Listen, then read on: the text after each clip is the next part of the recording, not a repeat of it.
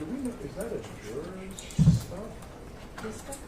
No, jurors have been in here. Do you think that's Ms. Matusik Steele's stuff?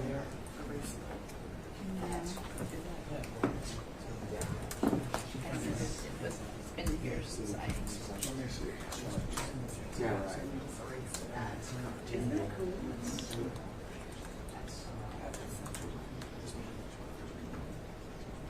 Hey, I think this belongs to one of you guys. That's Mark. It is in the jury. Right?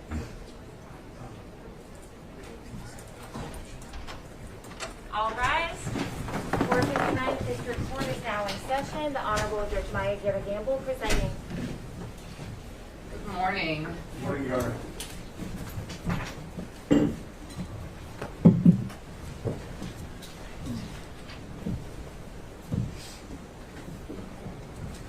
I understand there was a little confusion, and I apologize, the space wasn't open.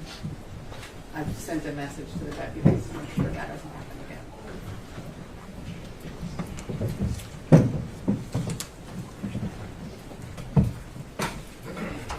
Okay, you may be seated. And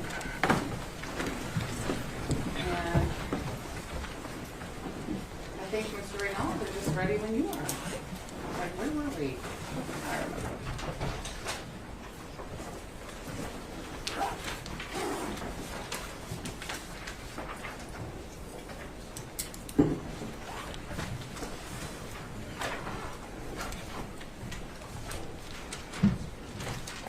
Good morning, Mr. Schroyer.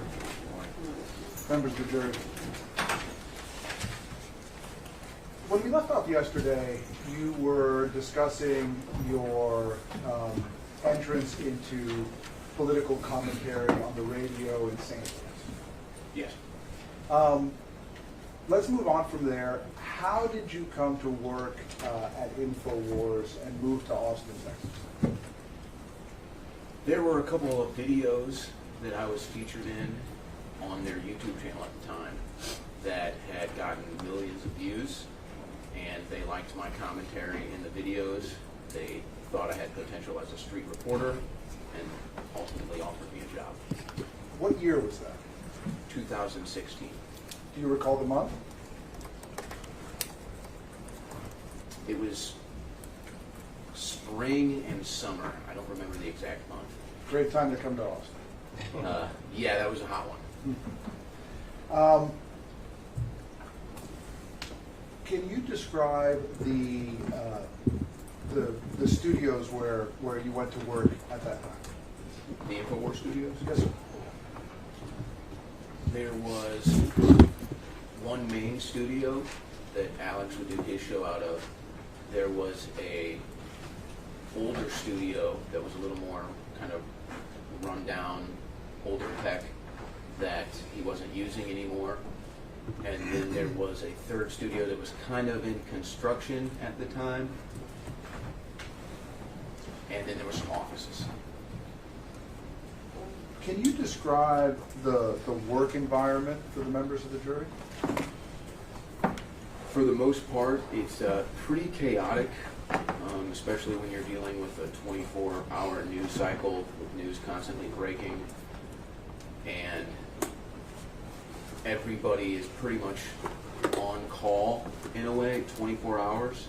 And you have to be able to wear multiple hats, or in other words, be able to do multiple jobs at any given time. Was it easy making the transition from radio into this type of show that has a video component as well?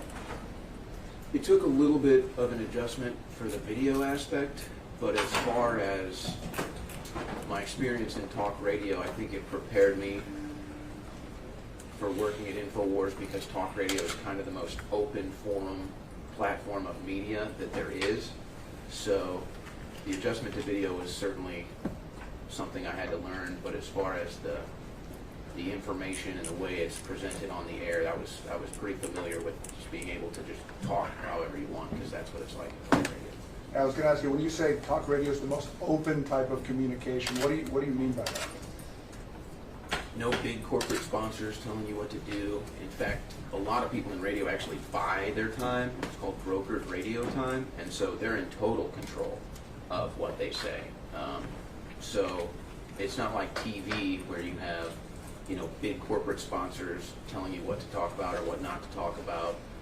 And as far as talk radio is concerned, you have the element of the audience being involved as well, with phone calls, calling in, which is something we implement into our shows as well. And would you say that Infowars is more like broadcast television or more like talk radio? Definitely more like talk radio. Who do you work with? Give us a sense of who your staff is and how that works. I have a crew of probably about 6 people that work on my show. Everybody has different roles, yet everybody's kind of expected to do everything. There's an individual that brings videos in and puts them on a list for me. There's an individual that plays the videos on the air when I go to them. There is an individual who's in charge of getting guests lined up for the show and then making sure that they're on. There is an individual who's running the sound, making sure my audio levels are good on the air, in my ear, with the guests, with the clips. And we also have somebody that takes notes on the show as well, so that when we're going back later to write titles, we recall what it is we were discussing. Generally, would you describe the people who work at Infowars as happy? Yes? And tell us a little bit more about the group of people who work there, what they're like. As part of what I like about Infowars, I've worked in a lot of different media capacities. I've worked for CBS, I've worked for other big companies. And the thing that I like the most about Infowars is the people there are really down to earth. They're just normal people. There's not, millionaires walking around thumbing their nose, chin in the air. It's just down to earth people that I feel like I can relate to. Like when I traveled to DC wearing jeans, I got a lot of dirty looks like, why are you wearing jeans in Washington, DC? You don't get that at Infowars. Very just salt of the earth type people, and I like that. Is it a diverse group Yes, I would say so. in terms of their ideology? Yeah, in fact, there's people that work on my crew that probably don't see eye to eye with most of the things I say, but we get along. And in terms of their gender? We have women and men. There's no overwhelming, though in media it typically is more men than women in that industry, but we've got plenty of women that work for us. How about in terms of race? Very mixed, very mixed. Do you enjoy your job? I'm happy with what I'm doing. It's been my dream to host a talk show. It's not easy all the time, but I am proud of my work and I do enjoy it. What would you say your mission is as a talk show host? My personal mission is to be the best talk show host that I can be. And I mean, really, I look at people who have made it in talk radio before me, and I just say, I want to be as good as them.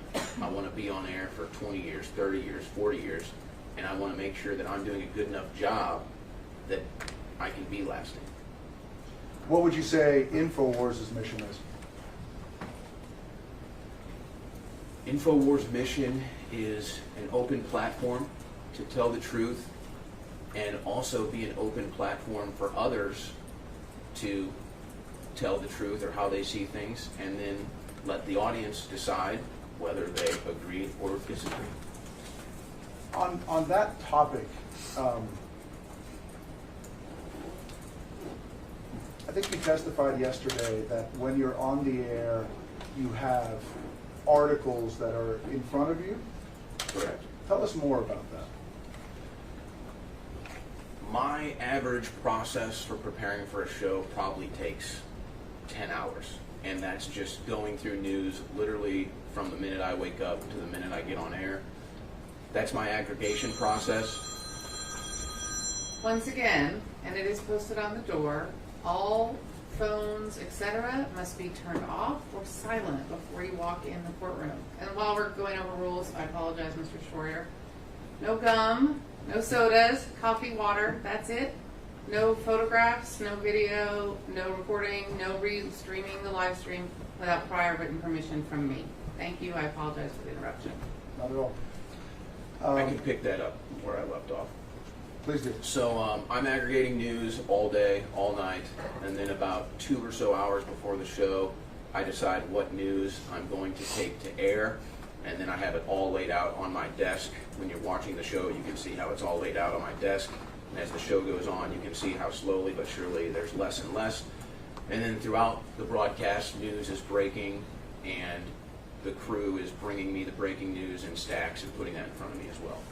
Now, in the video clip we watched yesterday about the Zero Hedge article, you mentioned the publisher. You say Zero Hedge is reporting. Is that a common practice to mention the name of the publication first? Yeah, I try to habitually read the name of the news organization before I cover it. So, like, for example, if it's a New York Times story, I say, and now this in the New York Times, and then I cover the story, much like what we saw in the video yesterday. And is there a particular reason why you do that? Yes, that way people can find the story that I'm talking about, and they can also decide whether they trust the source or not. So, for example, somebody might choose to give a different level of trust to the New York Times than to the National Enquirer? Yes.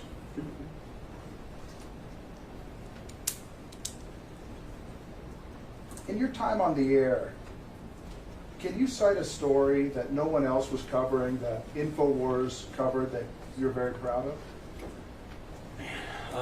There's a lot of them, but the biggest one would have to be probably the Jeffrey Epstein sex trafficking network. Tell us more about that. How that came to be covered by Infowars. So, as long as I could remember, Infowars was talking about Jeffrey Epstein. I'm sure many of you are aware of the name now. Perhaps most people weren't 5-10 years ago.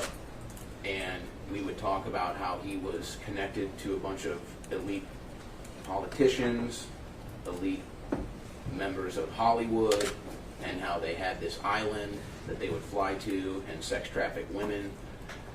And we were always covering that. And I remember there was a clip from ABC News' Amy Robach in which she said on a hot mic how she was told they're not allowed to cover the Jeffrey Epstein story. The most high-level industrial sex trafficking network, ABC News, wasn't allowed to cover it. We were covering it for decades. I'd like to change gears and discuss one of your coworkers. Are you familiar with a man named Robert Jacobson? Yes. How do you know Robert Jacobson? He worked at Infowars when I was first hired. And what did he do there? Sound editor, and I think he was maybe doing a little production work too, maybe getting guests lined up. How closely did you work with him? Not too closely, other than one assignment that I had that I had to turn over to him for final production. And how did that work out? Not well, actually. Can you tell us what happened? Sure.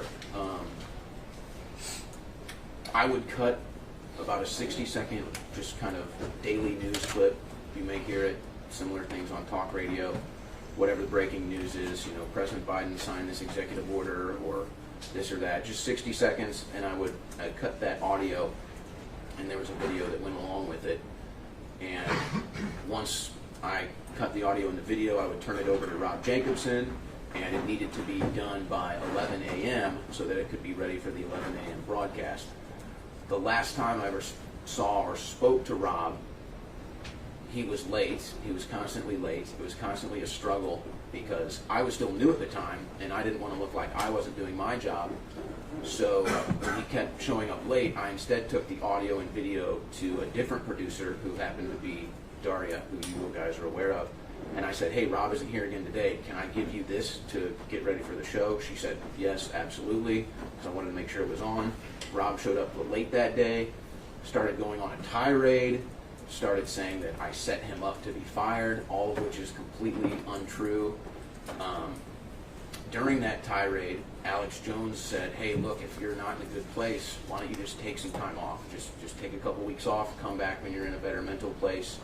He didn't accept that. He continued to rant and rave, and ultimately was fired. Switching gears again, yesterday we watched a news special by Megyn Kelly about Alex Jones. Are you familiar with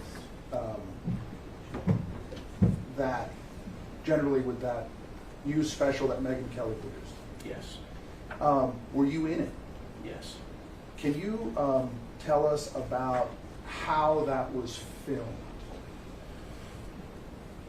I don't recall the amount of days she spent in our studios, but it was at least an entire day. She had a big news crew with her, and she was pretty much filming everything. She asked a lot of people for interviews, including myself, but it was a very lengthy process. It was at least a day. She may have been there more than a day. I don't recall. I just remember she was there a significant amount of time, more so than people normally are when they come there to shoot specials. About how long did she spend interviewing Alex Jones? At least a full day, I'd say. When you watched that news segment when it aired, did it appear edited to you? Yes. And how so? Well, she took probably maybe 10 seconds of the 5-minute or so interview with me, but that was kind of expected. I think the more shocking edit was what she did to Alex, where, say, she sat down with Alex for 3 hours. She cut up that interview to fit, I believe it was about a 15-minute segment, and the editing was done so that what Alex Jones was saying in the final piece was not actually in linear fashion. So she kind of cut it up so that something he said afterwards, he would now say before, and Alex's crew just so happened to film it for themselves. So when we did a side-by-side comparison of what aired on Megyn Kelly versus what we had, which was the raw recording, we realized that it was extremely highly edited. Was it edited to, from your perspective, put Alex Jones in a negative light? Yes.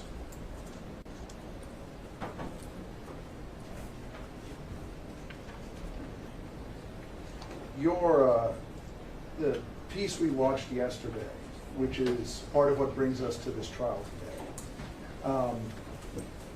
Before you went on the air with the Zero Hedge article that discussed Mr. Hessel, did you discuss it with Alex? No. Did he have any idea that you were going to air that? No.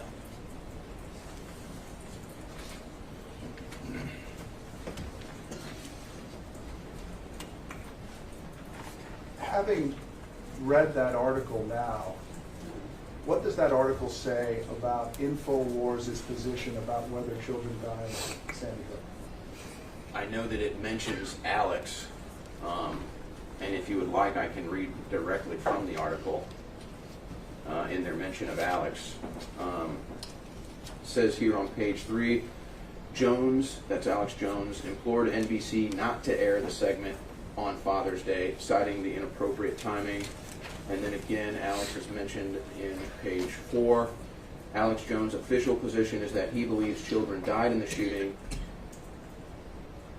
In fact, during a 2014 account of a hearing before the Newtown Board of Education, a journalist did not dispute that Adam Lanza had perpetuated the shooting.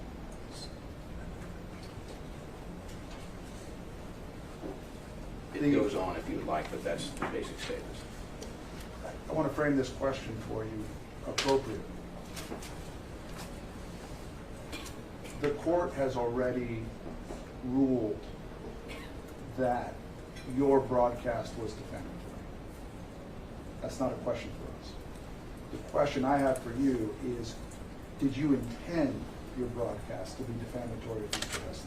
Absolutely not. if someone saw your piece and that resulted in Mr. Heslin losing a business opportunity or not getting a line of credit or being refused membership in an organization or being held in disregard by his neighbors, how would that make you feel? I think that that would be a real shame. That's the witness. Thank you. Mr. Rivera? Mr. Schroyer, are you really going to sit here and tell this jury that it was unfair that the Megyn Kelly was a highly edited clip? I don't believe I used those words. Are you going to complain that that video, the Megyn Kelly piece, was highly edited? It was highly edited, yes. Do you see at all the irony of you sitting in that chair after the court has found what you did was defamatory and complained that the Megyn Kelly clip was too edited? No. You don't see the irony in that at all? The fact that you played 30, 40 seconds of Dr. Carver's 15-minute interview, the fact that the McDonald family interview was literally cut in the middle of the answer to fit a narrative, to fit an agenda, you don't see the irony. I mean, it might be ironic if we sued Megyn Kelly for $150 million. You didn't, because it wasn't defamatory. Everything she said in that piece was true, right? I don't know. Have you seen it? I have. But you don't know if everything in it is true? No, I can't say for sure. Is there anything in it that you can say is false? No, I don't know. You know, Ms. Karpova yesterday complained about how Alex Jones has had health conditions due to lies told about him. Did you know that? I have not heard her witness testimony. Feels ironic also, doesn't it? What about it, ironic? I think everybody else understands what it is. I wanted to show you an exhibit. You talked a little bit about stories you publish, you have to publish them fast and get them up on the screen, right?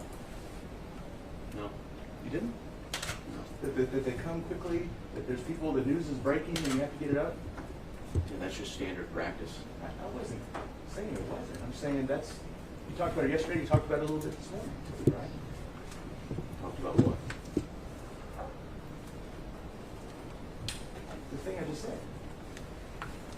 Objection vague, Your Honor. That news is breaking, you have to get these stories up quick. Yeah, news is breaking, and we cover breaking news. Sure. I'm going to show them exhibit 90. 90. Mr. Farah, what exhibit? 90, I'm sorry. Yes, 90. Yes. That's okay. That's not a I know. Thank you, God. I appreciate that. Do you have a copy? I can pull it up. Sure. Yeah.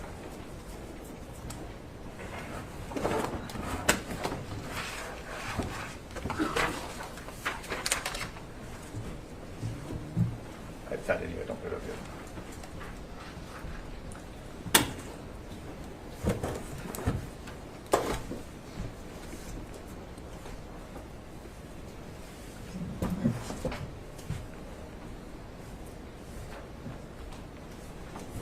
You have a copy of that.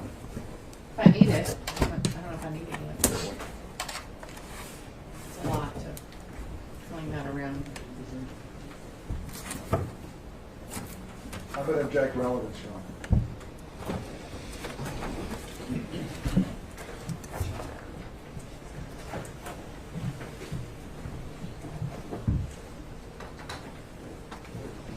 And hearsay. All right.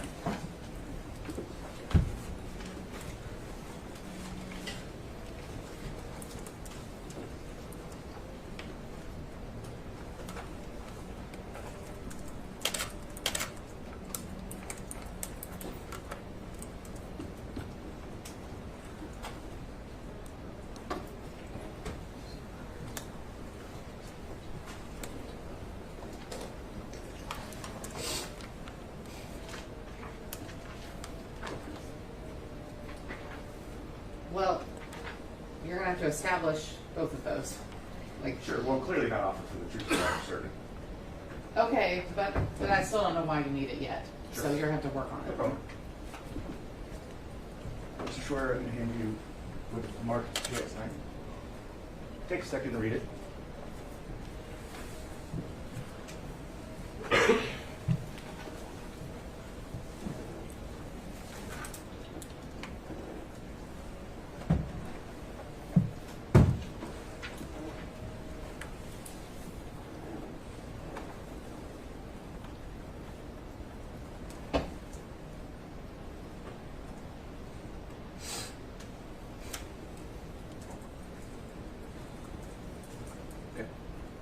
That is an email from Rob Dew to yourself, correct? No. The top?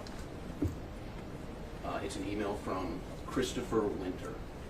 Rob Dew is forwarding you that email, though, right? Yes, it appears that way. Okay. And it's about a potential story that you could run, correct? I would never run that story. Because it would hurt people, right? Because it's ludicrous. Oh, it's ludicrous, right? That's the point. There are stories that you run that are ludicrous. Some that you run could be ludicrous, but you run them anyway, right? No, I never ran this story. We'd move PX90 in evidence. Any objections? Same objections. I'm going to sustain the objections. On on the story that you did run, the Zero Hedge story, you read a part that's on page 4 about Alex's official position is that children died. Mm-hmm. You remember that? Yeah, You never aired that part, did you? I believe so. More questions? All right, Mr. Randolph.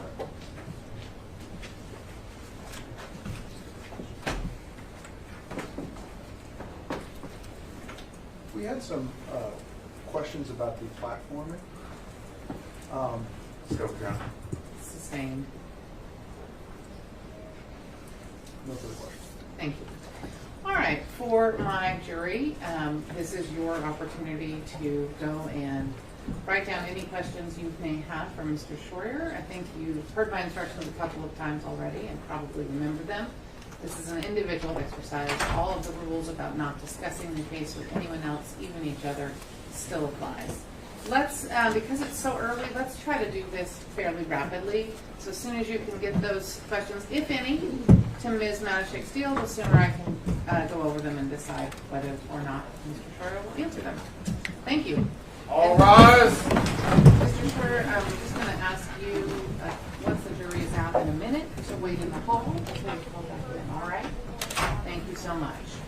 And I'll come back out when I have questions, but if you probably have 5 minutes, maybe 10.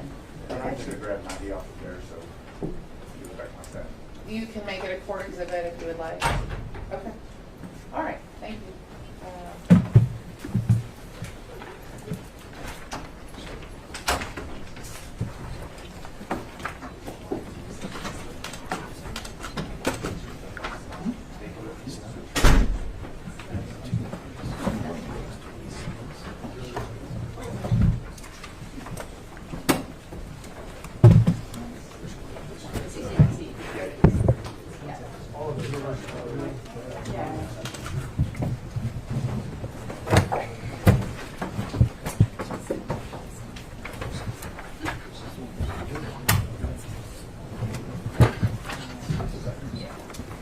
Who produced your show about the Megyn Kelly interview? Did your producer vet the sources that you used prior to airing? Should the producer vet the sources that you used prior to airing? Do you ask or check with Alex Jones about your topics before you go to air? Do you take the time to make sure what you are going to talk about on your show is true? How many times did you go to air on your show in one day? Oh, excuse me. How many times do you go to air on your show on one day?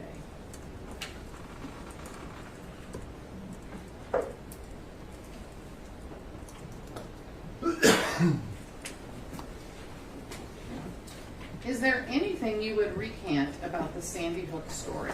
If so, why? From your opinion, are there any changes the company is making because of this incident? Are y'all considering it a learning experience? When you reported on the Zero Hedge article, were you questioning the parent actually holding his child or Megyn Kelly's facts? In your opinion, is the judge a hired actor? Please answer yes or no. In your opinion, are some or all of the jurors hired actors? Please answer yes or no. If yes, what is your best estimate of how many jurors are hired actors? Can you provide a number between 1 to 16? To your knowledge, has anyone that is currently working at Infowars attended college for journalism and successfully graduated? Are there any motives to running inflammatory stories that are monetarily based? You stated you could have done a better job in the presentation and representation of the broadcast.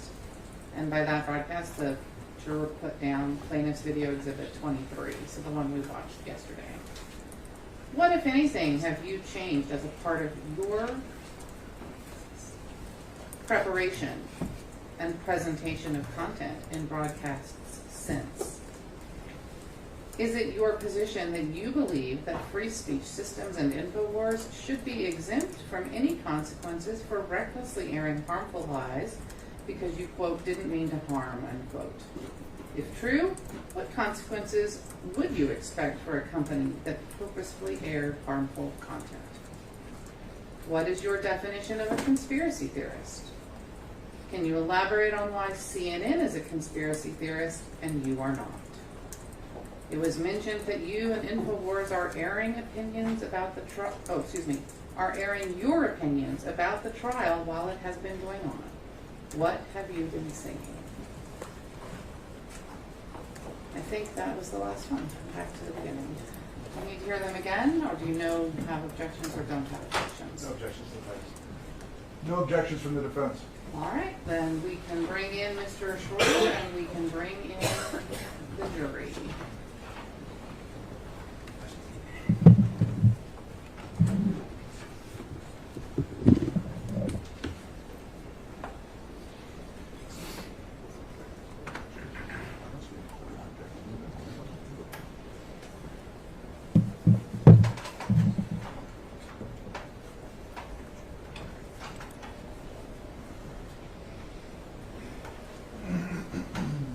Mr. Schroeder, if you'll just come back to the witness seat, please.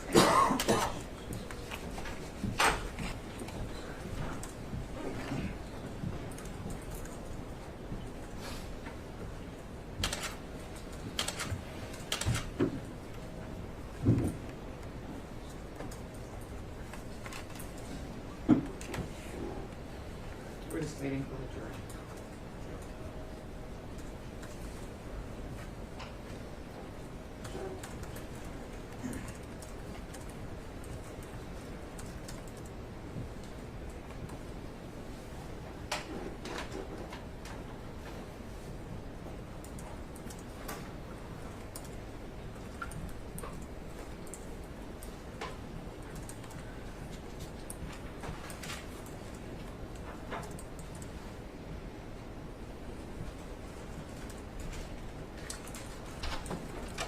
All rise.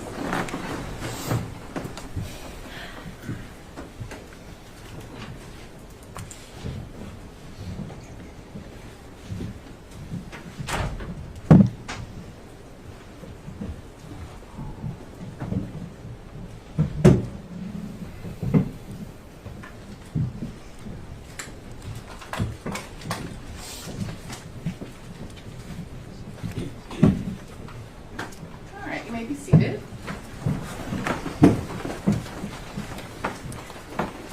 All right.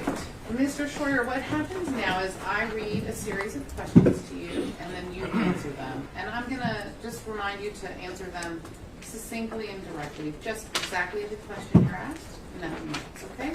Yes, sir. Thank you.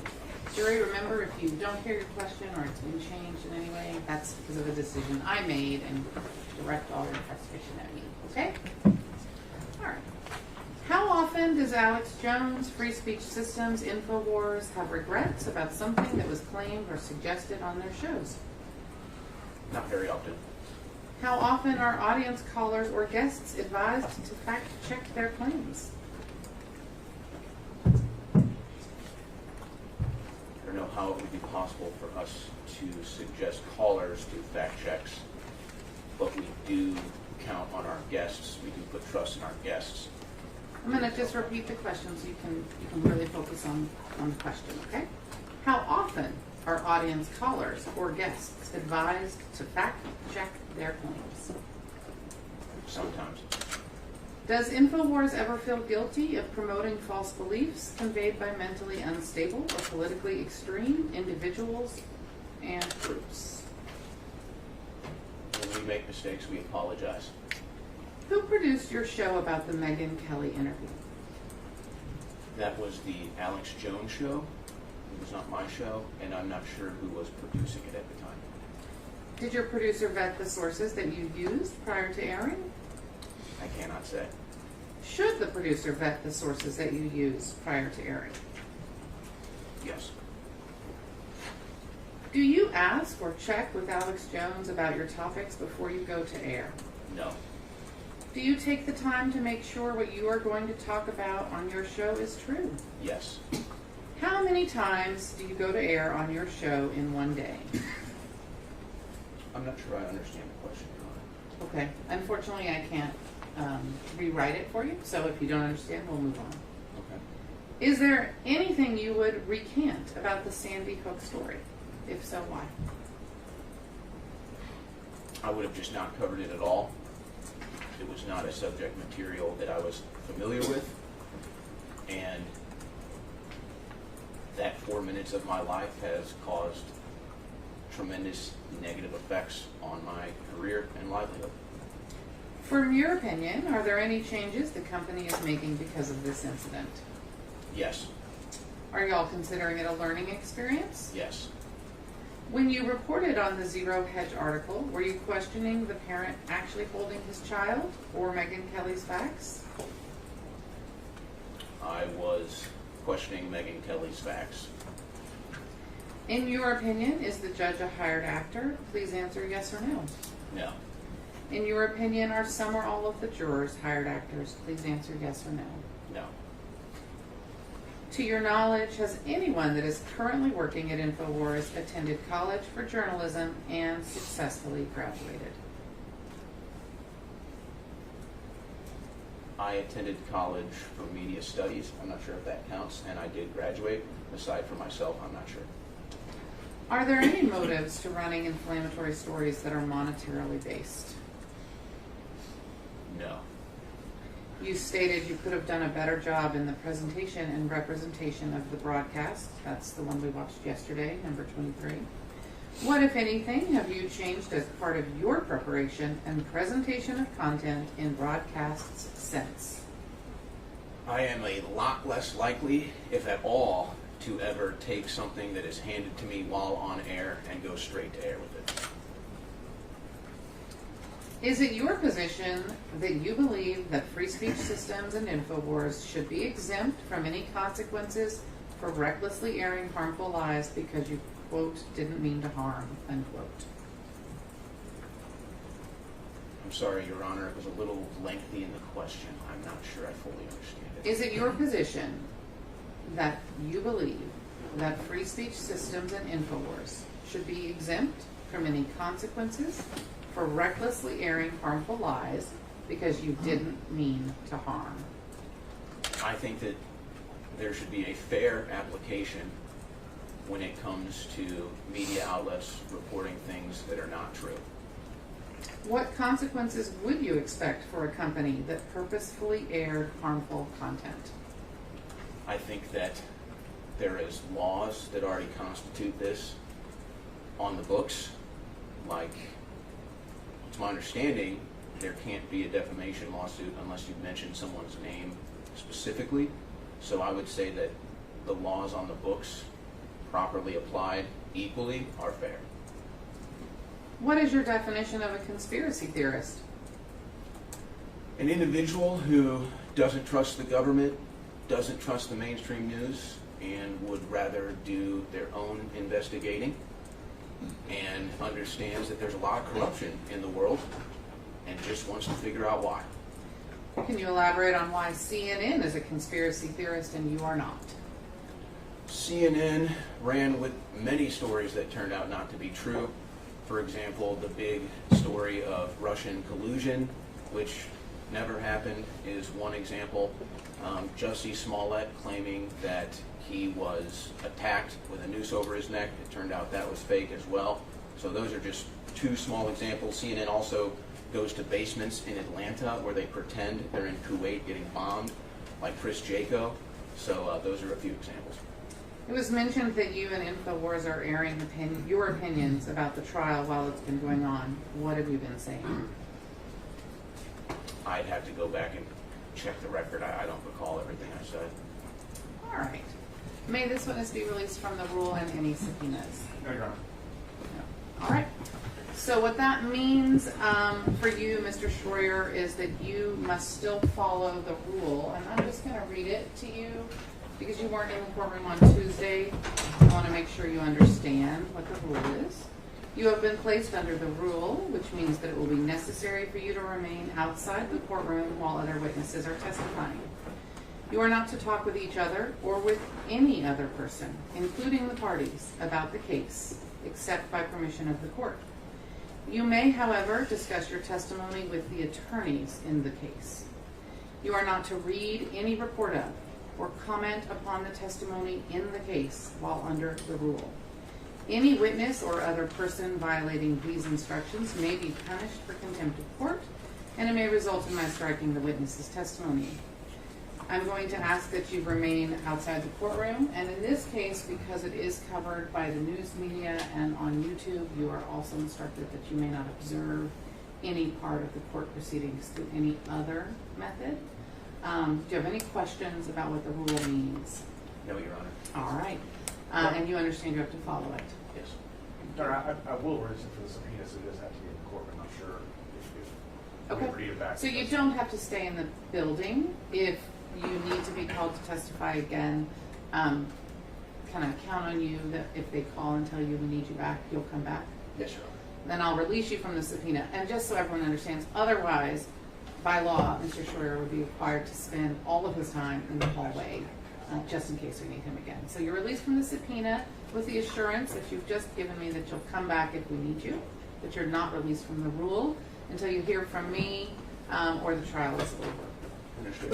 Thank you so much for your time and testimony. You are free to go now. Thank you. All right, who is your next witness from the plaintiff's side? My name is called Rob Jacobson by video deposition, Your Honor. All right. And I've got some final depo questions, Your Honor. Yeah, well, I need them as an exhibit, right? That's the court exhibit. And I'm going to just read for the jury so that they understand exactly what we're doing. Ladies and gentlemen, in relation to the deposition you are about to hear and other depositions that may be used in the trial, you are instructed as follows. A deposition is a procedure usually conducted out of court in which a witness testifies under oath, answering questions asked by one or more attorneys, portions offered by one or both sides. The questions and answers are reported and typed by a court reporter and along with any exhibits placed in a bound form. The deposition may also be recorded by video. Under our rules, the deposition may be read or shown by video in court, and it should be given the same weight by the jury as live in-court testimony from the witness stand. All right, you may notice that there appear to be gaps or editing in the video. The recordings are edited with approval of the court in order to save time and present only that which is relevant and admissible. You should not consider that either side is attempting to hide matters from you. Excerpts from the original deposition are offered by both parties if they want to offer them. All right. And so as we discussed in pretrial, my court reporter does not make an additional record of the video you're about to play, but you're going to provide me with a court exhibit, right? Yes, Your Of, Honor. of what will be played. All Sure. right. I would like that now. Approach. Yes, thank you. All right. All right, so Mr. Ogden, are you going to cue it up for us? Yes, Your Honor. Oops. Please put it up there This is Jacobson. first. Yes, Your Honor. Thank you. Good afternoon, Mr. Jacobson. Can you introduce yourself for our record? I am Robert Jacobson. Did you used to work at Infowars? Yes, sir. Okay. When were you hired by Infowars? I was hired in 2004 by Alex Jones. And when did your employment end? My employment ended in May 1st of 2017. Or April 30th. So, am I right that that's over a decade that you were at Infowars? I was there for around 13 years. Approximately. A few months back, do you remember calling me about this case? Yes, sir. Why'd you do that? I was concerned. I wanted to make sure. I felt I was part of something just being in that building when all this was going down. I felt terrible what happened.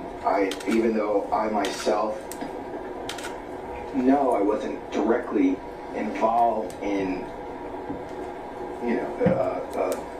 putting this out there directly. Just being in the building, I feel complicit. I feel I have to right a wrong that I was involved in, and even though I was part of that wrong, I want to at least stack a couple of correct decisions up with some of the mistakes that I've made in the past.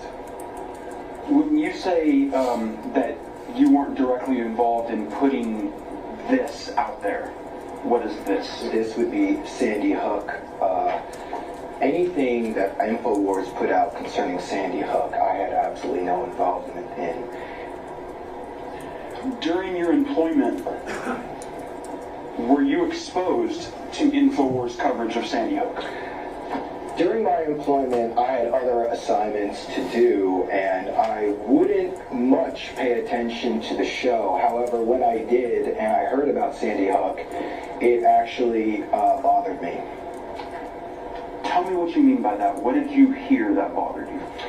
I heard them making accusations based on extremely narrow cross-sections of information that I did my best to make the writers and the staff aware that what they were doing was speculation based on not enough information. It bothered me. That bothered me that I felt that they had no concept of journalist ethics. Did you tell anyone at Infowars your feelings about the Sandy Hook coverage? I attempted to make it as clear as possible to the writers that there is something called journalist ethics, and how what they were doing was in a direct violation of that. Anytime I caught wind of the Sandy Hook story on Infowars, now mind you, I would like to add that it's not something I was thinking about all the time, considering I had other things to do. I'd be working on other projects, but when it would come on the screen, I would make it my business to go into the writers and explain to them as clearly as possible that there is journalist ethics, and I tried to demonstrate what those ethics are and why they are violating them and what the damage could possibly be. In fact, I remembered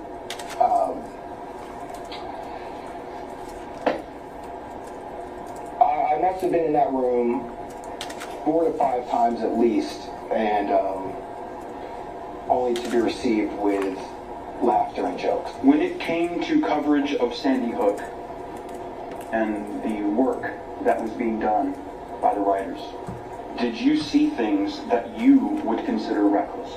Yes.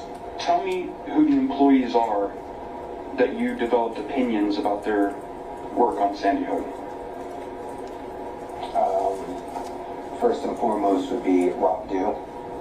Okay, let's start with Mr. Dew.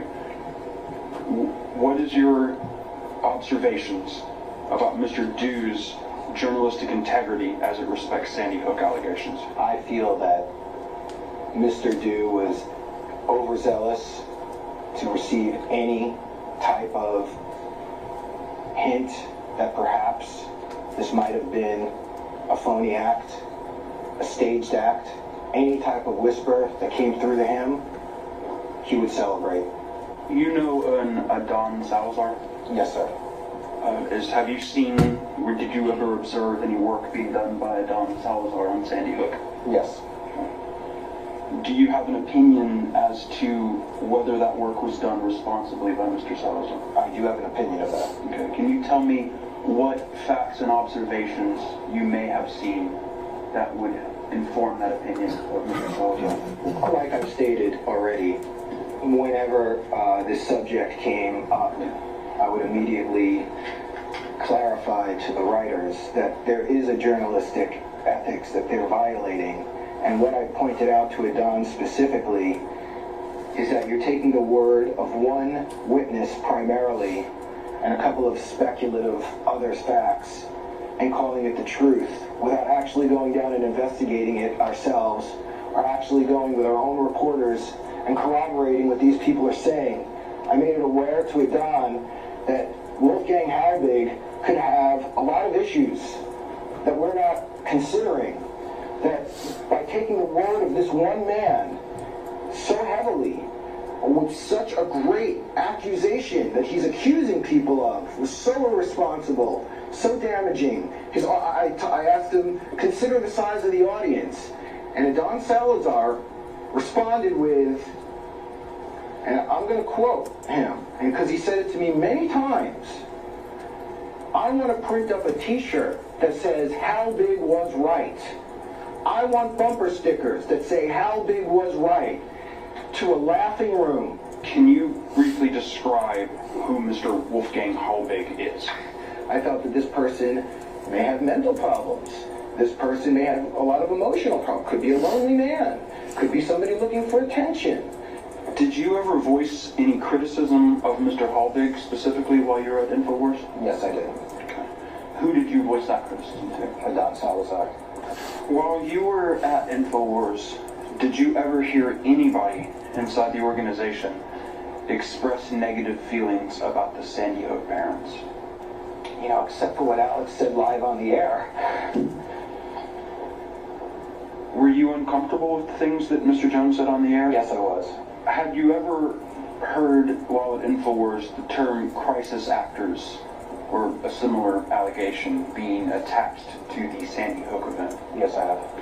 When you were, as you mentioned earlier, communicating your thoughts to people at Infowars about the Sandy Hook coverage, can you describe to me what is the level of outrageousness of this conduct that you were trying to impart? Because, I mean, it's one thing to make a mistake. It's another thing to have somebody come in, and I'm not aware if I was the one and only person or not, but I know I was doing it. To come in and say, hey, this is wrong, you're making a mistake. It's one thing, you know, to actually have a mistake, and something else to have it pointed out to you, not just once, but over and over and over again. And to not only hear the damage that you're doing to people outside of your zone, but to actually laugh about it. Do you today have any sense of guilt about the coverage about Sandy Hook that came out of Infowars? Yes, as I've mentioned in my statements previously, the reason why I'm here is because a tremendous amount of guilt that I didn't act faster. Maybe I should have quit. Maybe I could have caught the story faster or been better at explaining, but yes, I do. All right, obviously, you can't ask them any questions. This is not here, so we're just going to move on to the next witness. Yes, Your Honor, one more demo by video. It's going to be Dan Block. May I approach briefly with them? Okay.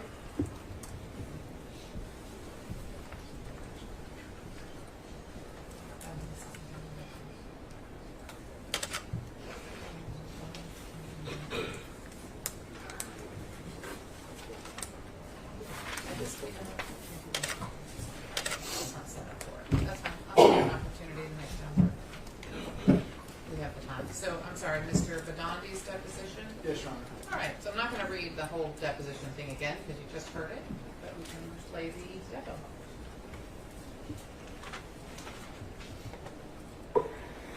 Okay, good morning, Mr. Badondi. Good morning. One thing you mentioned earlier is that you've been inspired in your life to try and pursue a path similar to that of the Founding Fathers. Is that fair? Yes. And is one of the ways you try to do that is through working as a journalist? Yes. One of the other stories that attracted you to Alex Jones was his claims about 9/11, correct? Yes. Okay. And the substance of that claim, in essence, was that the United States government perpetrated the 9/11 attack, correct? Yes. If I even listen to him, I had my own questions because I'm very knowledgeable in the aviation world. And it is utterly ridiculous to believe that, excuse my French, but a towelhead with minimum flight training to fly a 757, into the towers like that in perfect precision, especially the Pentagon 50 feet over the ground, that violates so many laws of physics and everything else. And those are the questions I based off.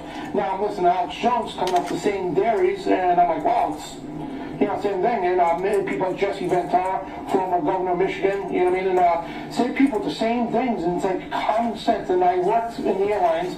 Several airline captains told me the same exact stuff. You know what I mean? And jet fuel doesn't burn even. I mean, like, just with the jet fuel, the whole 9 yards. And I'm questioning this whole thing. Then you're looking at the CIA. They're the ones who have their hands on record into every terrorism act across the world. Okay. Same thing with the FBI. All these criminal. I'm not saying everybody in these agencies are criminals. I'm saying the ones at the top. These people orchestrate terrorism, and their fingerprints are all over every piece of terrorism that comes across this planet. And you. Let me just stop you. You know a lot more about the details of your views on an issue like this than I do. Part of what I'm going to try and do is kind of get to the essence of what the claim is on something like this. And so what I asked you was whether or not the claim that attracted you to, in part, to Alex Jones was that the federal government was responsible for the 9/11 attacks. Is that fair? Yes. You know, you're hired as a reporter and a producer. When you came down to start working a few days later, were you provided with any training materials of any kind? Not necessarily. It's just like a hands-on. I mean, most of the stuff I already knew. And it's just like, you know, things I already been doing, now I'm doing it as a job, you know, and so it's just like a hands-on thing, that's all it was, and just catch what's going on, and being a producer for the radio show and also a reporter for the nightly news, so I wore many hats in the place. I mean, I did a lot of different things, and from videotaping to being in front of the camera and back of the camera, producing, the whole 9 yards, and it was just a learning on, hands-on learning, that's all it was. Putting aside the equipment, and like, you know, how to use the email system and everything else, did you receive any training, substantive training, concerning how to conduct yourself as a journalist once you arrived at Free Speech Systems? Well, just simple, just Operation Cover Your Ass. I mean, like, if you're going to report something, make sure you got documented facts so we don't get sued. That is a big thing. You know what I mean? And that was the term that they actually used, Operation Cover Your Ass? Yeah, it was Rob Dew's term. Just make sure you know, because... And is Rob Dew the guy who explained Operation Cover Your Ass to you? Yes. When you first started at Infowars as a reporter and a producer, you mentioned earlier that you were a producer for a specific show, is that right? Oh, yes, the Alex Jones show, the radio show. Okay, you were a producer on the Alex Jones show? Yep. And so in that capacity, it sounds like you had a lot of interaction with Alex Jones, fair to say? Yes. Like, so do you recall that the first time you personally interacted with Mr. Halbig was at the Newtown Board of Education meeting? Yes. And that would have been May 6th, 2014. Does that sound right to you? Yeah, I mean, I was there, so I don't know what the date was, but yes, I was there because I testified myself. And you were there as an Infowars correspondent, correct? Yeah, and I also testified.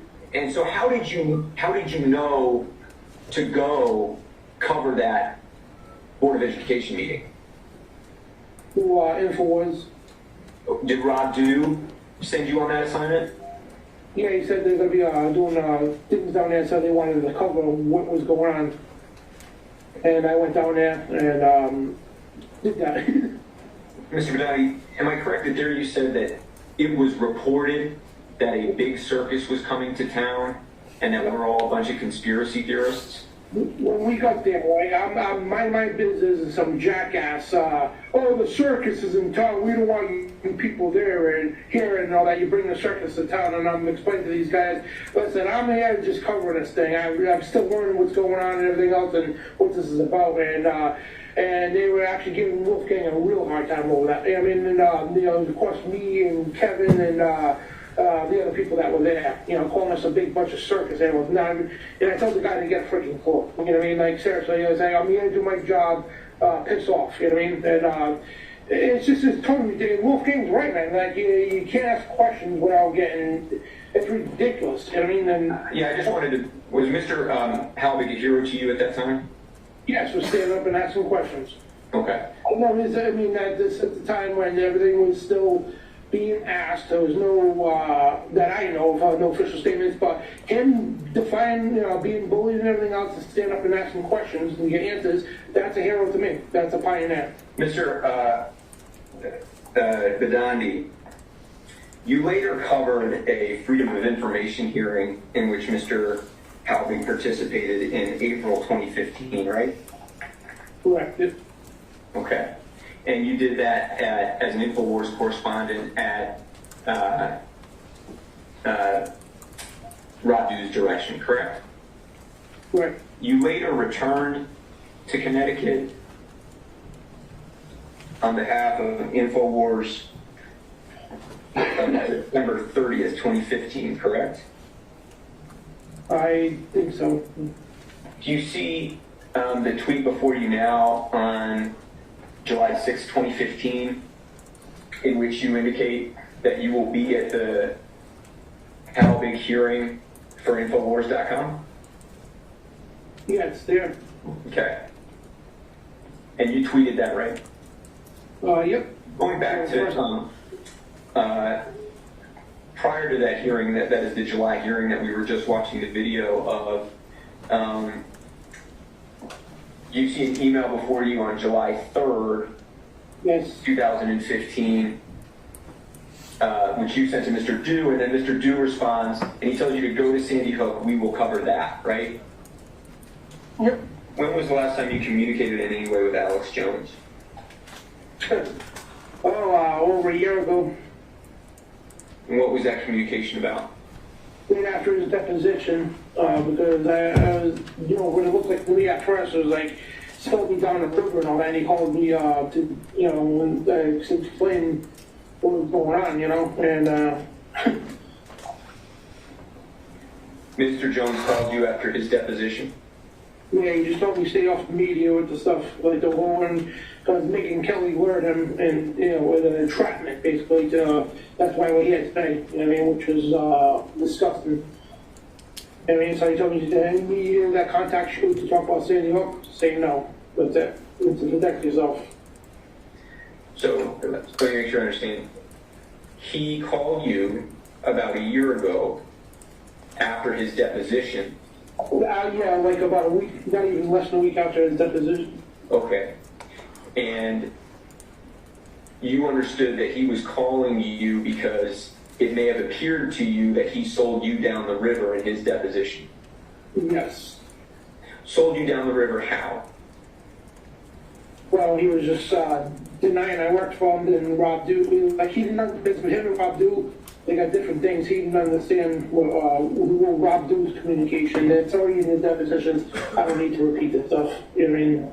No, yeah, but the fact that he perceived, he was worried you may have perceived he was selling you down the river is not in the deposition. So that's what I'm asking. Is what it is that he was concerned about. He was concerned that, he thought he sold me down. I mean, yeah, I sold him down the river. So he called to clarify that up and said it wasn't the case. And it was a misunderstanding, and we worked that out. You know what I mean? Okay. So he was concerned that you may have thought, upon hearing of his deposition, that he had sold you down the river by suggesting that you hadn't really worked there, right? Correct? Correct, yeah. And he also instructed you that if anybody contacted you about Sandy Hook, not to say anything. Yes, the mainstream media. Did he say the media or just say anybody? Media, mainstream media. And he also told you, did you acknowledge that you had felt a little bit like he had misrepresented your affiliation with Infowars? Yeah, oh yeah, I reached out to him, and I think one of his lawyers or whoever was next to him at the time, and he was like, you know, I told him, it's like, I felt I was so low. I told him, you know, and he said, no, this is what happened, blah, blah, blah. And he goes, just stay off the media and all that. And, you know, he goes, we would never think that of you. You know, we think very highly of you. And, you know, which he did. I mean, he put me on the pedestal of Paul Revere, you know what I mean? And so, you know, the guy's done a lot of good for me. So I can't, I mean, I'm not going to talk bad about him. I mean, what we're trying to tell you was a miscommunication. He did clear it up. And that was it. And we talked about each other's children. And, yeah, that's about it. You said his lawyer was with him at the time? Yeah, he, because I briefly talked to the gentleman. I did give them my contact information in case anything came up, but other than that, I forgot the person's name, but that's it. And what did the lawyer say to you? Just told me to stay off the media. All right, thank you. Who's your next witness? Your Honor, before I call my next witness, I just wanted to, the bench conference we had right before kind of distracted me. I was going to let the court, give the court a heads up that it did include some racially charged language, and I apologize for not letting Too you know. late. You know, witnesses, it's important that witnesses be themselves. So sometimes when we're in court, we hear things we might not like from a witness, but I'm not going to, even if you were here in person, I wouldn't correct that kind of language from a witness because you need to know who's talking to you. All right, next witness. Please. Well, did you guys not take a break when the jury was writing questions? Do you need another break now? No, we're good. I just wanted to check the jury. Does the jury need a break? No. I think we should keep going unless, I mean, well, we'll just keep going. Good. Plaintiff's call, Fred Simmons. All right, Mr. Zip.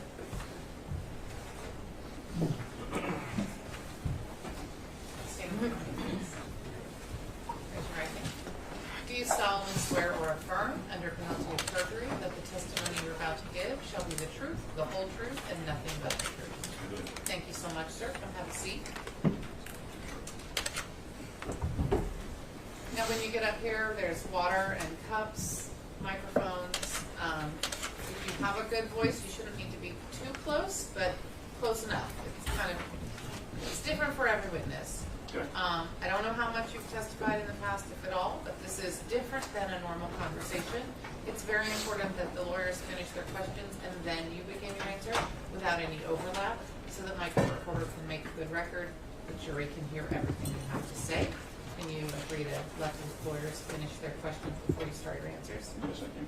And then also, it's really important that you answer out loud in words and not nods or unhummus, things like that. Do you understand that? I understand. Wonderful. Thank you so much, and you may begin. Please introduce yourself to us. Fred Zipp, 67 years old, retired daily newspaper journalist and educator. Mr. Zipp, you've been in the courtroom the last few days, and now we're calling you as a witness. Is that because you've been instructed that, as an expert, you were allowed to observe the testimony that was being presented in this case? That's correct. Mr. Zipp, what are you an expert of?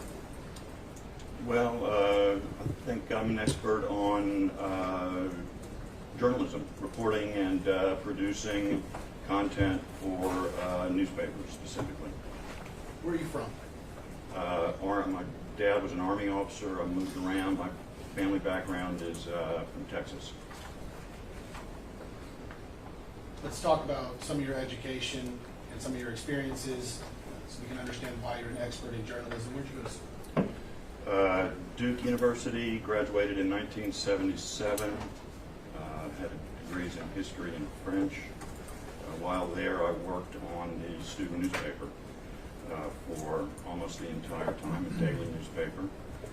I spent a year in Paris studying film and something called semiotics. And then another year in New York at New York University at the beginning of a PhD program in French literature.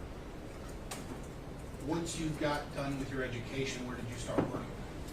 Beaumont, Texas, 1979, and I was there until 1985. Where did you work in Beaumont? The Beaumont Enterprise, a newspaper. What was your position?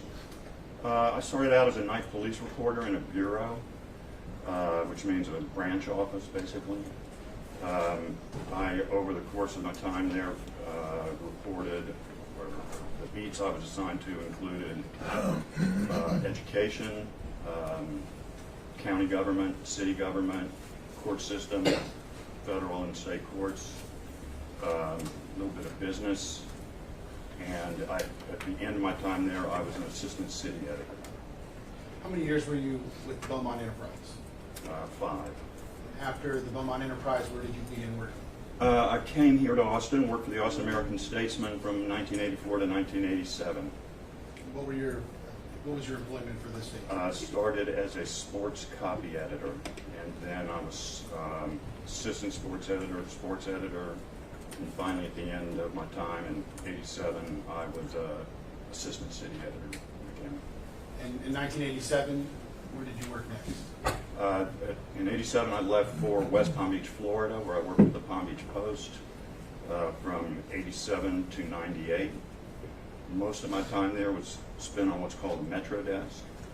I started as a night assistant Metro editor. At the time I left, I was the Metro editor, and that was an operation of about 50, 60 people covering news in 4 or 5 counties in South Florida.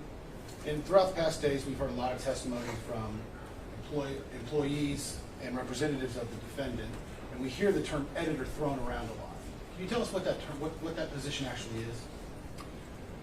Well, in my experience at a newspaper, an editor is there's 2 types. There's copy editors and, I guess, for lack of a better word, content editors. I was a content editor most of the time. So what I did was work with reporters to help them identify stories to work on, report those stories, write the stories, and then put them in the paper. You got me from 1979 to 1998. So in 1998, where did you move? You were in West Palm? West Palm Beach, yep. Where'd you go after that? I came back to Austin.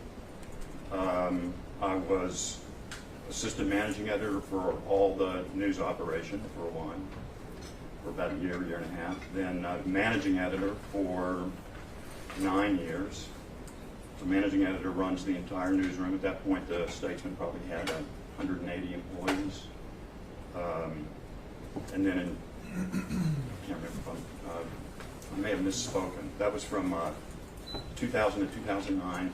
2009 to 2011, I was the editor of the newspaper. And I did a little research on the Austin Statesman, and it looks like it was one of the first print newspapers that was able to transition to the internet age. And I believe you were there during that time. Can you tell us a little bit about that? Yeah, we were, I don't know, yeah, we were early on. We embraced it early. You know, it was an exciting and difficult thing because the internet is a much different animal than print publications. Print publications are on a 24-hour cycle. Internet is, as somebody described up here earlier, is 24 hours, or it's happening all the time. You know, every minute is deadline, and it requires moving fast, and you know, trying to do so without compromising the principles that we employ to make sure that we are fair, accurate, balanced, all those things. And so once the internet gets involved with how the news is accepted by the public, it monetizes, you would agree, the speed that an article can get out, correct? Whoever's first is usually the one that gets the clicks and makes the revenue, right? Yeah, it rewards moving quickly. Can you tell us the importance of the fact checking and making sure you're right versus making sure you're first? Being right is always the paramount objective. In your experience, were articles or stories ever rushed and corners cut to make sure that the story was put out first by one of your publications? Yes. Looks like you said in 2011 you were done with the Statesman? In 2011 I retired, and the next year, 2012, I began working for the University of Texas in the journalism department for a program called Reporting Texas, which was essentially a newsroom, just like the one I worked in Beaumont. I functioned again as an assistant city editor, worked with the students to identify, report, write, and then ultimately publish on a website stories about Texas. Were you a professor at the University of Texas? No, I was a visiting editor. I will contend that you know more about journalism than I do, and so today I'm going to use kind of more of the teaching aspect that you would use with the students on how to do it correctly to teach us what the proper way to get a story, get a tip, and take it to publication with fact checking. Okay? Okay. Your Honor, I'd object under Civil Practice and Remedies Code, Section 4111, to relevancy in this part of the proceeding. May I have a writing objection? You may.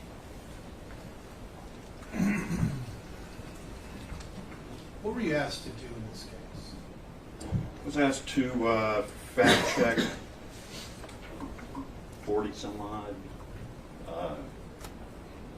assertions made by various Infowars personalities, primarily Alex Jones, by reviewing the clips, video clips of what he said, and then using my own resources to try to figure out whether what he said was right or not.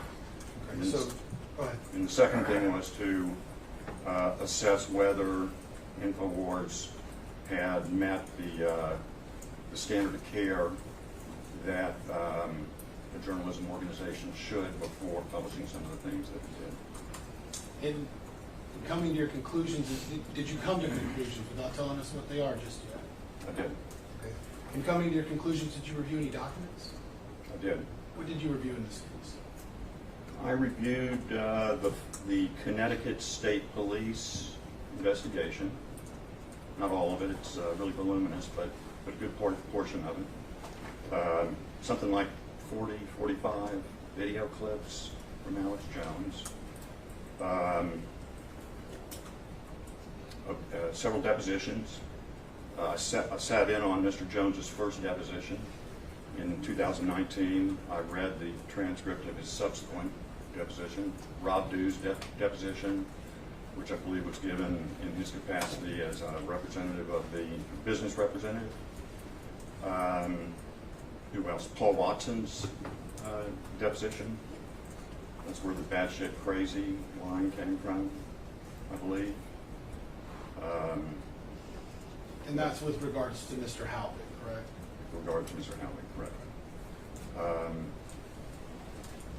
I'm sure I'm not forgetting something, but... Did you review any internal correspondence from the defendant, emails, I did. memorandum? Yeah, so things obtained in discovery I looked at, pleadings.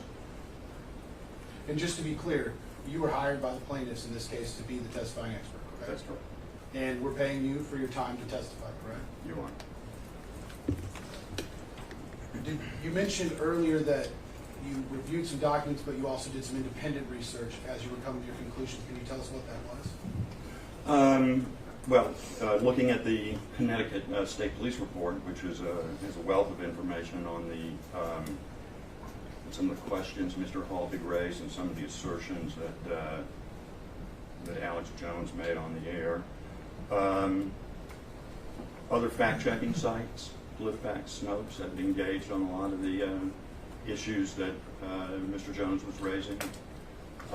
Just to be clear, when you say Snopes and PolitiFact, what are those? They're both websites. Actually, PolitiFact is not actually a website. Snopes is a website. PolitiFact is just an organization that works with newspapers and does have a web presence. But they both employ people to review assertions that various people make about various things and try to assess whether they are accurate or not. And when you say various people, they also fact-check various news outlets as well when they produce stories. Of course. Mm-hmm. Did you review, you were in the courtroom when we played Miss Megan Kelly's interview and expose on Mr. Jones. Did you review that prior to your conclusions? I did, and I have Mr. Schroyer's video I looked at pretty carefully. And then did you look at any videos or footage from Sandy Hook itself? Yes. Are the opinions in this case based upon a reasonable degree of professional certainty in the journalistic field? No. Or, excuse me, are your opinions in this case, Oh, not my the opinions opinions. that you were asked to factor? Yeah, that's different. Make me Yes, nervous I up think here. so. Would you rephrase the question, please? Are the opinions that you have today based upon a reasonable degree of professional certainty in the journalism field? Yes, I think so. And in coming to your opinions, did you rely on your skill, knowledge, experience, education, and training? I did. You said the first item that you were asked to do was fact check the coverage that Infowars did on Sandy Hook. What was your opinion after doing your research and analysis? That Mr. Jones primarily, but I think some other personalities as well, repeatedly published misleading or outright false information. Okay. Through the 44 or 45 videos that you reviewed, did you find fallacies in the coverage, in question of veracity of what was being covered by Infowars? The second item you were asked to determine is if Infowars coverage met the standard of care in the journalism industry. That's correct. Your experience in journalism comes from print media, but transitioning into the internet, did you find that that was applicable to the defendant and how his business is set up? Ideally. And what that means is when you open a newspaper, you don't have videos, but when you can go on the internet, they can be embedded in, and it's the same dissemination of knowledge, correct? Right, they have the right. same responsibilities of making sure that it's true, right? In the best of all worlds, correct.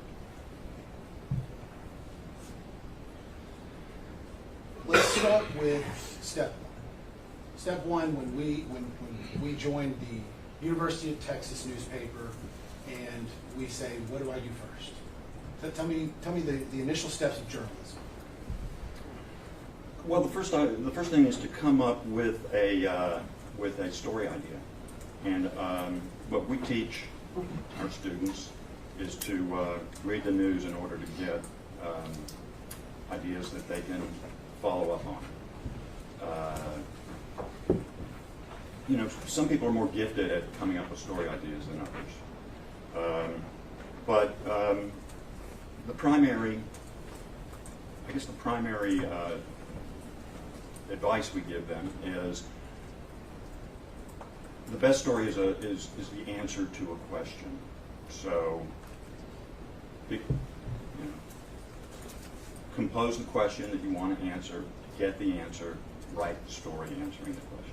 And that question can come from a number of different places. You can ask it yourself as a reporter. Correct. You can get a tip. Correct. You can see something yourself. It can be an event. Correct. So once we have our story, or excuse me, once we have our question, Right. what's the next step? Find sources who can help you get to the answer. Experts who are credible and are willing to talk. Is it always a step to go into the experts, or do you start gathering information from a number of different places?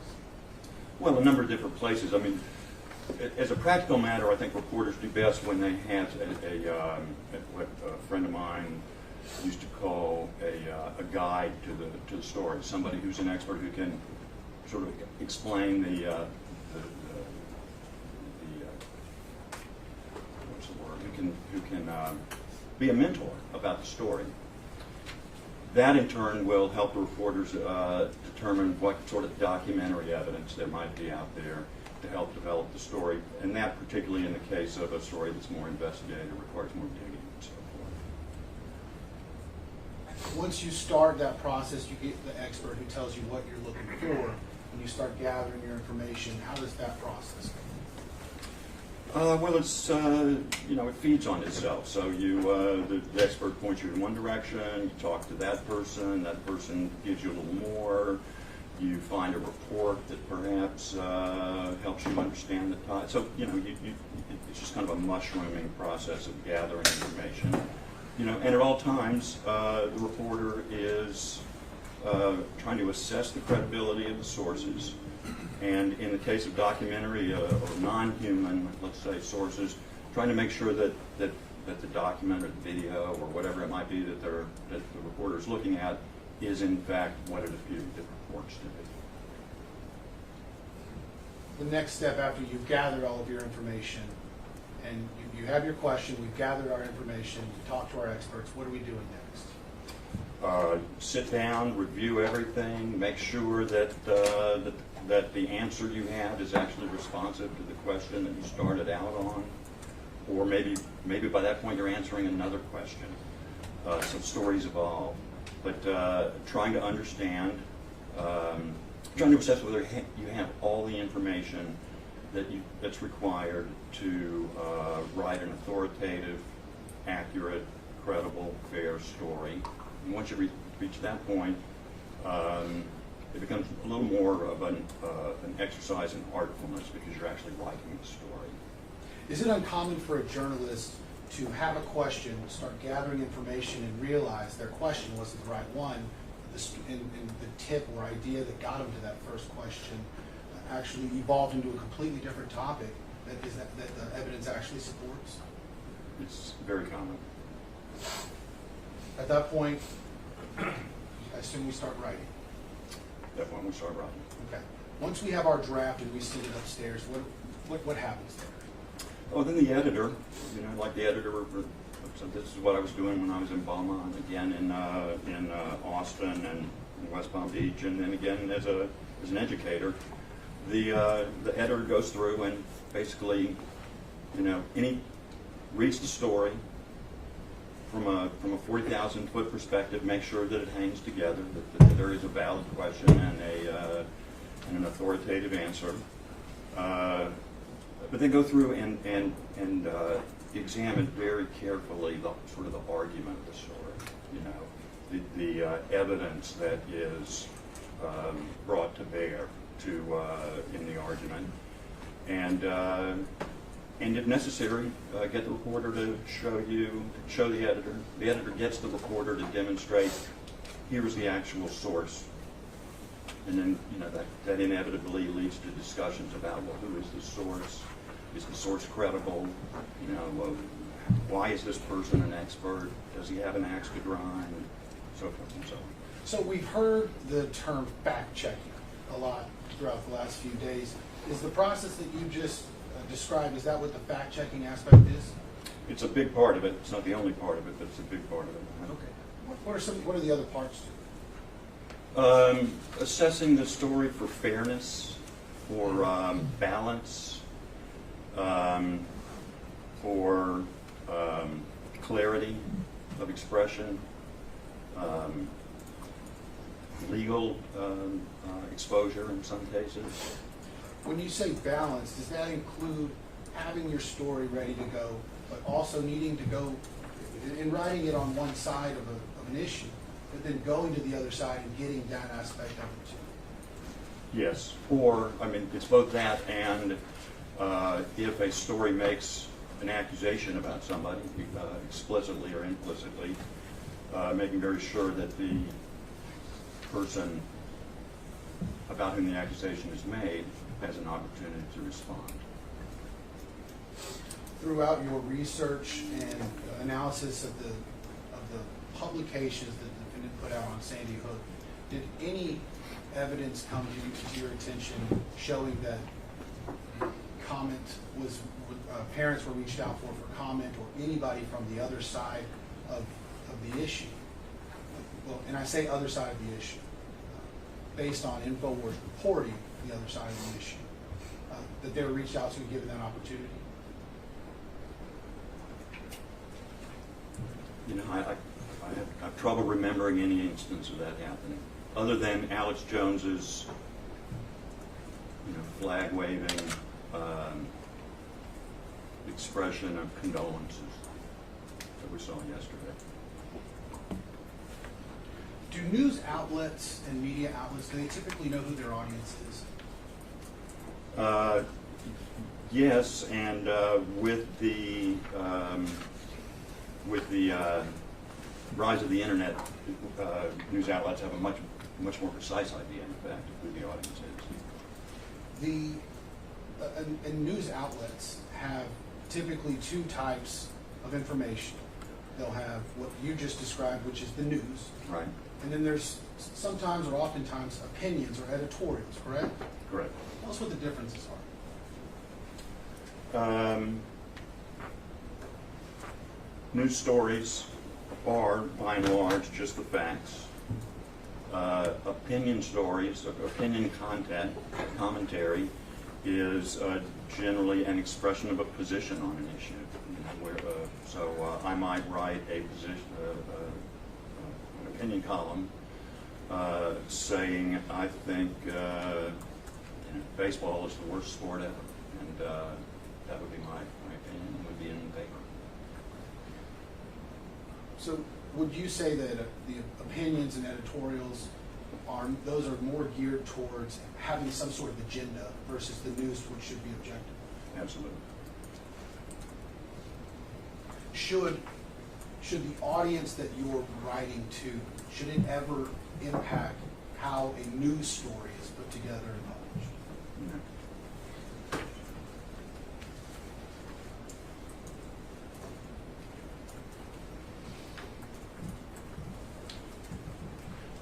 You reviewed Rob Dew's corporate representative testimony in this case, correct? In his testimony, did he describe Infowars, speaking for the company, as more of a as more as of commentary, or more of a journalist and news organization? He said more journalism. And when someone says they're a journalist, that switches us more to the objective, presenting the true facts, correct? Correct. When you say journalism, it implies duties to the people that are putting those stories together and giving them to the public. It does. And it implies that the public should be able to trust that information that you're putting out, correct? That's correct. We heard, you were in the courtroom when Mr. Schroyer testified, correct? I was. Did you hear him say, I aggregate stories and then I sit down and decide what news I am presenting? I did hear that. When you hear a person who considers themselves in the media as sometimes being a journalist presenting news, what does that trigger in your expert opinion? Could you rephrase that? I'm not sure. Sure. When Mr. Schroyer said, I decide what news I'm going to present, is that different than if he would have sat here and said, I sit down and decide what stories I'm going to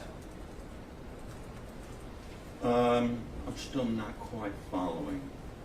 When you hear someone say, I'm presenting you the news, does that person have a duty to follow journalistic ethics Oh, principles? of course, yes. And I'm going to ask bad questions, don't get me wrong, so if I do, just I might let me be know thick and I'll too, get so. there. We'll do this together. For on-air talent, is there any difference from somebody that is on air and somebody that's sitting at a news desk typing out a story? Do the journalistic integrity and ethics change in any way? No. So if an on-air talent is sitting on a live show, is handed a story with zero fact-checking, and presents it to the world as fact, would you say that complies with journalistic ethics and integrity? It does not. That's a really bad practice. Is that a practice you would ever teach or show your students at the University of Texas? No.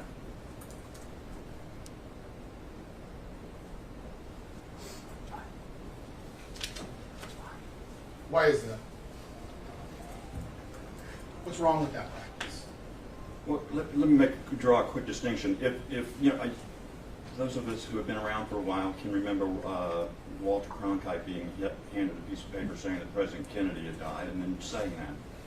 You know, that's a fact. He stated a fact that was overwhelmingly supported. He had sources. He knew who the other person was, with the president. When a person is, when Owen Schroyer is handed a document by an anonymous author that he's never, in a document that he's never seen before, and proceeds to launch into a description or a recitation of what the document says, that's just a recipe for disaster. If one of your students was in that position, how would you instruct them to properly handle that situation? Don't take the piece of paper, basically. I mean, wait until you have a chance to read it and understand what the paper is saying before saying anything on the air. I mean, now that we have a better idea of what journalism is and the duties that come with being a journalist, I want to talk about what you did in this case. How hard was it for you to fact check the claims that were made in the 44 videos that you reviewed? not particularly difficult. What were some of the things you used or did to debunk or rebut the claims that were being made? Well, the first thing I did before actually going through the claims being made was to read, as I said, a large part of the Connecticut State Police report. And many of the answers were in there. How hard was that for you to get? It's online. It's not hard. But then beyond that, as I said, if I hit allegations that, or if I was looking at allegations that I didn't feel were covered in the state police report, then I might just use a search engine and see what results I found and follow the lead. When you reviewed the 44 videos, were any of the claims made in those videos impossible or hard to debunk?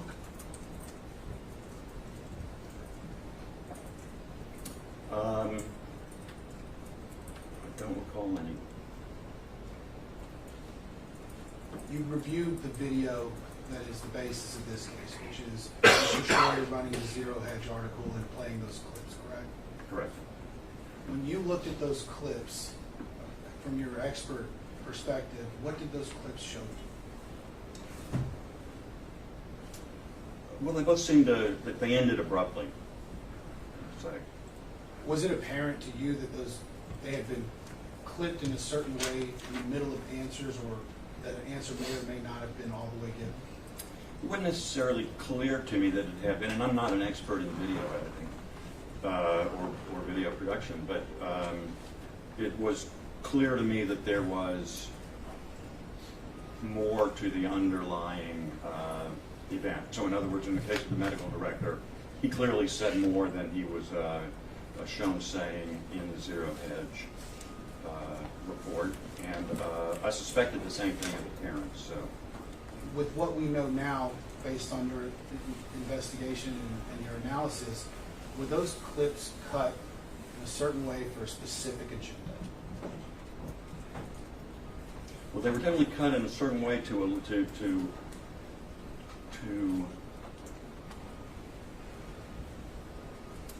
reveal only part of the content of the underlying clips. And one always assumes when things are edited that way that there is an agenda of some sort. When we talk about journalistic ethics, where do those come from? Many news organizations have their own ethical codes of conduct. The Society of Professional Journalists has prepared a code of conduct. The purpose is they basically prescribe how people in news gatherings should behave to make sure that they are beyond reproach in their tactics, and to make sure that they do not engage in any behavior that would undermine the credibility of their work.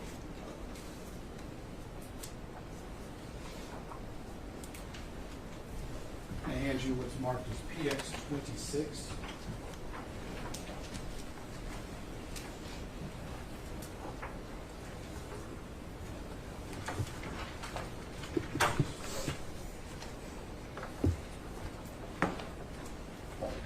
Can you tell us, without telling us the content of that document, can you tell us what that document is?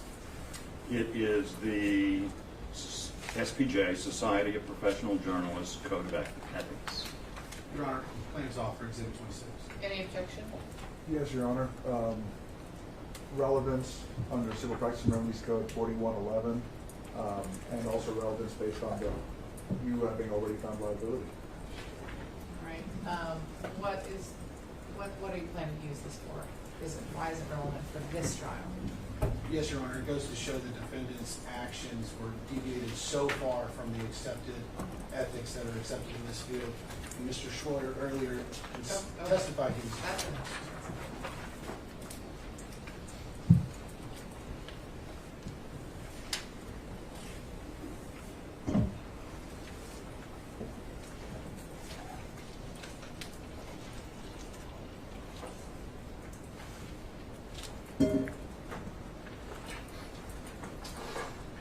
Okay, so those are the only objections? Yes. Oh, sorry. Yes, Your Honor. Those are overruled. Please, can we get the front page of 26, please? So, Mr. Zip, when we look at Exhibit 26, we see the front page of the Society of Professional Journalists Code of Ethics. And I'm going to skip the preamble and start with what the goal of these ethics and what the goal of journalism is. It says at the bottom. Can you read that for us? Ethical journalism should be accurate and fair. Journalists should be honest and courageous in gathering, reporting, and interpreting information. And we'll go to the next page because it lays out a number of items that a journalist should follow. Can you walk us through the first one? Journalists should take responsibility for the accuracy of their work, verify information before releasing it, use original sources whenever possible. Based on what you've heard through the trial so far, and from the witnesses that we've heard from so far, do you see journalists taking responsibility for their work? No, in fact, I think Mr. Jones categorically rejects responsibility for his work, doesn't he? I think that's the question that I'm supposed Sorry. to be answering. Yeah. Can we go to the next one? Remember that neither speed nor format excuses inaccuracy. Why is that important in this case?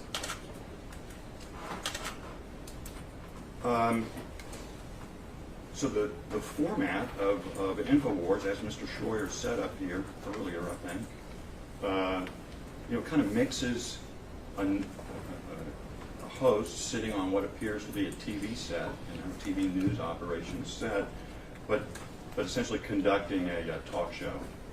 And so in that talk show format, and the speed with which everything moves, it's very hard to, possible even, to do just the basic work of journalism, which is to understand sources, test the accuracy of information that's being handed to.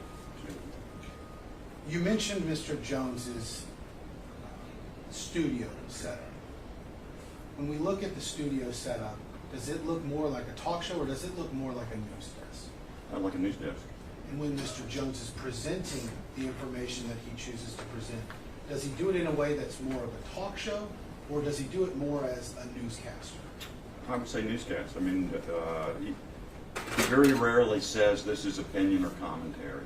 He is giving facts. He's stating facts, apparent facts, let me say. And there are television shows and magazines and editorials that are solely opinionated, correct? Correct.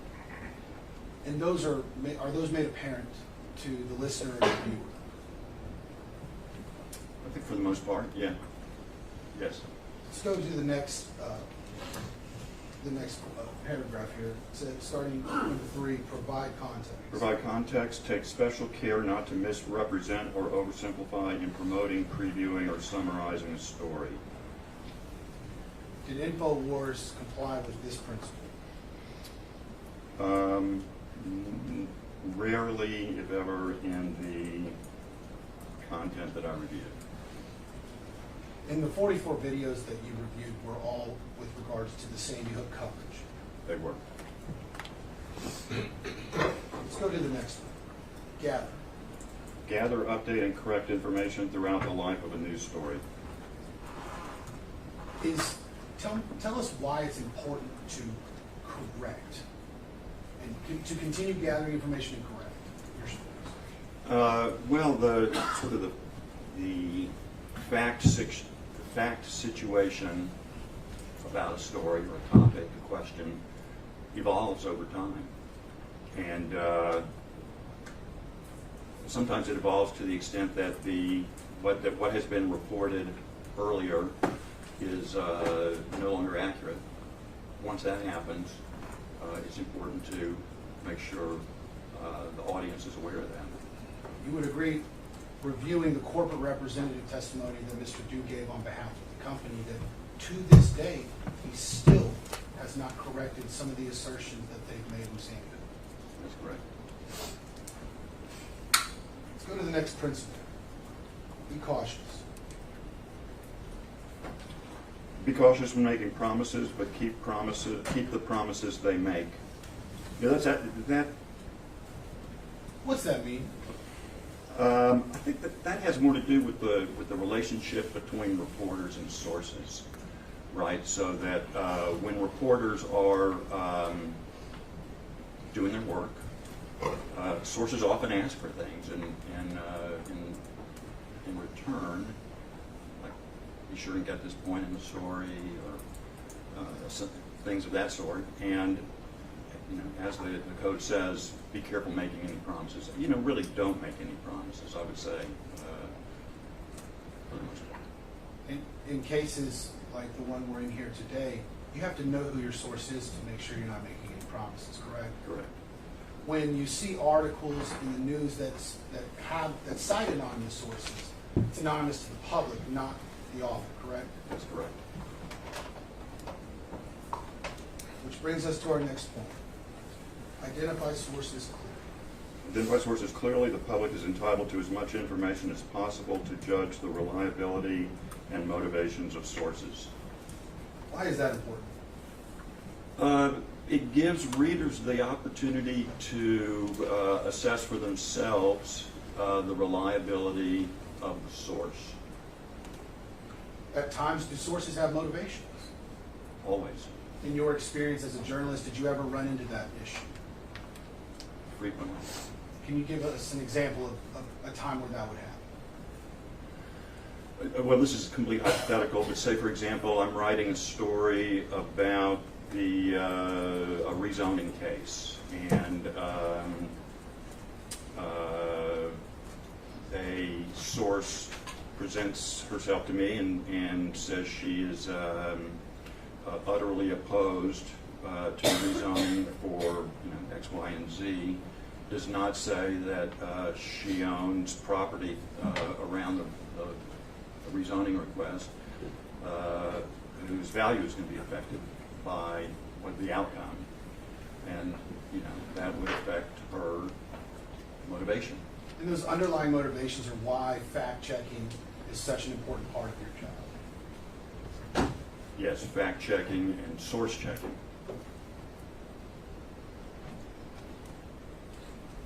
Let's go to the next one. Consider sources' motives. Consider sources' motives before promising anonymity. Reserve anonymity for sources who may face danger, retribution, or other harm. I'm sorry, Mr. Zip. Everyone does this. They speed up when they read. Sorry. But my reporter is still trying to write down what you say. So if you could read more slowly for us, please. And that's my fault for not telling you to slow down, because she'll throw stuff at us. Did you say I'll throw stuff? Consider. I haven't thrown a No. thing. Oh, Mr. Watt has never thrown anything in a courtroom. I hope to keep it that way. All right. Reserve anonymity. Reserve anonymity for sources who may face danger, retribution, or other harm, and have information that cannot be obtained elsewhere. Explain why anonymity was granted. That kind of relates to this case with anonymous sourcing, which is you have to be able to verify it in other ways, not just take someone's word for it, correct? Correct. Correct. Why is that? Well, it gets back to the idea that readers need to know where information is coming from so that they can evaluate it on their own. And Most news organizations do strongly suggest that stories using anonymous sources explain very clearly why anonymity is necessary. Go to the next ethical principle, diligently seek. Diligently seek subjects of news coverage to allow them to respond to criticism or allegations of wrongdoing. And we kind of already touched on that one earlier as to why that's important. Right? Correct.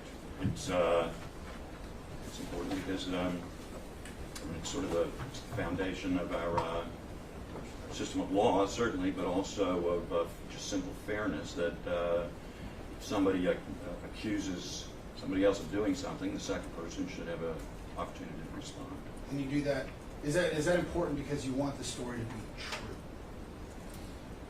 Correct. True and fair.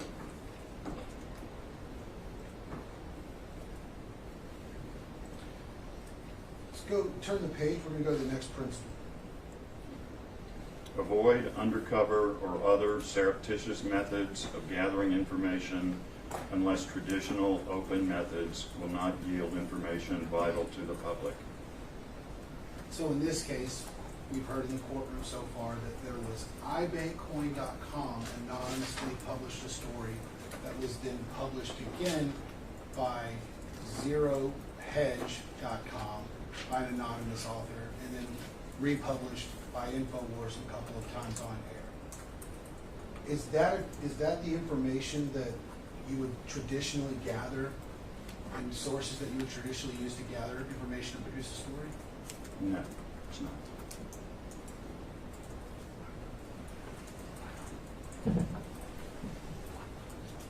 Why is that? Because the reporter had no idea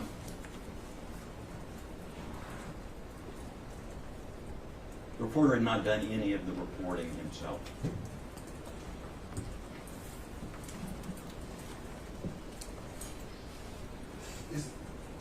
In reviewing the materials in this case, did you find that a common theme for the coverage of Sandy Hook by Infowars? I did.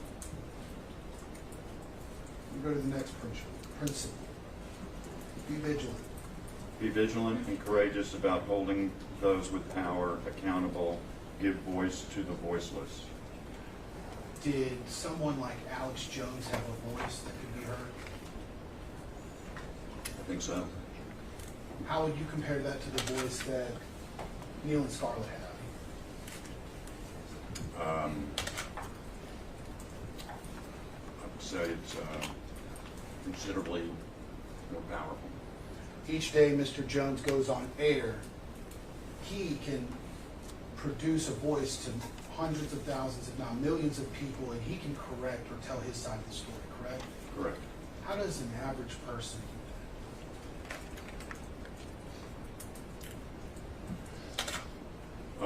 An average person has to convince somebody who does have the voice to tell their story. And I think that's what this part of the Code of Ethics is about, is it's telling reporters, look for people who otherwise have no opportunity to tell their story and tell it.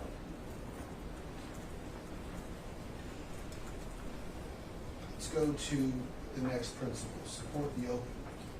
Support the open and civil exchange of views, even views they find repugnant. Reviewing the materials in this case, did you find any of their coverage to show both sides or competing ideas? Not really. Not really. Any time that Mr. Jones would go and say, okay, I do believe this, or maybe they did happen, what would happen after that? Very often what would happen is he would, some time would pass and then he would start repeating the same assertions.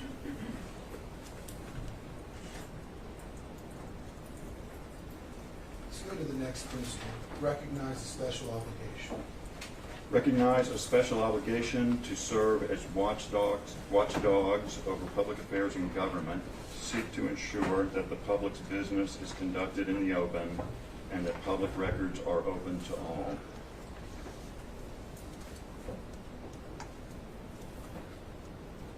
In your expert opinion, does Infowars do that?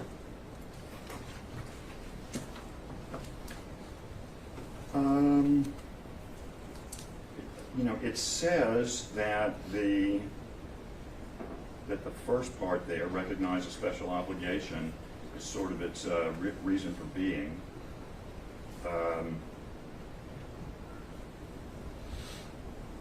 Seeking to ensure the public's business is conducted in the open. I did not see much of that. And when it comes to the report, the voluminous report that you went through, Right. Infowars could access that as well, correct? Correct. They just didn't.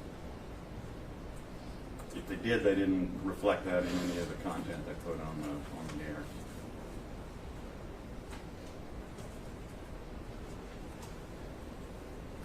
Let's go to that next principle, because I think that's an important one for this case.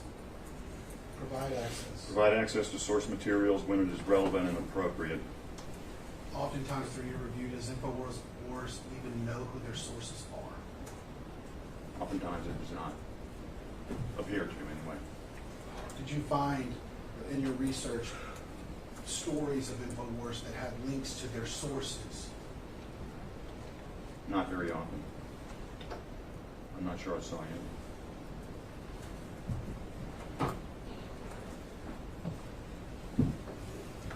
The next one I want to focus on is label advocacy and commentary. See that one? I do. Does Infowars do that?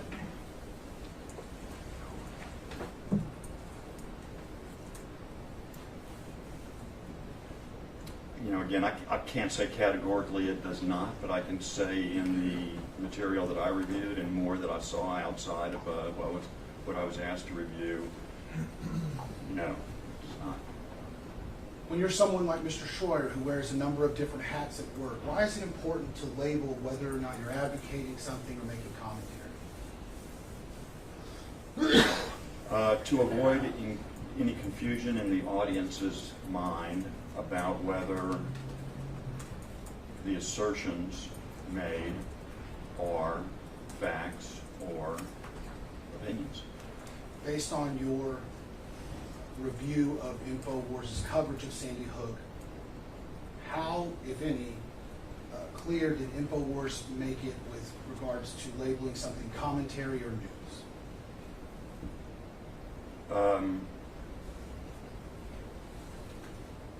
How clear? I'm sorry. Repeat the question. How clear did they make it?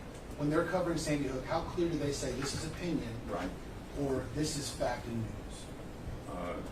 No, it was not clear. There was no distinction drawn for the most part. And then the last principle that I want to touch on is at the bottom of this page. Can you read that for us? Never deliberately distort facts or context, including visual information, clearly labeled illustrations, and reenactments. In your expert opinion, how did Infowars do with that?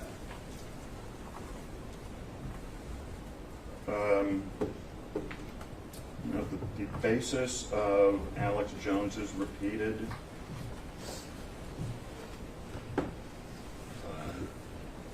segments, his repeated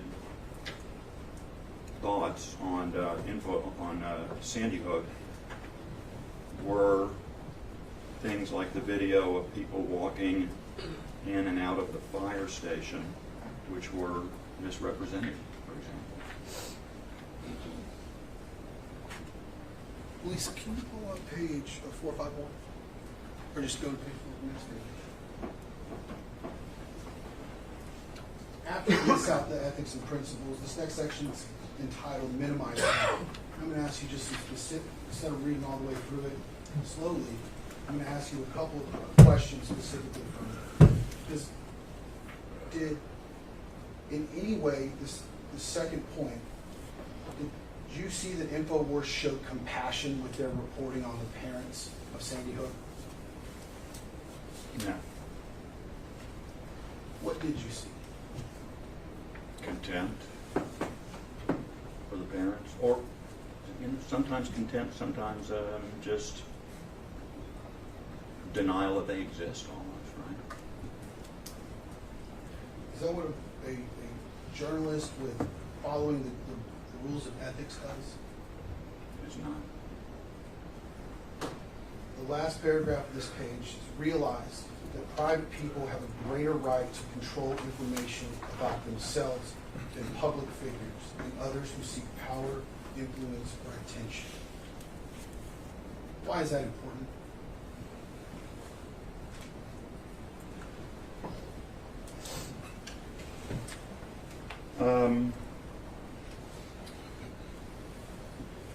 To the extent that a person inserts himself into public affairs, they open themselves up to scrutiny about their public and private behavior. When people, and there's a spectrum there, clearly, people who choose not to adopt public roles are owed a little more privacy. Is that because private people don't have the ability to go on air and explain something to fans or viewers? Correct. Outside of hiring a law firm and taking a news organization to trial, how would a private person get out and tell a story if a news media outlet won't do it? Buy an advertisement. We turn the page. The last one I'm going to talk about is avoid pandering to lurid curiosity, even if others do. How many times so far in this trial have we heard, I was just asking questions. This other people were asking it, I was just asking the question for them. How many times did we hear that? Repeatedly. Would they, in your analysis of the facts of this case, in the Sandy Hook coverage of Infowars, did you ever see them actually go and look for the answer?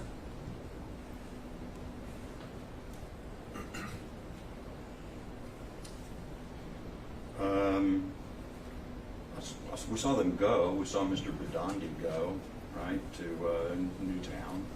We saw his deposition and we saw the clip that he did live. Right. Was he actually looking for answers to the questions that Infowars was asking? No. If it was, it wasn't shown in any of the video. If you don't care what the answer is and you don't go looking for it, is it really a question? No. It's an assertion. Just because someone puts a question mark at the end of a statement doesn't make it a question, does it? It is not. If I say, Mr. Zip, why are you lying to us right now? That's not a question. That's already establishing that you're lying, correct? Correct.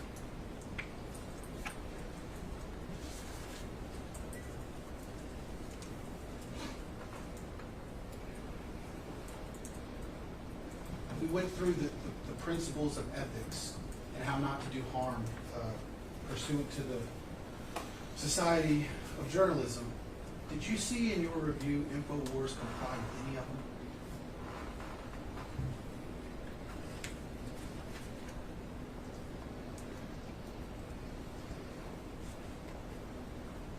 them? None of the ones that we reviewed specifically.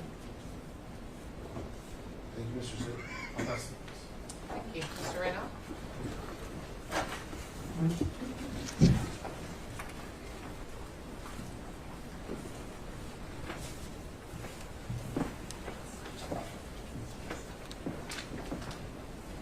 Good afternoon, Mr. Zip.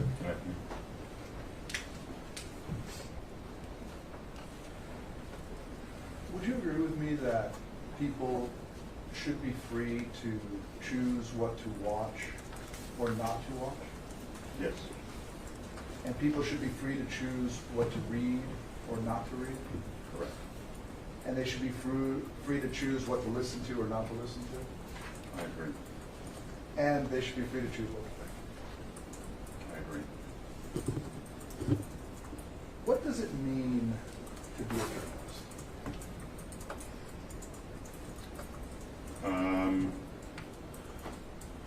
Well, actually, it's a good, may I read? Because I think it's a Whatever really you good need. summation. Hold on just a second. Journalists should be honest and courageous in gathering, reporting, and interpreting information. So a journalist, would you say that I don't want to put words in your mouth, so if you want to change your prior answer. For you, being a journalist is limited to somebody who gathers and reports information? Being a journalist is limited to somebody who gathers and reports information. That's my Yes. question. That's fair. Would you say that somebody who comments on information that's reported by other people is a journalist? If the person is not also gathering and reporting information, I would say that person is not a journalist. Maybe that person is engaging in journalistic commentary? Sure. Would that be sort of akin to saying somebody is maybe I think the term I've heard before is a pundit? Would you define what's a pundit? I've always had trouble with what exactly a pundit is, but my understanding of a pundit is more like somebody who is not a journalist but who is dragged into answering questions for the consumption of an audience. What would you describe, let's say, Howard Stern as? A talk show host. Joe Rogan? I've never watched Joe Rogan, but I think my understanding is talk show host.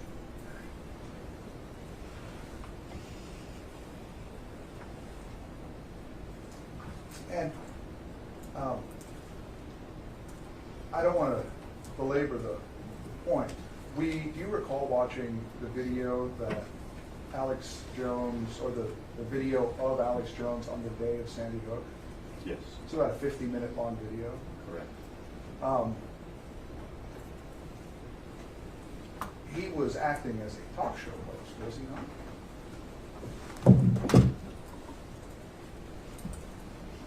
As I recall, he was sitting in front of a microphone, sort of free associating about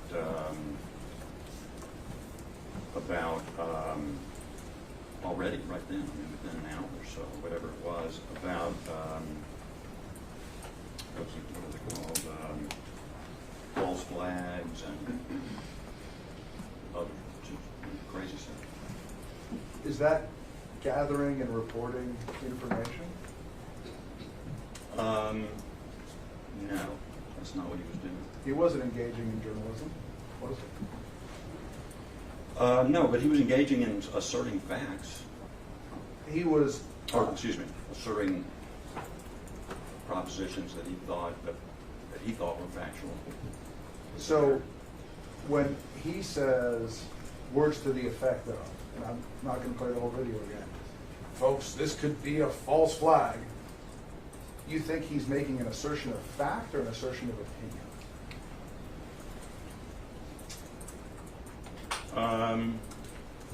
I think it's impossible to tell. You think it? Please finish your answer. He's not providing any cues to allow the viewer to tell what he's doing. So he's kind of ranting. It's your position that any person watching the Alex Jones show would be confused as to the fact that he's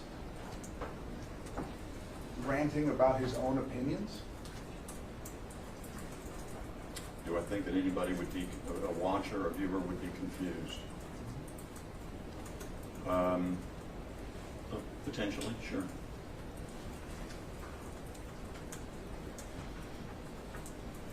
Would you suggest that there should be sort of a ticker running across the bottom? Withdrawn. Have you ever listened to the Rush Limbaugh show? Rarely, but occasionally. Similar to the Alex Jones show in a lot of ways? Yes. Also a talk show host? Not really. Right? I mean, is it a talk show? I don't know. I don't know how I would categorize Rush Limbaugh. He also seems to me to be somebody who just sits in front of a microphone and makes ludicrous claims. David Barrett? Not familiar with him. He's more of a Houston guy. Fact is, in our nation, we have a long tradition of people who sit in front of microphones and free associate and talk about what's going on. Isn't that true? I think so. Yeah, it goes back a while. And there's nothing wrong with that, is there? So long as the ranting is not injuring people, it's perfectly fine.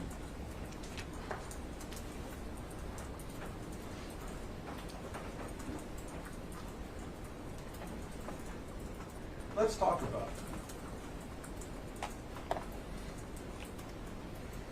When you say injuring someone, you mean inflicting a specific harm on them? Or encouraging somebody else to inflict a specific harm. And that would be something like somebody losing their job? Correct. Or being denied access to an organization? Correct. Or being held in disrepute by their friends and neighbors? Check relevance. I'm going to overrule relevance. I would like you to make your questions a little more specific.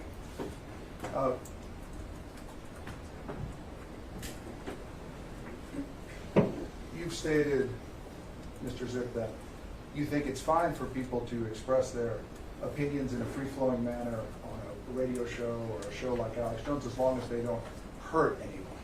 And I take it that by that you mean that the line between their freedom of speech and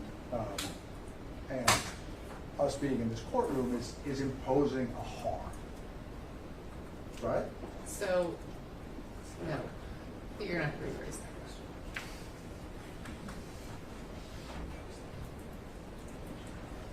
Well, why don't you tell us what you mean? On what Mr. topic? Zip, you're not a lawyer, are you? I am not. Okay. You are here to testify about the ethics of journalism. Correct. And as an expert on the ethics of journalism, it's your opinion that the rules change if what you say harms someone. Is that correct? The rules of journalism? The ethical code of conduct. The ethical code of conduct applies to all conduct by any journalist, whether there's harm likely to occur because of the activity or not. And it's your position that Alex Jones, when he's on his show, is a journalist. Did you say it? Is it my opinion? Is it your opinion here as an expert, having watched these videos, that when he's on the show, he's a journalist? My opinion is that he tries to, that he often carries himself as a journalist, in particular on the shows that are, sort of the Infowars news shows.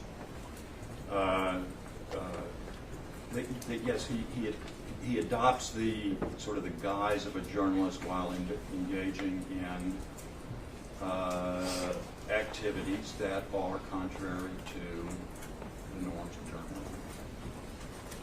Now, what does it mean to be a citizen or an independent journalist? That would be somebody who engages in journalistic activity, but independent of any news organization. And obviously there's no licensing requirement in order to be a journalist, true? First Amendment, can't do. That's exactly right. And the SBJ Code of Ethics, I mean, this doesn't have the force of law, does it? It does not. Because if it did, it would violate the Constitution, right? I'm not a lawyer.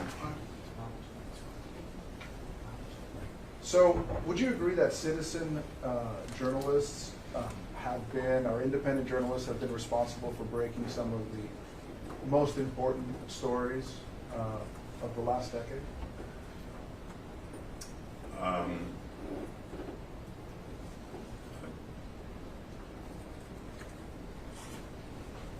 I'm not sure I would agree with that. Well, how about George Floyd? Okay. Those people who stood there and put their cameras up, were they acting as citizen journalists when they did that? They were. Would you say that that is one of the most important stories that has come out in the last decade? I would say yes, it's important. Now, when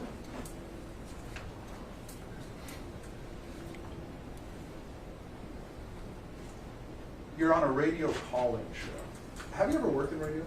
I have not. If you're on a radio call-in show and you have open lines, and somebody calls in, you don't know what they're going to say, right? Actually, let me back up for a second. I have on a couple of occasions in the 1980s appeared on a sports call-in radio show. Were you the caller or the host? I was a guest. Okay. And did the host of the show know what you were going to say? Well, in that instance, there was somebody taking the calls who was not the host, who would at least get some idea of what the caller wanted to talk about. But it's unscripted, right? Correct. And do you think that the host of the show should be responsible if the caller says something that is incorrect or hurtful? Are you asking a legal? I'm asking your opinion. You've testified as a... So journalistically, you're asking? Well, do you think that that person is acting as a journalist when they host that show? I guess before, maybe that's the first question. Yes, in part. Okay, so since they're acting as a journalist, is it ethical to have a call-in show if it's unscripted, in your opinion? Is it ethical? I think it could be. So it could be ethical and it could be unethical? Correct. How could it be unethical to have a call-in show that is unscripted? Well, I don't think the ethical question is whether there's a script or not. The ethical question is how are the assertions of the callers handled by the host?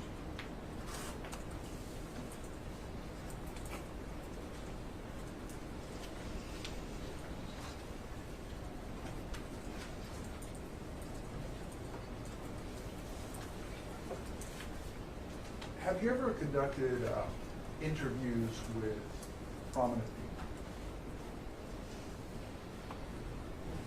Not really. It's not been my brief as a journalist. I mean, let me back up for a second. As a reporter, I have conducted interviews with prominent people. They've never been broadcast. That's what you're asking. Understood. And is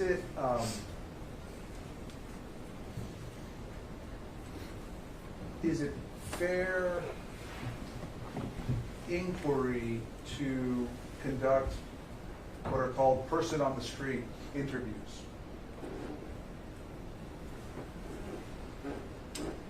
It is fair, I think. And is it fair to interview, or should a person be allowed to, under the journalistic code of ethics, interview somebody who's got very controversial ideas?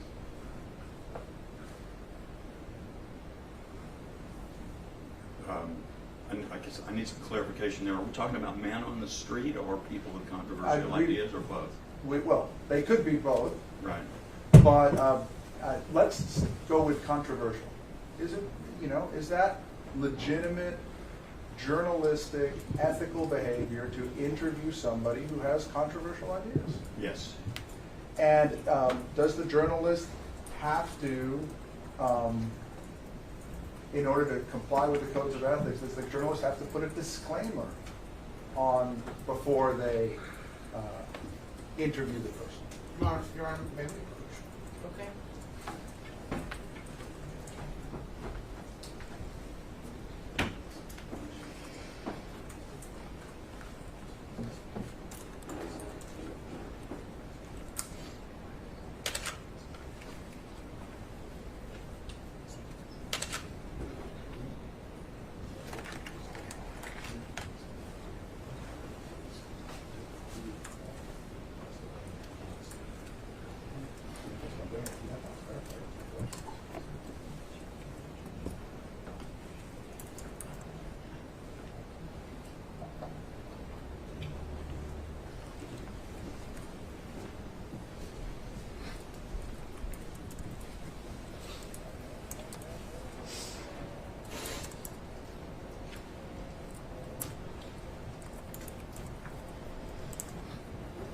So we were talking about interviewing controversial people, and I think my last question was, should there be a disclaimer before the interview saying, this person is very controversial, their ideas, they might not all be correct?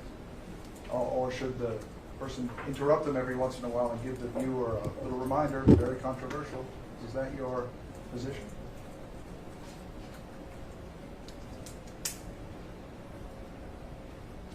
Yeah, I'm not sure that I see any, I'm not aware of any best practice on that.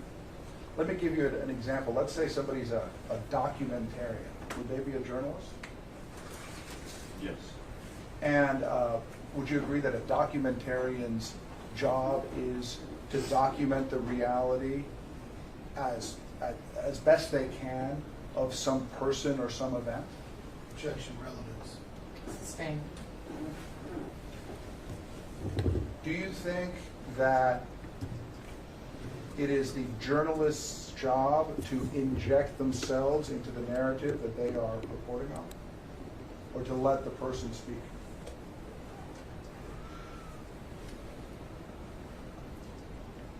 What do you mean by inject themselves into the narrative? By, for example, cutting away from the person they're interviewing and saying, we just wanted to conduct this interview. Everybody should be very careful about what they're hearing. This person, their ideas aren't in line with popular beliefs at the moment.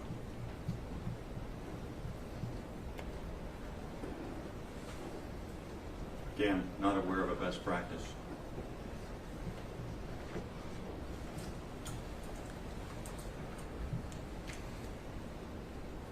The vast majority of, you've reviewed a lot of Infowars content, true? Yes, sir. The vast majority of Infowars' content is sourced online and from the mainstream media, right? I wouldn't say the vast majority. That's not my experience, let me say it that way. It's clear to somebody who's watching the Alex Jones show or the Owen Schroyer show or any of these, the David Knight nightly news show, that the people they're watching on the screen do not have personal knowledge of the events that they're reporting on. Objection, Is that true? speculation. Sustained. Would you agree, as we heard from Mr. Schroyer now and as we saw in the Zero Hedge clip, that generally the hosts on Infowars make an attempt when they're discussing an article to put it up on the screen or to state where the article comes from? Would I agree that that's a general practice at Infowars? No, I wouldn't.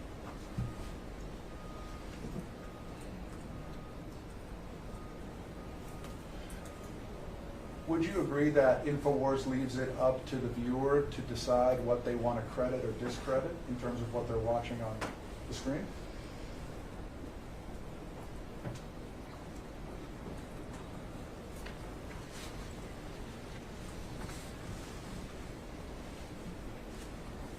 Leaves it up to the young, no, don't understand the question.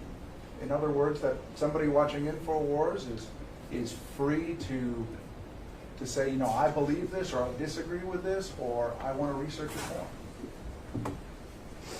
Yes, but what's the alternative? What other way to do it would there be? Get online, just like you did. Look it up. Do some independent research. Answer the questions for yourself. Yeah, I guess I don't really know where you're driving at. I don't understand the question, but.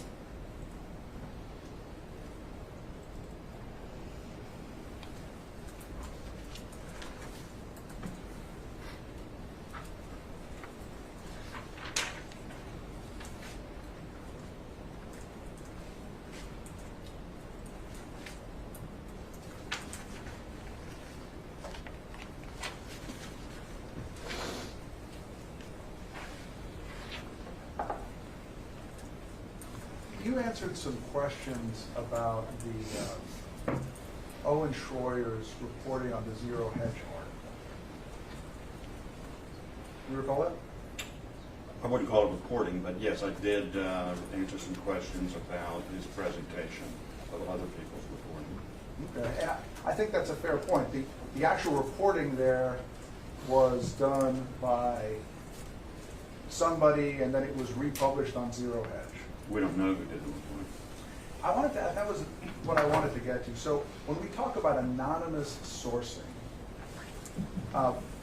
we're concerned primarily with somebody who is asserting personal knowledge of an event, rather than somebody who is simply reporting what somebody else who asserts personal knowledge, who is named, is saying about an event.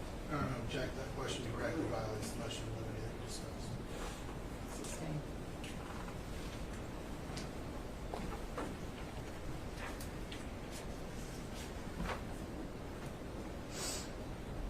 When you were discussing anonymous sourcing, were you referring to anonymous authors of articles, or were you referring to anonymous sources of information that appear in articles? The latter.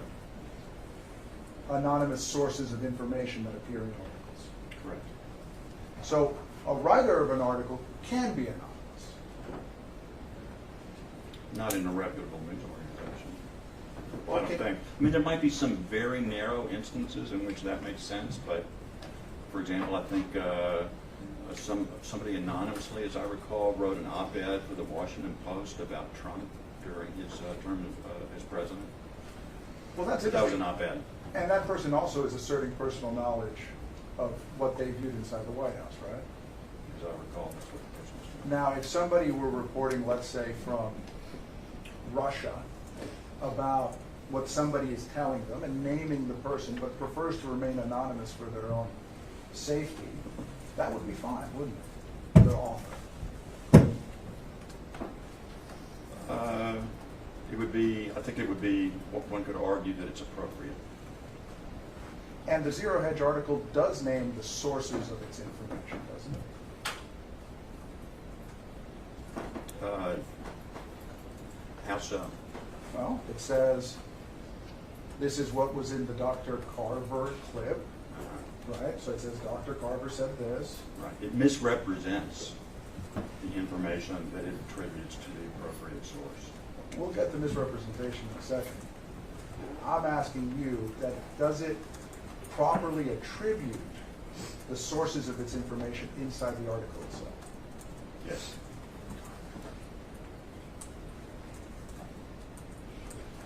As a journalist, reading the Zero Hedge article,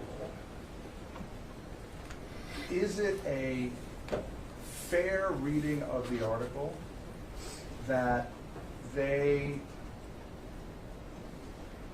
were not disputing that the children's bodies had ever been returned to the families, but rather disputing whether Mr. Heslin held his child on the day of the event. You know, I would have to read the story again. Would you like me to get it? Sure.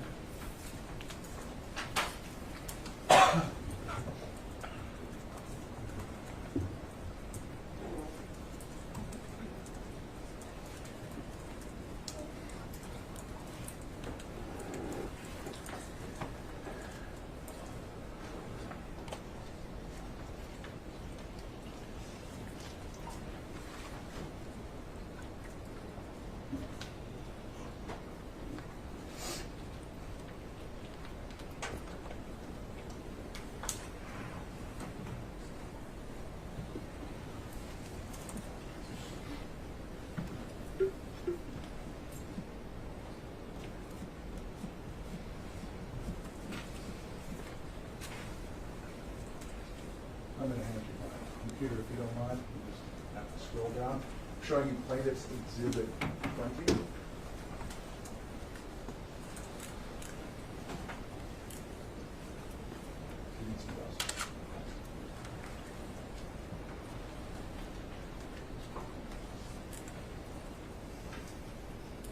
This is fine, but 20 should be in On the the- notebook right there, because it's been admitted. I don't believe it is, Your Honor, but I can, It needs to be.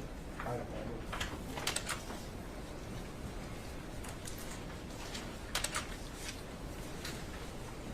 No? Okay. Occasionally, people accidentally walk away with exhibits, but we give them back. You need to double check that.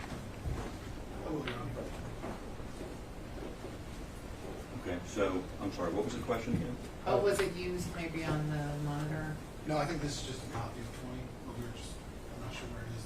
Okay. It might be easier for him to look at the paper version, and then Mr. Renault can have his computer back.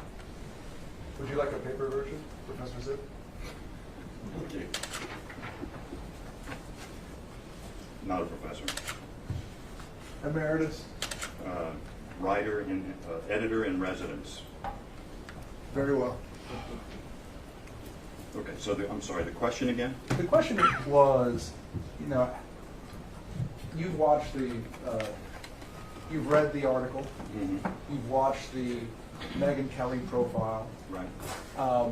Is it fair to say that a fair reading of the article was that they were disputing Megyn Kelly's fact-checking of Mr. Heslin having held his son? Objection, Your Honor, that is a direct violation of motion in limine. He's not asking, he's now asking the question as to whether or not they defamed my clients. Right. Instead of trying to say it was Megyn Kelly that were. I'll reframe the question. Okay, thank you. And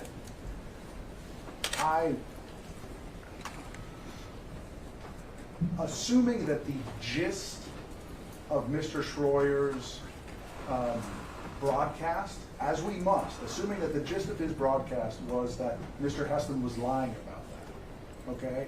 Putting that aside for a moment, reading the article, do you see the assertion being that he never ever got his child back, or that he didn't hold him on that day? The same objection, Your Honor. I'm not sure it's relevant anyway.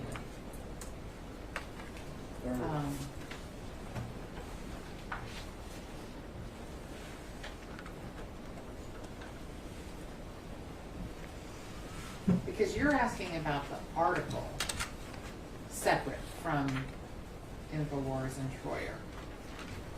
My understanding, Your Honor, is that your ruling is that the statement was defamatory.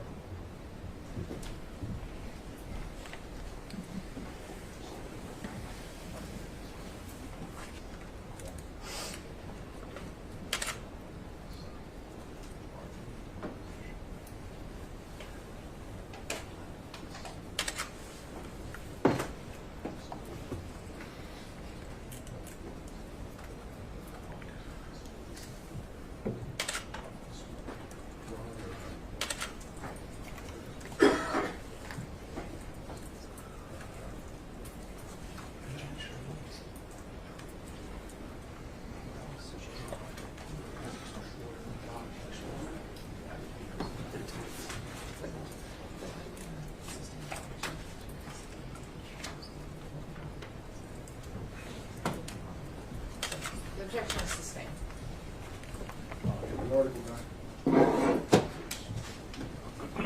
Now this time, let's leave it up here.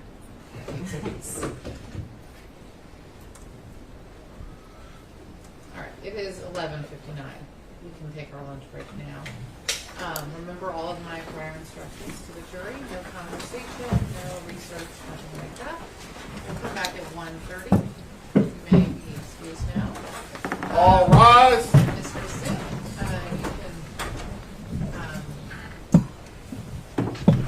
you can go back down and whatever you want to do during lunch. I don't know. And then the lawyers will wait and we'll go on. So you go ahead and head on down.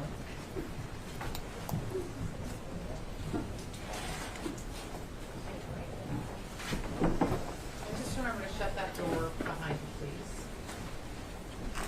Can I get my bag? Yeah, you're free to stay. Everyone may be seated.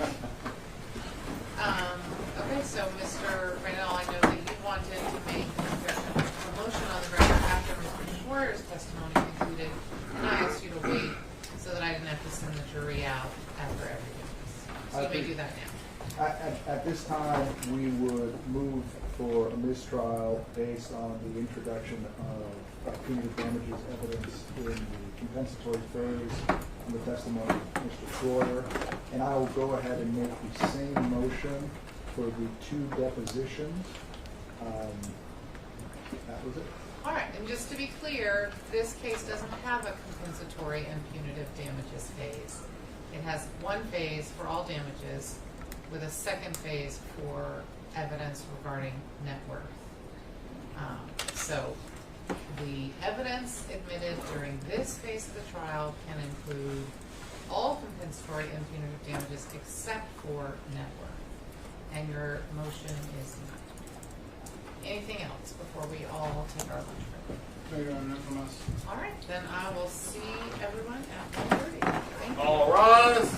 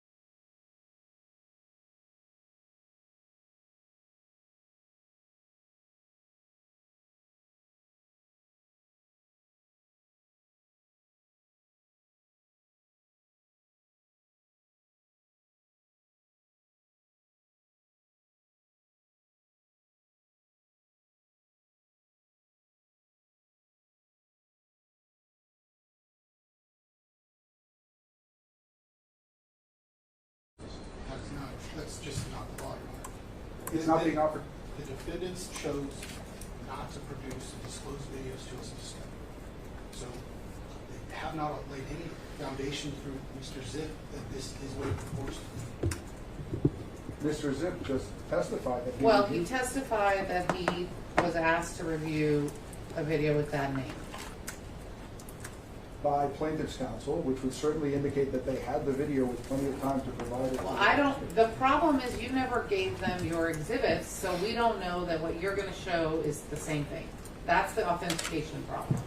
I did give them my exhibits, Your Honor. That's how we agreed on this list. More importantly, Your Honor, just because we have it does not mean it's authenticated. We had to go search for it on the internet, alternative sources. We have no idea where it actually came from or if it's in its original form. And it's all because neither defendant produced any videos to us. We began addressing this in pre-trial, and we had to come to an agreement because of this issue that we would go one by one, and he's claimed that he was going to lay the foundation prior to entering any of this.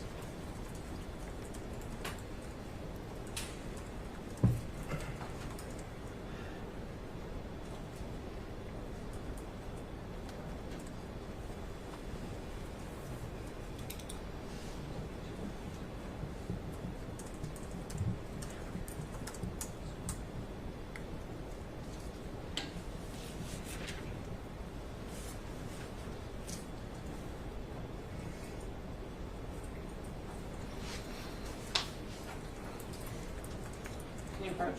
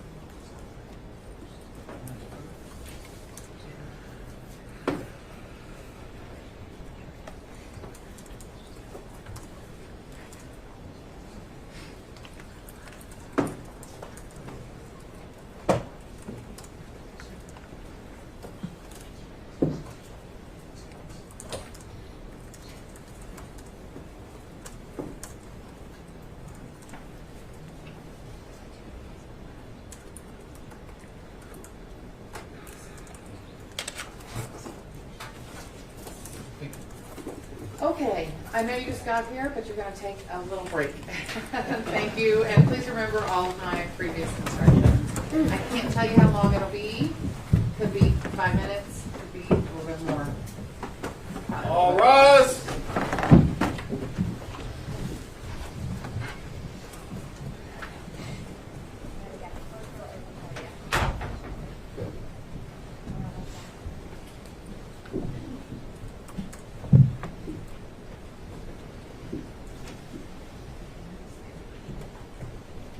Thank you, and as always, if you'll just shut the door for me, appreciate it. All right, you may be seated. All right, so we had a conversation off the record because we can't put them on the record when the jury's in here and we're at the bench. The substance of which, for the record, was that I do think there's an authentication problem. I don't have a problem with impeachment, not for the purposes of, not for admitting the hearsay. All right, let me start over. I don't have a problem with impeachment evidence that isn't admitted for proving the truth of what it contains. But I do think that you still have an authentication problem. So what I would like to propose we do, or what I'm going to tell you that we do, is we'll play some of it now for the witness, and we'll see what the answers would be, and then I'll make a more final decision about how to handle it in front of the jury. Because I think maybe we can just get an answer, then we don't need the video because it isn't authenticated.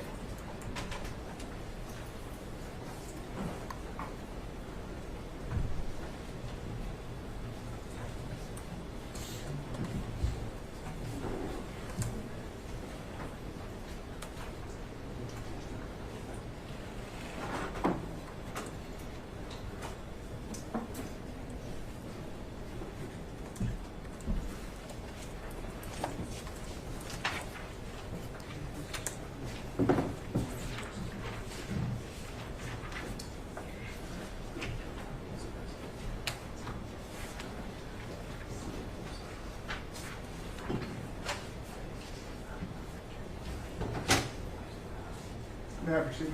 Yes. I mean, this is, yes. Mr. Zip, Oh, yeah, I guess you'll have to. I apologize. I'm just going to play the first 15, 20 seconds of this to see if you recognize it.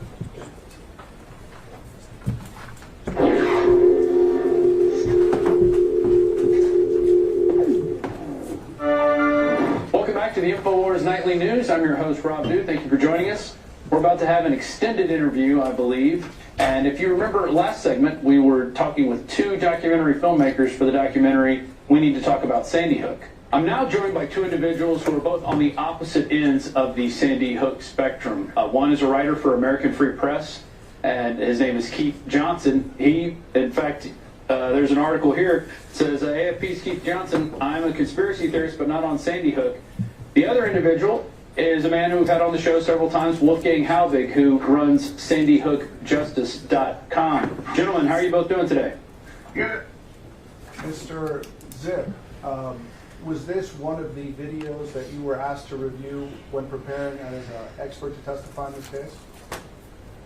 I don't recall seeing it, actually.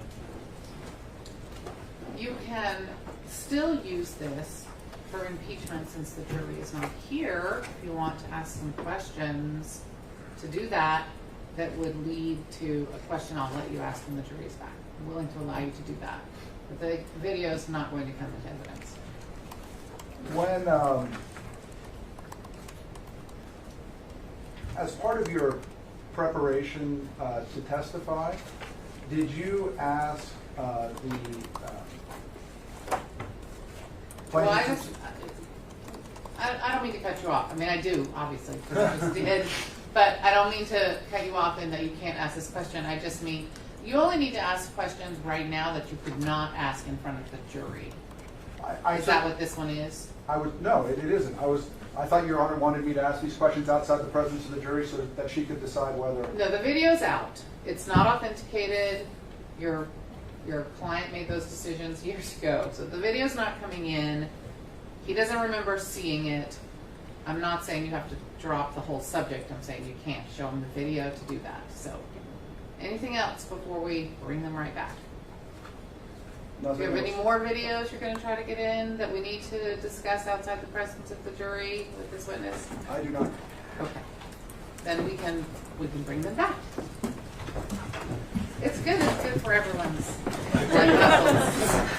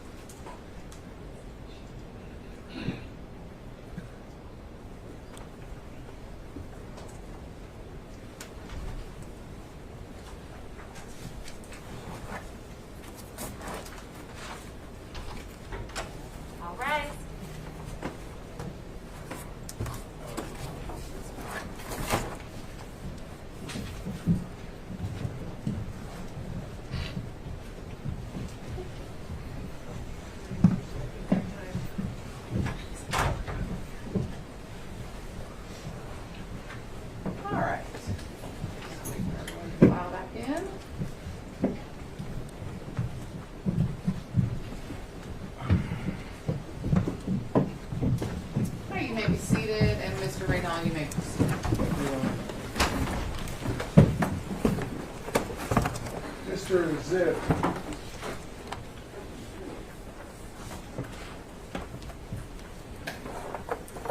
you've now testified twice that the videos on Plaintiff's Exhibit 31 were videos that you were asked to review in order to prepare to testify here today. Correct. And did you have every opportunity to get any documents you wanted or needed from the plaintiff's counsel in this case. I did. And looking at this list, I'm going to direct your attention to the bottom of page 2. Can you read us the name of the video that's next to the date, December 12, 2014? Can you give him the paper? Oh, you're using it there. I forgot. Never mind. Leave it there. No, leave it there. It's fine. You can stand up. We're going to get it fixed. It's not your fault that it's broken. We're going to get it fixed during the next break, though. I apologize. I forgot you were using the actual exhibit. The ultimate Sandy Hook debate as the second anniversary looms. I'll ask you now, have you watched that video? I'm not certain I have. What does the word debate mean to you? It means a conversation between conflicting points of view. So could we say that another potential title for that video could be the ultimate conversation between conflicting points of view on Sandy Hook as the second anniversary looms? Sure.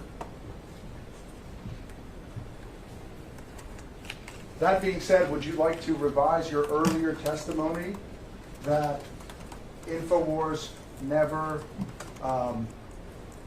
broadcast alternative points of view or conflicting points of view as to the events of Sandy Hook? Wasn't the question you asked earlier whether there was a diversity of opinion because of a phrase that appeared in this document? Yeah, I believe you had testified.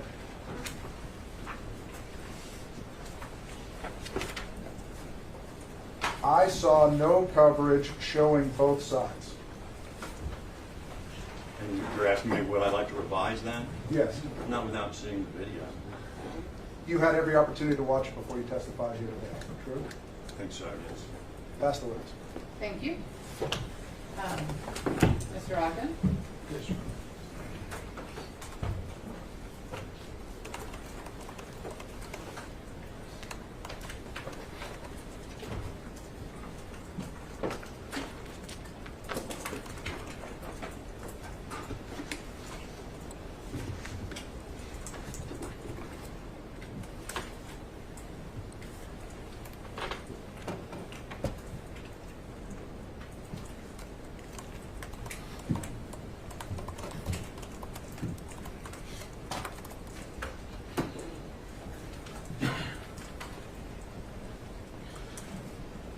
Mr. Reynal was questioning you earlier. He kept asking a lot about opinions, and Mr. Jones' opinions. Do you remember that?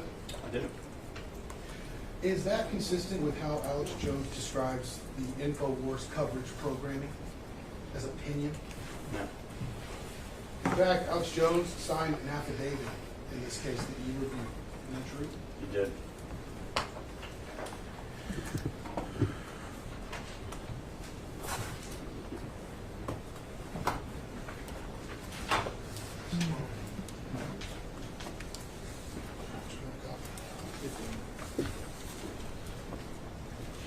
Handed you Exhibit 12. It's already in evidence.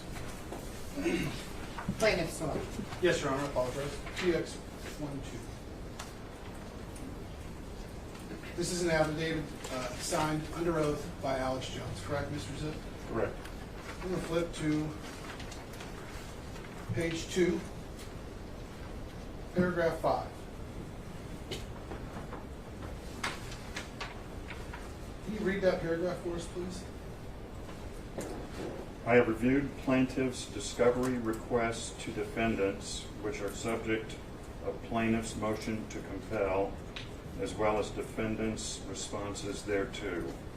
All sources, documents, and information withheld by defendants, and which are the subjects of defendants' journalist privileges, in parentheses numbers 2, 3, and 5 to FSS, and numbers 1, 2, and 5 to Jones, close parentheses, were obtained or prepared by me and other employees of FSS while I and they were acting as journalists. So while you were being questioned about Mr. Jones' be an equivalent to the Howard Stern show as a talk show.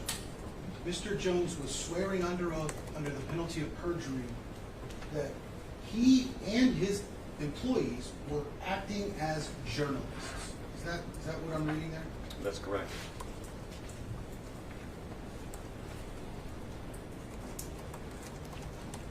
When you go to the Infowars website, do you see similar websites like that on the internet? It's organized in the way most news websites are. We heard a lot about Alex Jones not being the person that gathers the info, and he's just a mouthpiece for other people's reports. Do you remember that? I do. You look at this affidavit that Mr. Jones signed under oath. I want to turn to page 2. The top paragraph, 5th line. It starts with, I also supervise. You see that? Yes. Tell me if I'm reading this correctly. It says, I also supervise or assist in gathering and preparing and disseminating the news. Am I reading that correctly? You are. Or information. Or information. So, despite the questions you got from Mr. Raynal in cross-examination, based on what you reviewed in this case, Alex Jones' sworn testimony says that not only is he a journalist, but he and his company are independently gathering information. True? Correct.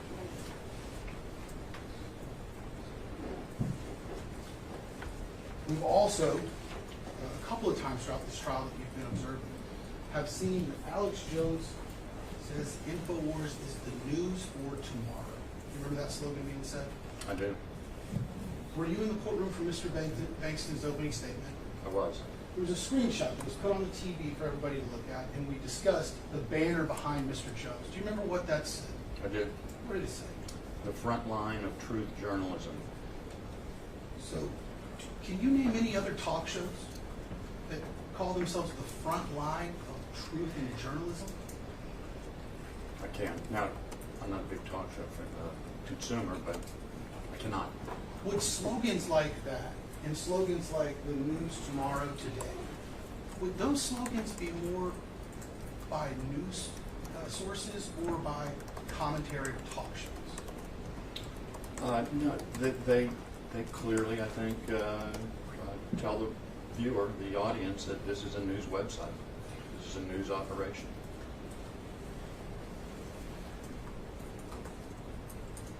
You would agree with me that rarely, if ever, Mr. Jones tells his audience that he's performing punditry or commentary or a journalistic commentary, I think is how it was described. Have you ever heard Mr. Jones tell his audience that? No, in fact, what he tells them is just the opposite, that he is giving them the inside scoop on the vast conspiracy so that they can prepare for the future by buying supplements and so forth. We've reviewed a lot of material in this case on the zero hedge story. In your professional opinion as an expert, can you describe the recklessness it takes for an organization like the defendants to run the story that Neil Heslin never held his dead child? It's complete disregard for basics of journalism. What about the fact that Sandy Hook never happened? How reckless is that for an organization holding itself out as journalism to make that statement?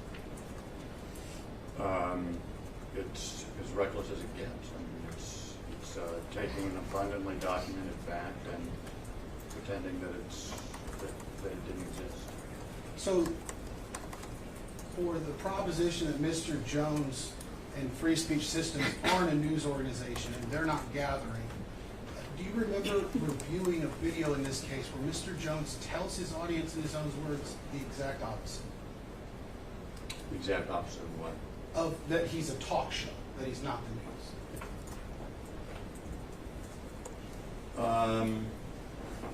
I might be able to help you out. Lisa, can you pull up Exhibit 12 or PBX 12A? It's already in evidence. We'll watch it. You might need to stand about the streets. I don't.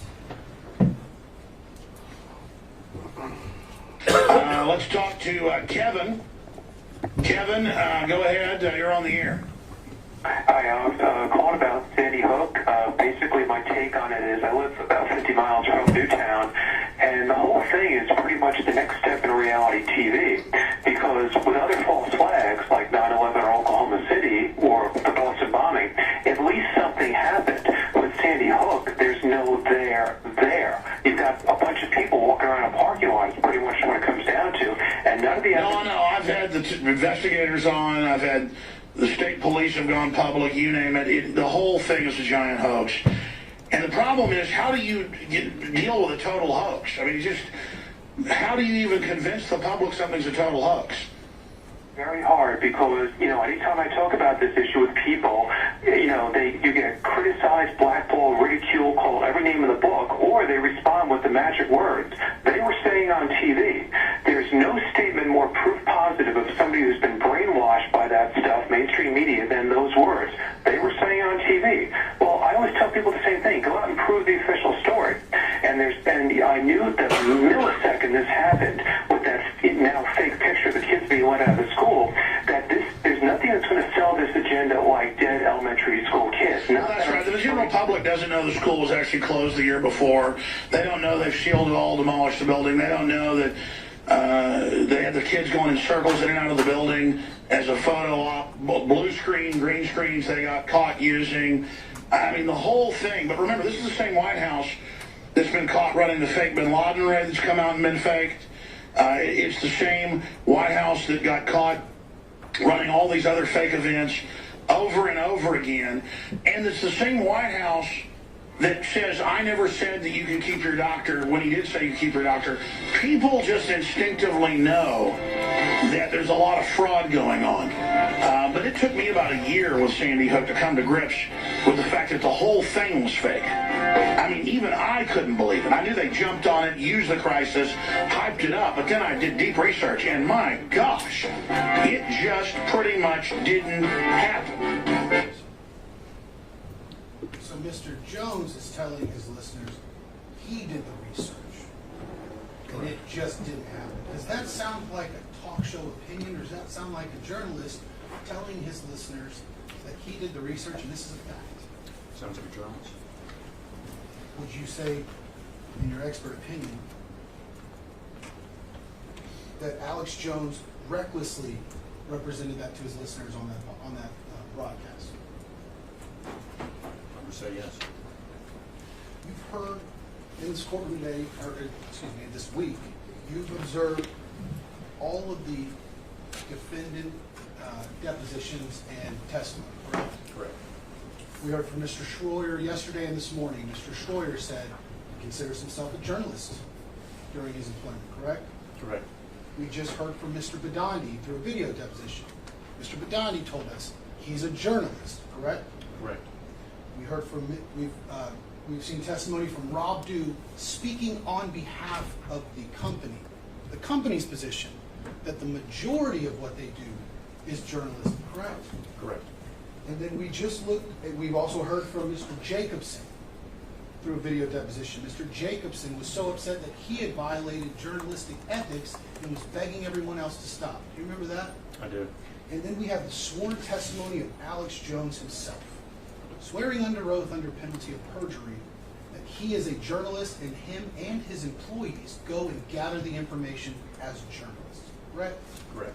So for anyone to come in here and imply that Alex Jones and Free Speech Systems isn't a news source and they aren't journalists and it shouldn't be held to the standards of a journalist is misleading, isn't it? It's misleading certainly to suggest that he doesn't hold himself out as a journalist. Mr. Jones and Mr. Schroyer's broadcasts, and frankly everyone on Infowars that you reviewed, do not make it clear whatsoever whether or not they have their punditry hat on or whether or not they have their journalism hat on, correct? That's correct, they do not. But they present it in a way that, as a fact, that would imply the listeners to appreciate what they're saying is the truth, correct?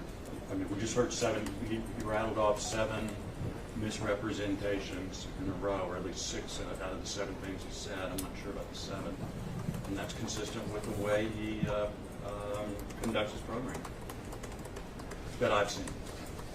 The last thing I want to ask you about is you were questioned on cross-examination about Neil Heslin and Scarlett Lewis and the interviews that they've done on Fox and on Megyn Kelly. Do you remember that? I do. Those interviews that we were asked about, are you aware of them? I believe you weren't. Or were you? I don't remember. Let's work on Here, the I'll ask you leading. again, Your Honor. Did you know that every single one of those interviews was done after this lawsuit was filed? I can't even imagine we're leading with that. Let's try not to lead, please. The objection, not really stated, but is sustained.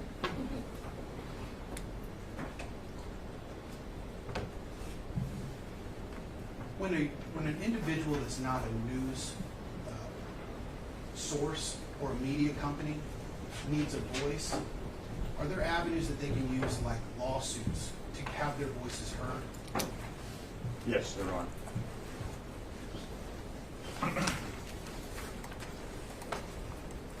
Mr. Zip, all of the opinions you gave today, are they within a reasonable degree of professional certainty accepted in the journalism field? Yes, they are. I appreciate your time. Thank you. Mr. Reynolds?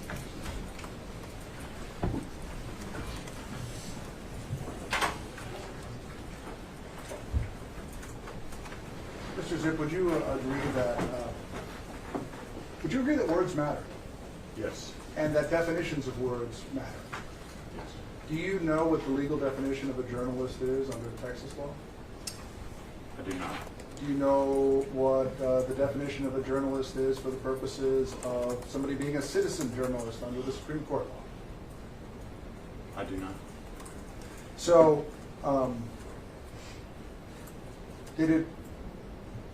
when you were being asked those questions by plaintiff's counsel about Mr. Jones's affidavit, did it occur to you that he might be using a different definition of journalist than the one that we used earlier? That did not occur to me. Now, just to clear up some confusion, are you saying that you have or have not reviewed the complete record of Mr. Heslin and Ms. Lewis's interviews, media appearances, books, and speeches? Object outside the scope, correct. Redirect. Overruled. Would you repeat the question, please?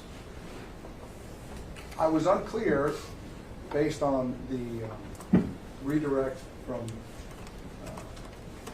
the plaintiff's side, whether your testimony is that you are in fact familiar with the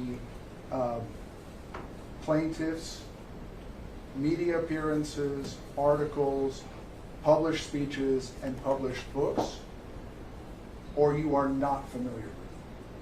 I'm familiar with Mr. Heslin's appearance on the Megyn Kelly profile of Alex Jones. I am a Wall Street Journal occasional reader, so it's possible that I saw something in the Wall Street Journal. You mentioned that, although I do not have any strong recollection of it, and I'm unfamiliar with any of their appearances elsewhere on television. Familiar with Ms. Lewis's book published in 2013 about the Sandy Hook? I am not. And are you familiar with Mr. Heslin's trip to Congress to advocate for gun control, also, I believe, which occurred in 2013 and was widely covered? I'm aware that it happened. I was not associated with the case at the time, so it didn't make a strong impression on me. And is it fair to say that you're certainly not telling the members of this jury that, based on your knowledge, there aren't many other media appearances, speeches, and interviews that Mr. Heslin and Ms. Lewis participated in prior to the Megyn Kelly show, prior to this lawsuit? In the years 2013, 2014, 2015, 2016? I lost the thread of your question. Are you telling this jury, as you sit here, that Mr. Heslin and Ms. Lewis did not publish books, engage in public speaking, be interviewed by newspapers and go on television programs, are you telling me that they didn't engage in all those behaviors or activities in the years 2013, 2014, 2015, and 2016? I'm saying I don't know. Thank you. All right, pass witness. Yes. All right, so that means it is time for my jury to get another trip to the jury room. Remember all of my instructions about the question writing process. This is an opportunity, not a requirement, and it's for each of you individually. All right, you may be excused. All rise. All right. So, Mr. Zip, what happens now is we all take advantage of them being gone to take a quick break, probably 10 or 15 minutes, I'm not exactly sure. And then you don't come back into the courtroom, but you stay near enough where we can get your attention. All right?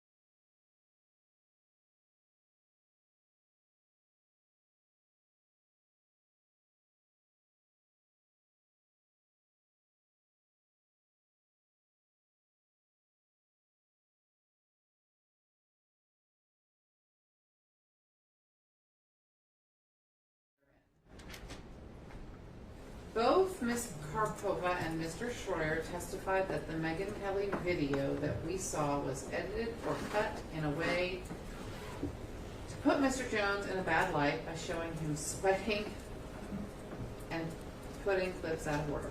Do you believe that she did purposely have a bias and intentionally do so? We're going to talk about that question. Regardless of the textbook definition of the word journalism and any affidavit, you studied semiotics. Did he say that? Yes, Your Oh, Honor. well, I missed it. Guess I shouldn't have said that out loud for everybody. Wikipedia when I heard that. What? I went directly to Wikipedia when I heard that for the first time. So Yeah. that's the only reason I remember. I didn't catch it. All right. You studied semiotics, which for the court in general terms, wow, okay, this is a lot, is the study of signs and their relationship to their meaning. As someone familiar with the subject, could you say whether the Infowars videos you watched included signs the viewer could see that were intended to mean that Infowars is stating factual news, searching for the truth, or that Infowars is being tongue-in-cheek or somewhat insincere in the statements of their broadcast? In your expert opinion, do lawsuits of this sort provide perhaps the only legitimate means at our disposal for our society to fight back against election deniers and similar issues? I don't think that his expertise allows him to answer that question, but we can talk about it. How firmly can we apply traditional journalistic code of ethics and guidelines to internet journalism when social media plays a strong role in individuals coming up with their own, quote, breaking news and headlines? First and Second Amendment, these are not questions. First and Second Amendment comparison. Would you agree that Mr. Jones saying, "I'm sorry if I hurt anyone, but I can say what I want," is comparable to Adam Lanza saying, "I'm sorry," we are not asking this question, "I'm sorry I killed the kids, but I can still own a gun"? Wouldn't each need to carry their weapons, words or guns, in a responsible manner? That's just, I don't think that's, I would sustain an objection to that question. If you guys want to argue about it, I'll let you, but I just don't think you're going to ask that one. In your experience, if the journalistic approach taken by any of Infowars reporters, producers, or editors had taken place in a conventional newsroom, would they have been fired? If yes, what reasons would have been given? Do you think you were given enough time to prepare for your testimony? As an expert, how would you have fact-checked and source-checked the Zero Hedge article Owen Schroyer presented on his show? You mentioned you had continued to watch Infowars in recent months to see if any of their practices have changed since the suit was filed. Have you observed any changes? To your knowledge, does Infowars Free Speech Systems have an internal code of conduct? Okay, let's go through them one more time. In general, did you find that the titles or the videos were an accurate representation of the content therein? I think that's a fair question. Both Ms. Karpova and Mr. Schroyer testified that the Megyn Kelly video that we saw was edited or cut in a way to put Mr. Jones in a bad light by showing him sweating and putting... Here's the problem. This video was not admitted for the truth of what it says at all. Now you, I think it was you, did elicit a lot of testimony. I don't remember an objection about the cutting and the... I don't remember who solicited that testimony actually, but Mr. Schroyer did talk about that. So I think maybe we can allow this question. I think it's unfortunate. Does anyone have an objection to it? Your Honor, we would object that even if it is offered for the truth, it's still speculation on Mr. Zip to offer a video cutting of a broadcast. I think that's outside the realm of journalism. He just doesn't know what Megyn Kelly was thinking in the bias that she may or may not have.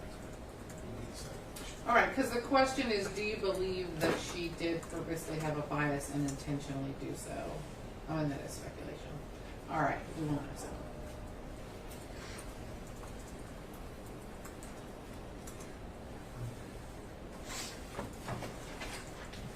Okay, here's the other one. Let me read the whole thing. Regardless of the textbook definition of the word journalism and any affidavit, you studied semiotics, which for the court, that just cracks me up. I mean, he or she is not wrong. I'm a little sad that he was like, oh yeah, or she was like, court doesn't know what that means. You studied semiotics, which for the court, in general terms, is the study of signs and their relationship to their meaning. As someone familiar with the subject, could you say whether the Infowars videos you watched included signs that viewer could see that were intended to mean that Infowars is stating factual news, searching for the truth, or that Infowars is being tongue-in-cheek for somewhat insincere in the statements of their broadcast? The first problem I have is I don't think that he is an expert on semiotics, even if he studied it in college or something. I see, Mr. Reynal, that's your objection to this question. I kind of agree with that. I didn't even hear him say semiotics. Not that I hear every word perfectly, but he's an expert on journalism, not semiotics. Do you have a different argument before? That's fine. Okay, we're not going to ask this question.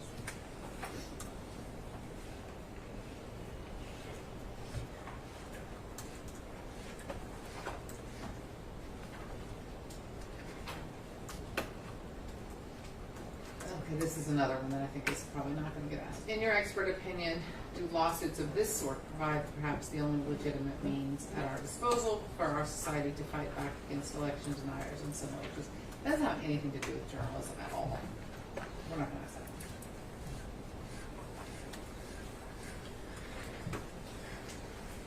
Okay.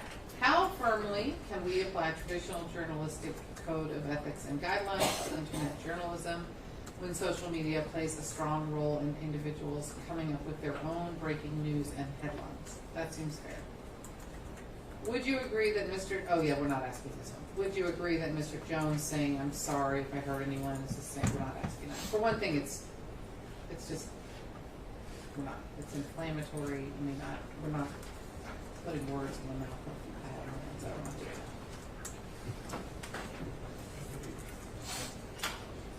In your experience, is the journalistic approach taken by any of Infowars reporters, producers, or editors have taken place in a conventional newsroom? Would they have been fired? If yes, what reasons would have been given? I think that's fair game. Do you think you were given enough time to prepare for your testimony? I mean, that's fine. As an expert, how would you have fact-checked and source-checked the Zero Hedge article Owen Schroyer presented on the show?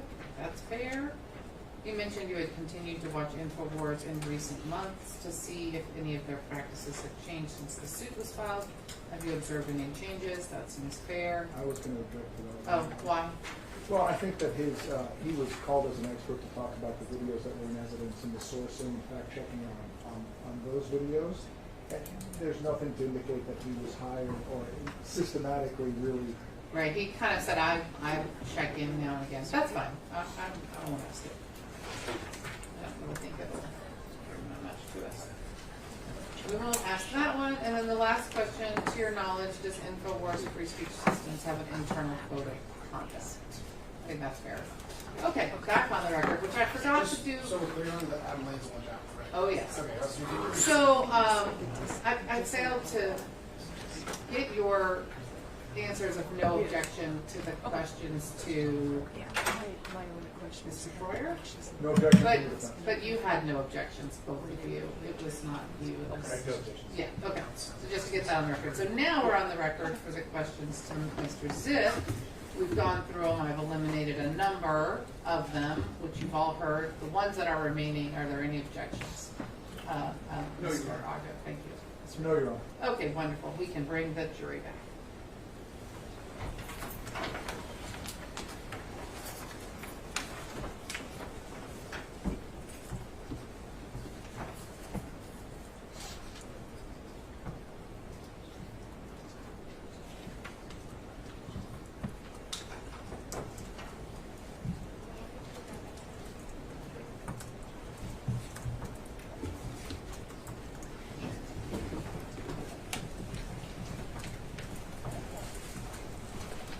Come back up. We're waiting for the jury.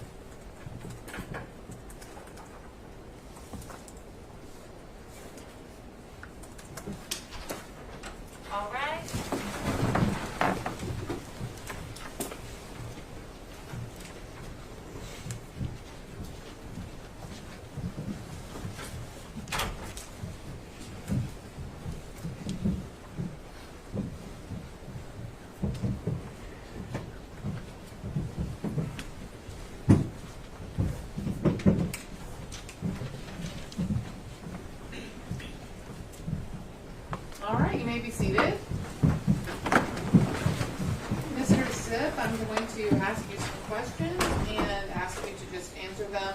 Listen carefully to the question and just answer the question you're asked. I know you've been in here, so you've heard my instructions a few times. Are you ready? Yep. In general, did you find that the titles of the videos were an accurate representation of the content therein? Yes. These are questions for the jury. Yes. How firmly can we apply traditional journalistic code of ethics and guidelines to internet journalism when social media plays a strong role in individuals coming up with their own breaking news and headlines? That's a good question.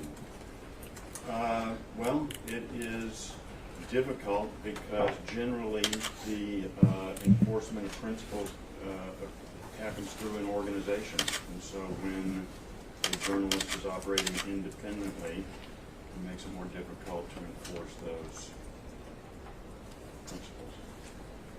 In your experience, if the journalistic approach taken by any of Infowars reporters, producers, or editors had taken place in a conventional newsroom, would they have been fired? They would have been warned, and if it continued, they would have been fired. What reasons would have been given? Failure to observe professional standards. Do you think you were given enough time to prepare for your testimony? Yes. As an expert, how would you have fact-checked and source-checked the Zero Hedge article Owen Schroyer presented on his show? I would have found the video of the medical examiner, which was available, and of the family, also available on the CNN website, and made sure that the way they were used in the Zero Hedge article was consistent with the source material. To your knowledge, does Infowars Free Speech Systems LLC have an internal code of conduct? I have no knowledge about that. All right, Mr. Zip, thank you so much for your time and your testimony. We all greatly appreciate it. You're free to return to your spot. You are, as an expert, not under the rule, so I assume there's no subpoena as well. All right. Thank you. And then who will be our next witness? Plaintiff will call Christopher Daniels by way of deposition. All right. Let's start that.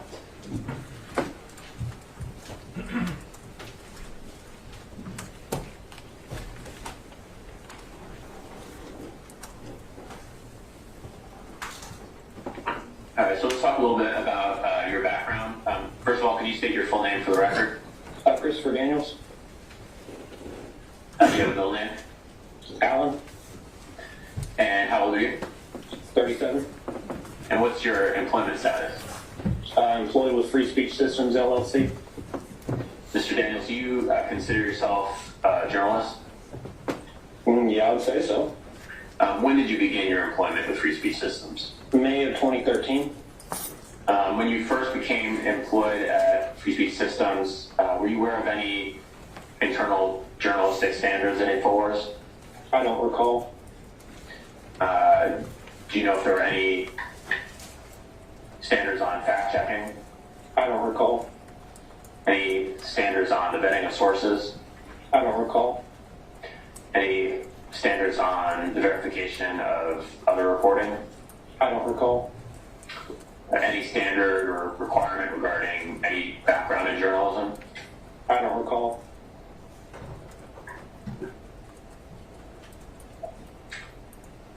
When you became employed at Free Speech Systems, did you receive any training?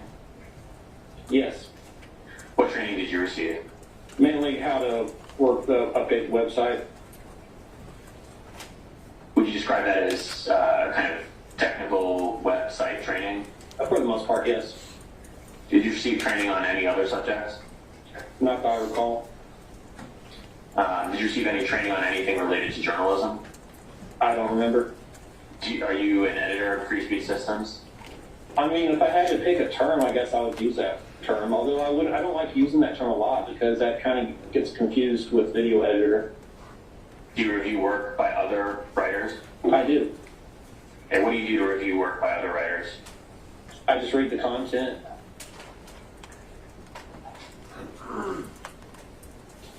And what do you review it for? Just mainly, typos, accuracy, that sort of thing. What do you do to review the accuracy of the work of other writers? Well, it just really depends on the context. So, what sort of context would it depend on? I don't understand the question. So you said it depends on context, right? Yes. How would it depend on context? What do you do? Well, every news story is different. It just depends on what the news story is about. Do you ever go beyond the article you're reviewing to review the accuracy of the content of the article? I don't understand that question. What don't you understand about it? I don't understand the question. Can you rephrase it? Sure. So when you're reviewing an article, do you ever review other materials to verify the accuracy of that article? I mean, I'm sure I've had, but I don't know. Like I said, it really just depends on the context. Are there any contexts in which, in your view, is particularly important to review the accuracy of an article at Infowars? I don't understand that question. What don't you understand about it? I just don't understand the question. Are there some contexts more than others where it's important to review the accuracy of an article at Infowars? I don't understand the question. What's confusing about the question? I think the whole thing is confusing the way you're wording it. So you can't say whether there are some contexts that more than others in your Like view? I said, I don't understand the question.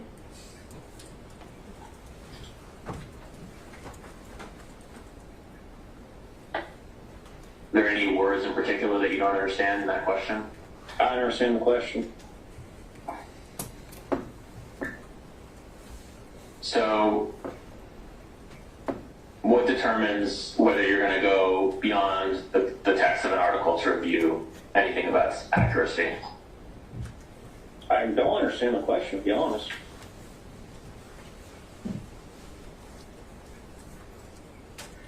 Well, I don't understand. What don't you understand about it? Well, it sounds like you're talking in riddles. I mean, that's maybe not your intention, but I just don't understand the question the way you're asking it. Okay, I'll see if I can break it down for you. Do you ever look beyond the text of an article to review its accuracy? I check the sources that the article is citing, yes. And what sort of sources would you check? It's whatever's linked in the article. So beyond the links in the article, you don't check anything else to verify the accuracy of an article?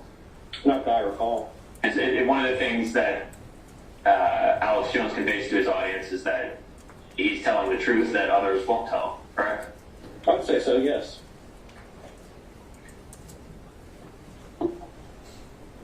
And would you say that part of that message is that his listeners or viewers can depend on him for the facts about world events? I would say so. Was it a policy that an article should have multiple sources at Infowars, whether a written policy or an unwritten policy at any point? It was a good practice to do so. And did you do anything to verify that other writers at Infowars use multiple sources when they wrote articles? Well, like I said, it's a common practice for them to do so. But did you do anything to verify that? I would look at their articles. And did you do anything to verify whether they use multiple sources? Well, like I said, you just look at their articles and it was already a practice for them to do so. Did you ever encounter a circumstance where an author at Infowars did not use multiple sources in an article? I don't recall. And was that an important practice at Infowars to have multiple sources for each article? I don't know if you'd call it important. It was just a standard practice. And how is it known to you that it was a standard practice? Because everyone was already doing it. Okay. Did anyone ever communicate that expectation that there should be multiple sources for every article? I don't recall.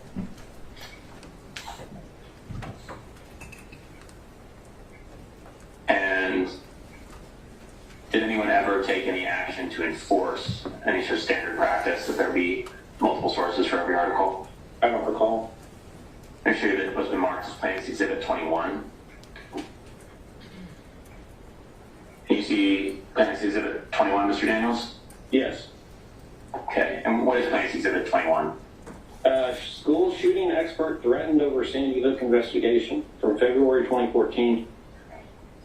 And it's an article on Infowars.com, correct?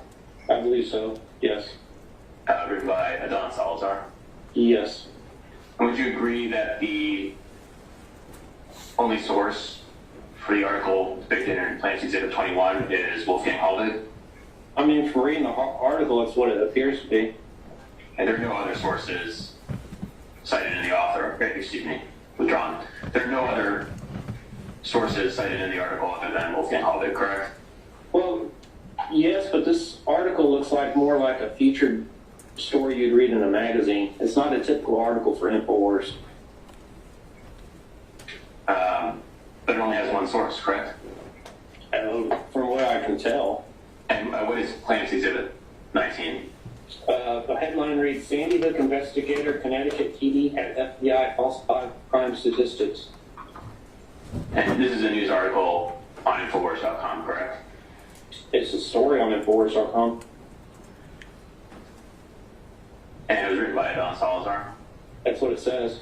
Fair to say that for this article too, Wolfgang Haldig was the only source? Yes, but like the other article, it's a very atypical article in how it's written. How is it atypical? It reads more like a featured story you'd read in a magazine rather than an article you'd read in a newspaper. But that article is a deviation from the standard practice that you identified that there be multiple sources cited for every article. Well, let me say this. It's a very atypical article that we normally don't write articles that interview people or, it's basically kind of reads like a featured story you'd read in a magazine about some local person in the city or business person or whatever.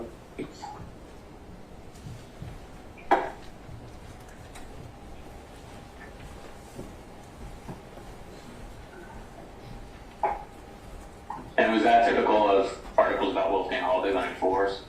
I don't know. Did you ever review the article depicted in Plaintiff's Exhibit 19? No, to be honest, I think this is the first time I've ever read it. And the article in Plaintiff's Exhibit 21, the first time, have you ever reviewed this article before? I've seen the headline when it went up on the website, but I don't remember ever reading it. And you didn't review it before it was published? Doubtful. What is Plaintiff's Exhibit 20? FBI says no one killed at Sandy Hook. This is an article that appeared on the Infowars.com website, correct? Yes, it looks like it, yes. And it was written by Adon Salazar? That's what it says. And have you ever reviewed this article before, Mr. Daniels? I've seen the headline before, but I don't remember reading the article. That would be pretty groundbreaking news, right, if the FBI were saying that nobody was killed at Sandy Hook? I would assume so. Be pretty shocking, correct? I would assume so, I guess. I don't know. Be the kind of thing you'd want to verify with the FBI, correct? I don't know. I wasn't involved in the story. If one of the writers who you supervised today came to you with this article, you would direct them to check with the FBI, correct? I don't know. You don't know if you would do so? I don't know. It's very hypothetical. would you direct them to check with any other source that they could? I don't know. Would you allow them to just publish the article as is? I don't know. And what is Plaintiff's Exhibit 5? It looks like an email from Buckley to me from 2015. And it's responding to an email you originally wrote, right? I believe so.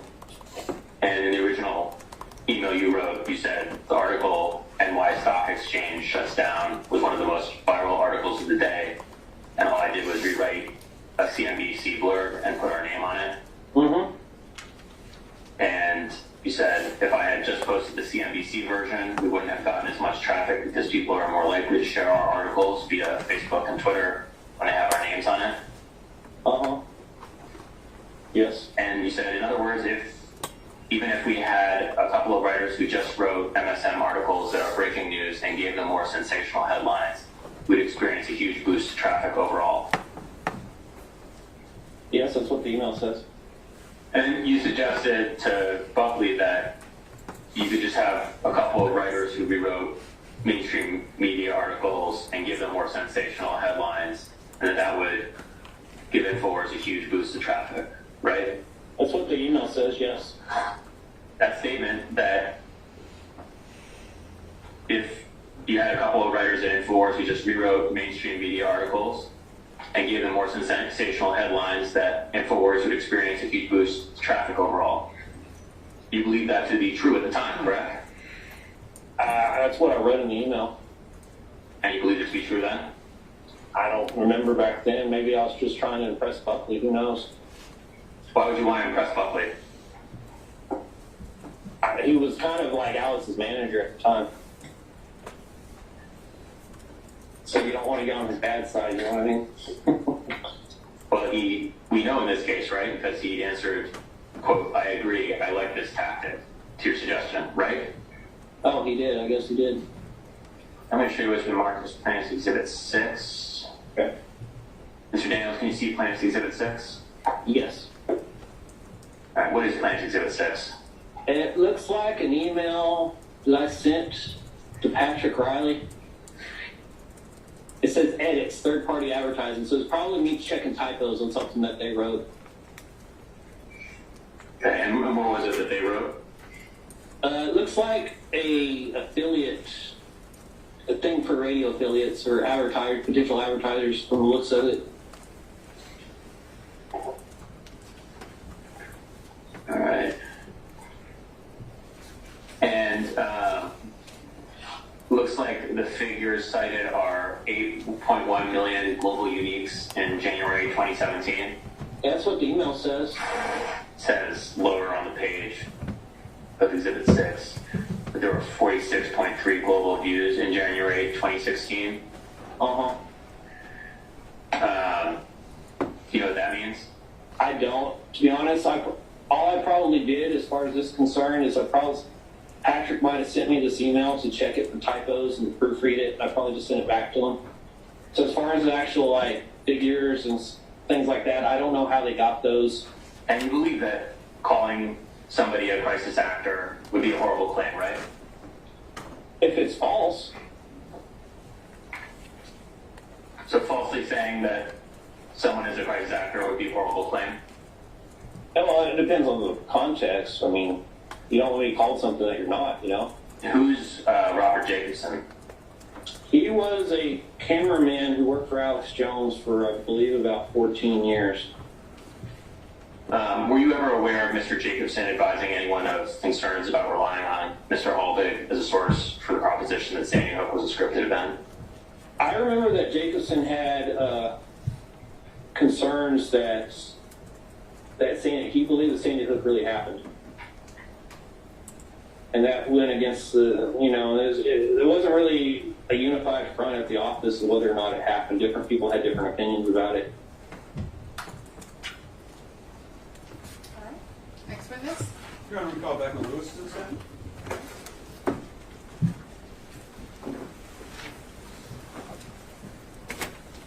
Raise your right hand. You can step forward just a little bit. Do you solemnly swear or affirm, under penalty of perjury, that the testimony you are about to give shall be the truth, the whole truth, and nothing but the truth? Thank you. All right, thank you. You can come have a seat here. I see that you brought some notes up with you. The rule in my courtroom is you can't look at those unless I or an attorney says you can. So you've got to set them upside down to the side. Thank you. And it looks like we forgot to throw away that water, so don't pick up the wrong water glass. Ms. Matching will come get it. You can pour a new one for yourself.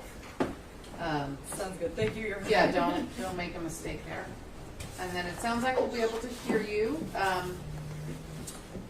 Don't need to talk directly into the microphone, kind of just in that direction. Thank you so much. It's not like a conversation, so you have to let the lawyers completely finish asking their questions before you begin your answers, so that you don't speak over one another. Do you understand? And I need you to answer out loud in words without hums or things like that. Do you understand? Wonderful. Thank you. Go ahead. Thank you, Your Honor. All right, Ms. Lewis, can you introduce yourself for the record? Yes, I'm Becca Lewis. And I just want to make it clear for the record, no relation to Scarlett Lewis. Right? Not that I'm aware of, no. Just a coincidence. Yes. Okay. As far as profession, are you an academic researcher? Yes. Okay. Do you do anything else besides that? Yes, I'm also an educator. I teach students, and I do public interest work with nonprofits, and I write some media criticism as well. What is your field of expertise? So generally, the discipline that I'm in is called communication, and basically we research human interaction in a scientific way. My specific area of expertise is looking at disinformation and conspiracy theories and how they travel online. Communication studies often has a focus on media and technology, so that's what I do. All right, I want to walk through a little bit of your educational background now. Can you tell us where you did your undergraduate work? Yes, I have a BA in film studies from Columbia University. All right, and I don't mean to embarrass you, but for the members of the jury who might not know, can you let them know where Columbia stands in terms of academic prestige? Oh, yeah, I'm very proud to have gone there. It's considered one of the top universities in the country. Okay, and then once you graduated with your degree from Columbia, did you do any master's work? Yes, so I have my Master's of Science in the Social Science of the Internet from Oxford University. Okay, I'll embarrass you again. Mm-hmm. Can you tell the jury how Oxford University is viewed in your field in terms of academic prestige? Yes, I feel a little silly saying it's considered one of the top research universities in the world. I told you I'd make it 2 years. I don't mean to embarrass. But then, so once you got your Master's in Social Science of the Internet from Oxford University, what institution did you go to next? So I'm currently researching and teaching at Stanford University, and that's also where I'm a doctoral candidate in communication theory and research. Let's do it one more time. Stanford University, for those in the jury who don't know, where does Stanford sit in terms of academic prestige? It's also very highly regarded. It's one of the top schools in the country. All right. And at Stanford right now, you're doing some research. Is that right? Yes. Okay. And one of the things I know you have a thesis going on right now? Yes, my dissertation. Can you tell the jury what the topic of your dissertation is? Yes, so in general, up until this point, I have researched right-wing and far-right movements on the internet, and also specifically disinformation campaigns and conspiracy theories and their spread. My dissertation focuses specifically on a history of right-wing and far-right movements on the internet and how kind of they came to be what they are today. Okay. Do you have any fellowships, anything like that, other affiliations with institutions? Yes, I have a fellowship through Stanford University. It's called the Stanford Graduate Fellowship. I'm also a graduate fellow at the University of North Carolina, Chapel Hill, through Center for Information Technology and Public Life, CTEP, they call it. And I am a research affiliate at a research institute known as Data and Society that looks at the impact of the internet on social dynamics in the world. And I also have previously been the recipient of an Impact Guild Fellowship for Social Good, which is awarded to people doing research on issues of social importance. Has your work in this field been published? Yes, I have several articles that have been published in academic peer-reviewed journals, and I also have published 2 white papers, which are essentially research publications that fall somewhere between an article and a book in length, and I also have done some public writing as well. And then, have you written any chapters for any published books? Yes, I have. Okay. And then, have you presented your work publicly? Yes, I have given several, I think about 10 refereed presentations, which means that they've gone through the process of peer review before I'm then allowed to give that presentation, so they've been reviewed. And then I've also been invited to give many talks at different schools and other institutions as well. Okay. Are you popular on Twitter? Define popular. Sure. I post on Twitter. Sure. Let me say you have an active Twitter account where thousands of people follow you, right? Yes. Okay. Is that your personal account? That's your professional account. That's my personal account. Okay. Do you do some political punditry on there? Yes. Let me ask you this: when working in this field, have you become passionate about politics? Yes. Okay. We live in some strange political times. Would you agree with me about that? We do. I always approach my research from the empirical side and set aside my own political ideas in that context, but I do have strongly held political ideas as well. Is misinformation, is that limited to any political party? No, absolutely not. Okay, the work that you do, does it include debunking various pieces of information? Or, I'm sorry, I asked that question wrong. Does it involve debunking various pieces of misinformation that are spreading across the internet? Does that ever happen? Yes, it does, yes. Have you debunked misinformation that came from conservative sources? Yes. And far-right fascist sources? Yes. Have you debunked misinformation from left-wing sources? Yes. Socialist, communist sources? Yes. Have you debunked sources that came right down the middle in large mainstream media publications? Yes. Can you describe, outside of your academic work, any other work that you've done in this field?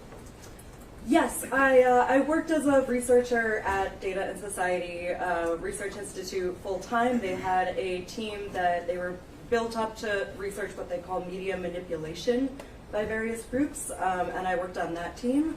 And before I got into academic research, I worked at a software company called Crimson Hexagon that does data analytics, social media data analytics on behalf of brands and agencies and nonprofit institutions. All right. When I reached out to you, can you explain to the jury what I asked you to do in this case? Yes, you asked me to review materials from the case, testimonies. You asked me to do some of my own research, and you also asked me to come here. Okay. And then I asked you to, when you say materials in this case, that means various things produced in this lawsuit, documents and testimony. Yes, that's right. Okay. And I know you have brought a list to the stand. Will that list help refresh your memory? Don't touch it yet. Okay. You know, watch out for the judge. She'll tell you when you can touch Sorry, it. Your Honor. He's giving me a hard time, not you. When you have that list, is that a list, that paper, would that help refresh your memory as to all the materials that you've reviewed? It would. There were quite a few. Your Honor, I'd ask her to be able to review that list. All right, that's fine, as long as that's what it is. But you don't read from it. Okay. You refresh your recollection, and then you tell them. Would you like to reflect your recollection on all the materials that you reviewed real quick? Yes, please. Okay, take a look real quick and we'll talk about it.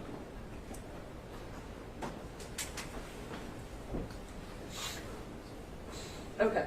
I believe I should be fine. All right. If you need to, we'll refresh at the end. If Okay, you perfect. lose it in the middle. But can you start by telling us, just go ahead and start listing off the materials that you reviewed. Yes, so I reviewed about 1,500 pages of literature related to Alex Jones and Infowars. Most of that was academic literature. I ended up reviewing about 30 studies for this case. Some of it was also journalism. Yeah, so basically academic publications in journalism. I also reviewed 3 specific pieces of testimony, and I already had a really deep familiarity with Alex Jones and Infowars' videos, but specifically for the purposes of this trial, I reviewed the two most recent videos in which he references Sandy Hook. Did you review Mr. Jones' deposition testimony from March in 2019? Yes, I did. Okay. Did you review Mr. Jones' deposition testimony from November 2019? Yes. Okay. And did you review editor Paul Watson's deposition from November 2019? Yes, I did. Before this case, you were familiar with Mr. Jones and Infowars? Yes, it's impossible to research disinformation on the internet and not encounter Mr. Jones's work. Your Honor, I object under Civil Practice and Remedies Code, Section 4111 at this time. Overruled. May I have a running objection? You may. When you say that anybody who is in the field of disinformation encounters Infowars, what do you mean by that? Well, Infowars has an influence on the internet among creators of disinformation that's pretty unparalleled.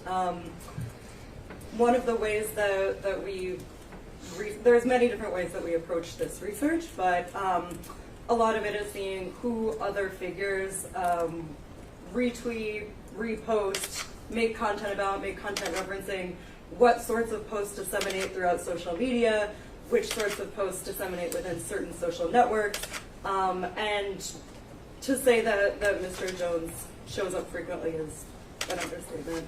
Okay. I want to talk about a publication that you had entitled Media Manipulation and Disinformation Online. Do you remember that publication? Yes, I do. Okay. And where was that published? That was published through the Data and Society Research Institute. Okay. Do you consider publications from the Data and Society Research Institute to be authoritative in your field? Yes. Okay. Do you consider them to be reliable in your field? Yes, and I believe they are considered that widely. Okay. Were you the sole author on that? No, I had a co-author. Okay, and who is that? Alice Marwick, who is a professor of communication at University of North Carolina. Okay. Your Honor, can I see Exhibit 17? No, do not put it up. Just I need a paper.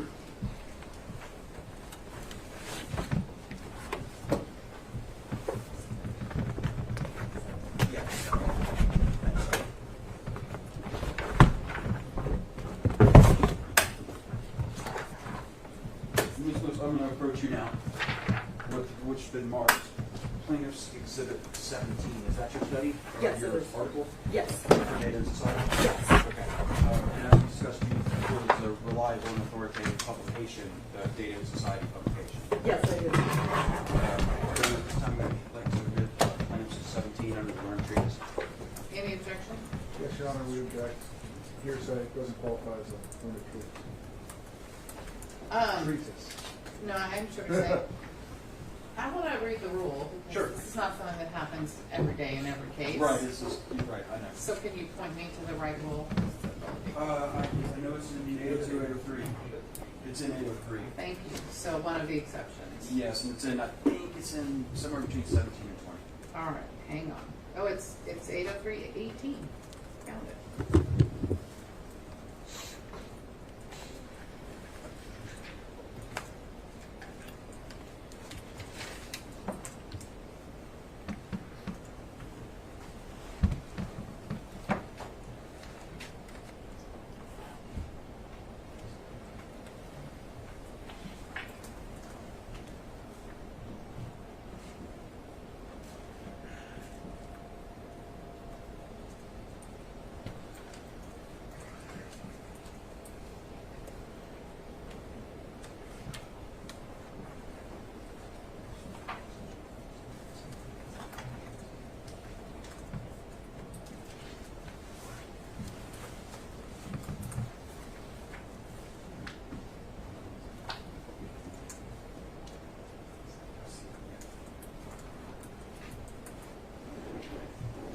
Do you think this article comes into evidence under any other rule than 803.18? No, actually, as I'm reading 803, it can be published to the jury, but not admitted into evidence. Correct. And that's all I'm asking you, actually. Okay, so the objection to admitting Plaintiff's Exhibit 17 as an exhibit is sustained. All right, no, we may have to publish the study to the jury. So the way I read the rule is you need to ask your witness questions about it, and you can use them that way. Okay, I think I may be repeating some of these questions, so I'm not sure if I'm going the right way. But what I'm going to ask you is the questions from the rule. Questions from the rule? That it's an authoritative interview. That's fine. Yeah, Yeah, I'm just okay. saying if you want her to testify about something contained in the article, you ask her a question. Gotcha. Yes. And then we go. My Yes. apologies. Okay, no And- worries. And in fact, for this one, I don't think we're going to need to be doing that because I'm not going to ask you about a specific statement. Okay. It's really just putting up the cover. But I wanted to from the cover, list your name and your fellow author's name. Yes. Correct. And this is a Data and Society publication. Yes. Okay. Does this publication discuss Mr. Jones? Yes, it does. Okay. So this would you consider this to be part of your published work as it regards Infowars involvement in media manipulation? Yes, exactly. Okay. Can you kind of describe the media environment? Why our current media environment allowed Mr. Jones to become so popular? Do you have a conclusion on that? Yes, and I teach entire classes on this, so I will try to keep it as brief as possible. There's a few things I think that are important. The first is that the current media environment online is what we call an attention economy, which means that everyone is vying for views, for clicks, either to translate those into revenue through advertising, or just to translate it into influence, right? To get as many eyeballs in front of your page as possible. And so sometimes that translates into what we call clickbait, which means that you have a really salacious headline and someone clicks into it. It's not actually reflected in the story. But sometimes that's reflected more in the content itself and the fact that people try to publish really salacious content to get those views. But the other big way that I would describe the media environment right now is that on the internet, people are able to form really insular communities, bubbles, in which they reinforce each other's fears and anxieties and biases about the world. And often there are opportunists who will come in and stoke those fears as well. In all of your professional work with Infowars and during your work in your case, do you believe Mr. Jones is one of those individuals? I do. Now, did you, as we discussed before, you reviewed published academic literature? Yes. Okay. So in order to do that, can you kind of walk me through how you attack that issue, like how you got your literature and all that? Yes, absolutely.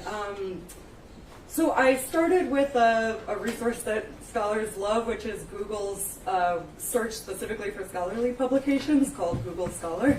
So I searched for references to Alex Jones and Infowars specifically through Google Scholar. A lot of academic work, unfortunately, is behind a paywall and therefore is really inaccessible to the public. So I tried to focus specifically on publications that were free and accessible to the public. I ended up reviewing about 30 different articles that somehow deal with Alex Jones and Infowars. And then after about 30 articles, I've reached what we call a saturation point, which means that the points were getting repetitive. Okay. And were you able to determine from the published literature if there had been a consensus that had arisen in the literature regarding Mr. Jones' responsibility for pushing lies about Sandy? Yes, there was universal consensus that he was responsible for the spread of these lies. I want to talk about some of those studies. First, are you familiar with the journal Modern American History? Yes, I am. Okay. And are you familiar in that journal with an article in that journal called Fringe Paranoia Goes Mainstream? Yes, I am. Okay. Is that something that you reviewed and relied on in this case? Yes. Okay. And the journal itself, Modern American History, do you consider that publication to be a reliable authority in the field of media studies? I do. It's a highly respected and prestigious journal. It's published by Cambridge University. It also goes through the rigorous process of academic peer review.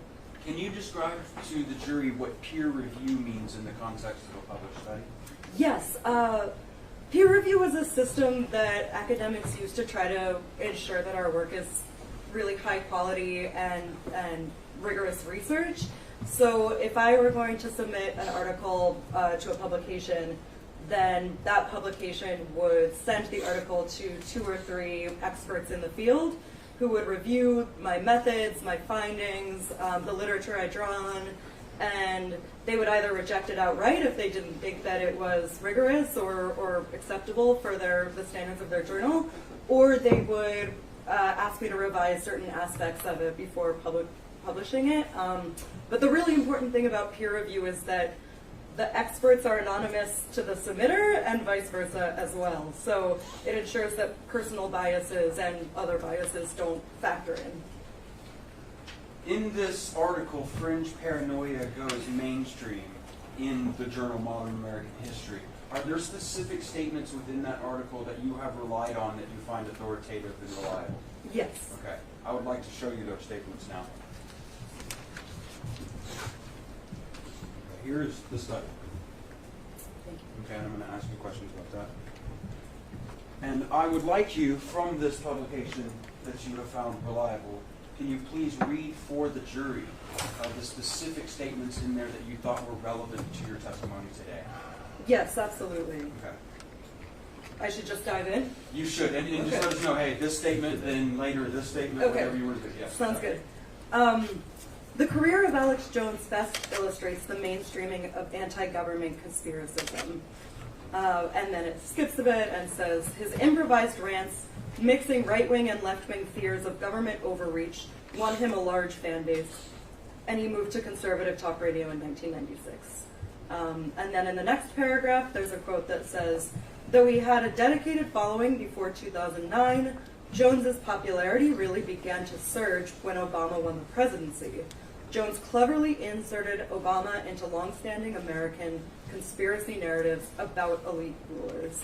And then at the end of that paragraph, it says, Infowars began promoting even more conspiracy theories, including, most notoriously, that the massacre of 20 children and 6 adults at Sandy Hook Elementary School was a government hoax designed to take Americans' guns. And then the very last sentence of this article says, as distrust in conspiracism became mainstreamed, figures like Alex Jones moved from the paranoid fringe to advising those at the center of power. Now, are these statements here consistent with your research and your work in this case? Yes, absolutely. Can you explain a little bit why? Explain on that to the jury. Yeah, I think that there's a cyclical process through which Alex Jones became as popular as he did. I think content creators and people producing media online rely on, as I said, getting people's attention. And so what he was really talented and successful at doing was finding conspiracy theories and pieces of disinformation that proved really, for lack of a better word, like sticky. They resonated with audiences and spread and disseminated really widely. And then it becomes a cycle from there. So once one conspiracy theory becomes particularly popular with a group, that draws in new audience members for him, makes his audience bigger, and then it means the next conspiracy theory he can promote will already have a bigger built-in audience, and it will disseminate even more widely, and so on. And so this is kind of the feedback loop that we observe happening both with Mr. Jones and others like him. I noticed in the part that you had read that it discussed about how Mr. Jones wanted to mix right-wing and left-wing ideas about the government. And you know, I think, you know, can you explain a little bit how Mr. Jones is outside of the traditional left-right mold, why he incorporates both of those? Yes, absolutely. His politics have changed over time, but in general, he tries to find kind of he claims that there are conspiracies regardless of who's in power. And so during the Bush era, he was a very big proponent of conspiracies about September 11th and was very critical about George W. Bush in general. When Obama came into power, he was incredibly critical of Obama and developed a range of conspiracy theories about him, including in part the Sandy Hook conspiracy theory. and it goes on from there. Now, he has been quite close with Donald Trump, who has been on his show, so he doesn't focus his conspiracy theories against President Trump, but he continues to believe that in other facets of government there are still conspiracies, including other Republicans. So it's not really a partisan divide that he's promoting. Sure. Are you familiar with the program on extremism at George Washington University? I am, yes. Okay, and you know individuals who work in that program? Yes, I do, and they're some of the leading scholars in the field. Okay.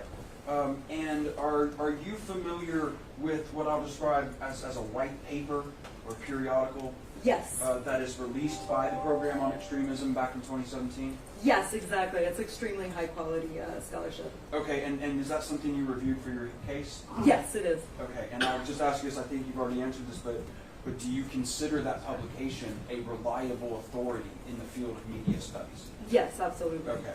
And was there passages in that, in the article from the Program on Extremism called Conspiracy Theories in the Patriot Militia Movement that were relevant to your opinions in this case? Yes. Okay. And I am going to bring you that now to show you. Here's that publication. Thank you. Could you, for the jury, read a portion that you think is relevant from that publication? Yes, this is the piece that I highlighted. It is difficult to overstate Alex Jones's role in spreading anti-government conspiracy theories. In 2011, a Rolling Stone article stated that Jones draws a bigger audience online than Rush Limbaugh and Glenn Beck combined. In 2016, the Washington Post reported that Jones claimed 5 million daily listeners. His YouTube channel, the Alex Jones channel, has 56 videos with more than 1 million views each. I was about to read the citation. That's the end of the quote.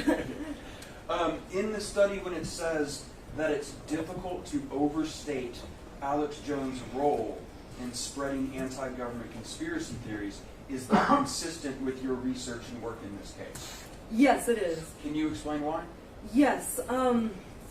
When scholars are looking at different producers of media online, I mean, there's a range of factors that we look at, but I would say that two of the most important ones are analyzing the content itself. So what is this person saying? What ideas are they promoting? And another equally important aspect is what is the size of their audience, or even beyond their core audience, what's the size of their reach? And in terms of combining the types of disinformation that Alex Jones promotes and the size and scale of his audience, I can't think of another person working in media who is comparable to him. He's unparalleled in terms of that combination. Your Honor, before I went on, I wanted to check with you if you did want to take a break in the afternoon to see if the jurors were tired. Or... We can take a short break, sure. We'll take maybe, can we keep it to 15 minutes? Okay, we'll take a 15-minute break. All rise.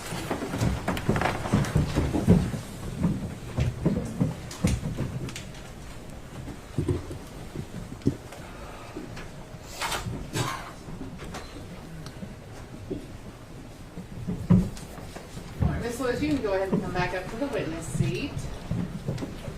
And everyone may be seated.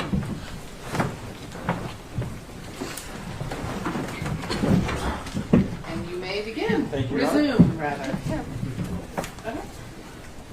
Ms. Lewis, we had previously entered into evidence in this case, Plaintiff's Exhibit 39, which as you see is this graph here, the analytics. Were you able to determine from this how many page views the Infowars website got? Yes, I was. And how many is that? 3 billion, I believe. Okay. And is that the exclusive way you can see Infowars? No, that's obviously a huge number, but it's not actually even representative of the total number of people that get exposed to Infowars content, because that's only referring to page views on the Infowars website. And in fact, we know that the content, gets disseminated out across multiple social networks, either through Alex Jones's accounts or Infowars' official accounts, or also through other accounts that post clips and spread them and so on.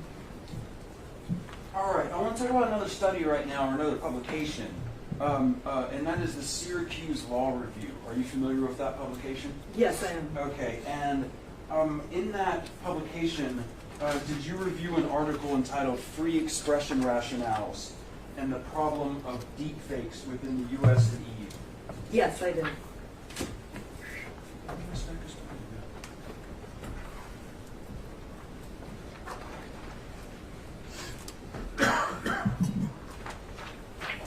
Okay, in this publication, the Syracuse Law Review, do you consider that publication a reliable authority when in the field of media studies?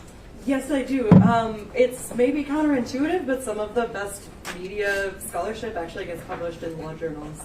Okay, and these law journals, in the case of Syracuse, yes, right? Does Syracuse have a law school? Yes, they have an incredibly prestigious law school. Okay, and these law schools publish scholarly journals. Exactly. So it's basically akin to what we've been reviewing already. It's also peer-reviewed research. Now, are these law review publications? Is it solely by law professors, or are there other academics who sometimes write for law reviews as well? Oh, there are absolutely other academics who write for law reviews. In fact, my co-author on the report we were mentioning earlier has also published in a law review. She's not a legal scholar. She's also a scholar of communication. Were there specific statements within this publication that you thought would be relevant to the jury for your testimony today? Yes, there were. Okay. And I would like to give you that study now. Here you go. And if you can just read for the jury what you thought was relevant to this case today. Yes. So just to provide context, this is about specifically the spread of those Sandy Hook lies. Despite the backlash these false messages often face, they spread 6 times faster than truthful information in online environments.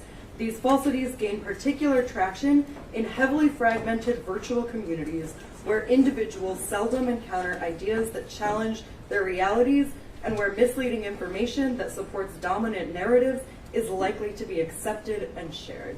Is that conclusion consistent with your research and work as well? Yes, it is. Okay, can you elaborate a little bit why? Yes. So like I was talking about before, how there are kind of insular communities, what happens is when information gets shared that either kind of confirms that that community's worldview or somehow is something that would be appealing for that community to hear for whatever reason, it becomes that much easier for it to spread through that community. And because these communities are often fractured online, it becomes really difficult to fact check it in any meaningful way. Because it just becomes this self-reinforcing thing. That also means that it's really easy for Infowars content, for example, to spread to audiences that aren't even necessarily like diehard Infowars fans. It may just be communities devoted to other things who happen to find an Infowars story that's appealing to them for some reason. Okay. Did you review, first let me ask you, are you familiar with the MIT or Massachusetts Institute of Technology Review? Yes, I am. Okay. And do you consider that publication reliable authority in the field of media studies? Yes, I do. They publish some of the top media scholars. Okay. And did you review how social media took us from Tahrir Square to Donald Trump? Yes. Okay, and you found that relevant to your opinions today? Yes, I do. And in fact, the author of this article is one of the most highly respected scholars of communication. Is this someone you know personally? Yes, we have both researched disinformation on YouTube specifically, so we've been interviewed together at times and have discussed with each other. Great. Well, here, I've handed you that study. Thank you. And would you read for the jury a part that you found relevant to our case today? Yes. 3 degrees of Alex Jones became a running joke. No matter where you started on YouTube, it was said, you are never more than 3 recommendations away from a video by the right-wing conspiracist who popularized the idea that the Sandy Hook school shooting in 2012 had never happened, and the bereaved parents were mere actors playing parts in a murky conspiracy against gun owners. Is this conclusion consistent with your research as it concerns social media and algorithms? Yes, it is. Okay, can you elaborate a little bit on that? Yes, so over the years, YouTube has built up this, a series of different algorithms, I think the most famous being the recommendation algorithm, which lists recommended videos on the side of whatever video you are watching. They also have their search algorithm, which decides what to return back when you enter certain search terms. They also have an algorithm if you have autoplay on. It's an algorithm that determines what plays next. And it turns out that Alex Jones and Infowars content, when he was on YouTube, played very well in the algorithms. This content would get surfaced really easily, again, to people that were not even necessarily Infowars fans or viewers. And so it was really easy for a really wide range of people to be exposed to this content.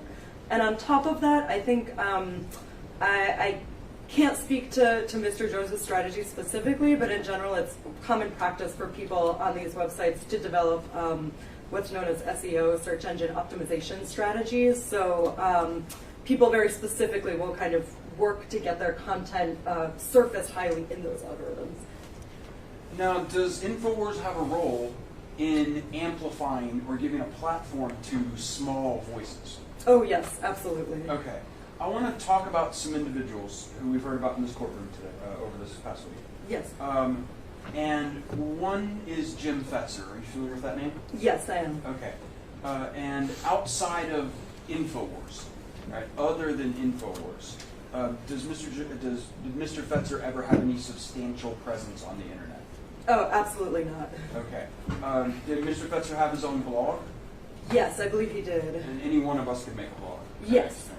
But did he have the sort of multi-million person reach that a media company like Mr. Jones would have? No, in fact, almost barely anyone does. It's a really rarefied group of people that have the level of audience that Mr. Jones does. Okay, and I want to ask you about Jim Tracy. Do you know who he is? Yes. Okay. Are you familiar? Can you tell us how Mr. Tracy's ideas about crisis actors got spread through the country? How did that happen? I believe he also appeared on Infowars. Okay. And do you know if Mr. Tracy, do you know if he was fired from FSU, the Florida State University? I believe it was Florida Atlantic University, but yes. Thank yes, you he was for fired. correcting me back then. Well, let me ask you, we had heard an earlier question about a tenured professor. You remember hearing about the word tenured? Yes. Can you tell Jerry what tenured means? Oh, okay. Academia is odd. Tenure is a form of job security that comes after many years of when you're first hired as a professor. Generally, you're hired either on the tenure track or not. Being on the tenure track means that eventually, if you kind of prove yourself in the job, you will receive tenure, which means essentially that you have pretty significant job security. Okay. But as to your knowledge sitting here today through your work in this case, Mr. Tracy no longer teaches students. No, that's correct. I believe that he was tenured at Florida Atlantic University, but was fired for failing to disclose the work he did outside of academia. Okay. The next person I want to ask you about is somebody who I believe was called Sophia Smallstorm. Is that right? Was this somebody you were familiar with coming into this case? Only insofar as I went back and looked at her and realized that she had done some work with Jim Fetzer. Oh, okay. Yeah.